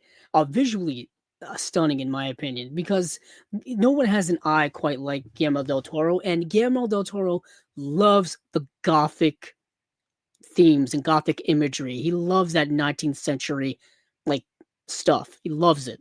He puts that in like Crimson Peak. He put that obviously in Frankenstein. He's put that in so much of his work. He's even talking about perhaps one day he'll do Phantom of the Opera. That would be maybe one of his next movies that he would do. I would love that. Um, yeah, that's what happens when shortening titles. Yeah, it does. Yeah, it does. But anywho, let me get out of here because we hit the 4.5 hour mark and I am dead tired. So that has been it for everything here on Chasing Labels for episode number or spine number 179. Some things that have come up on Chasing Labels recently that I want to make sure to plug here at the end. For those of you who've made it this long, we have the Criterion release reviews for American Utopia, Salam Bombay, and I Know Where I'm Going, as well as Tim Burton's Pee-wee's Big Adventure. Those reviews are up here on the channel now. We also have our recent episode of Movies Down Memory Lane, where we took a look at 2009's The Hangover, which is fascinating because it's not that long ago, yet the movie feels like several lifetimes ago, which is fascinating to me because I remember when that movie came out. So that's up here on the channel now. Of course, my trip to the Criterion sale, that episode is up here as well. Well, not really episode. That video is up here as well. We also have our recent episode of the Unwatched Pile, which we did towards the end of last month. We'll be doing, I think, another one this month as well, maybe. I originally this would have been the last episode of the calendar year, but I think we're gonna be. I think I will be back here in. Because what will be 2 weeks from now? It'll be the 22nd. I'll see, because the 22nd will be literally right before the holiday. So I think I could probably do it. Yeah, I think I could probably do it, but who knows? But if there is going to be another episode before the end of the calendar year, it will be probably on the 22nd of December. We have, yeah, it's just keep tuned to the channel to see what else pops up.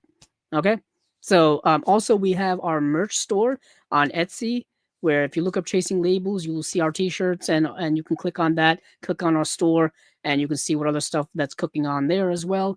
And yeah, you can find this in audio form on any place audio podcasts can be found, uh like Spotify, Google, um Apple Podcasts, even here on YouTube. There's an audio version of it now.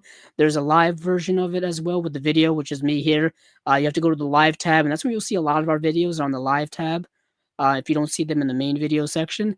But yeah, that is it here for me. I am I am worn out. So thank you all for watching. Thank you all for listening. Thank you all for supporting us here on Chasing Labels in any way possible. To be honest, every little thing counts. We just finally hit 1,000 subscribers. I've been doing YouTube stuff here on this channel since 2016, and it was always a goal of mine to hit 1,000 subscribers. So it took 9 years, but I finally got there. But thank you all once again. And hey, keep on watching those movies because I know I will.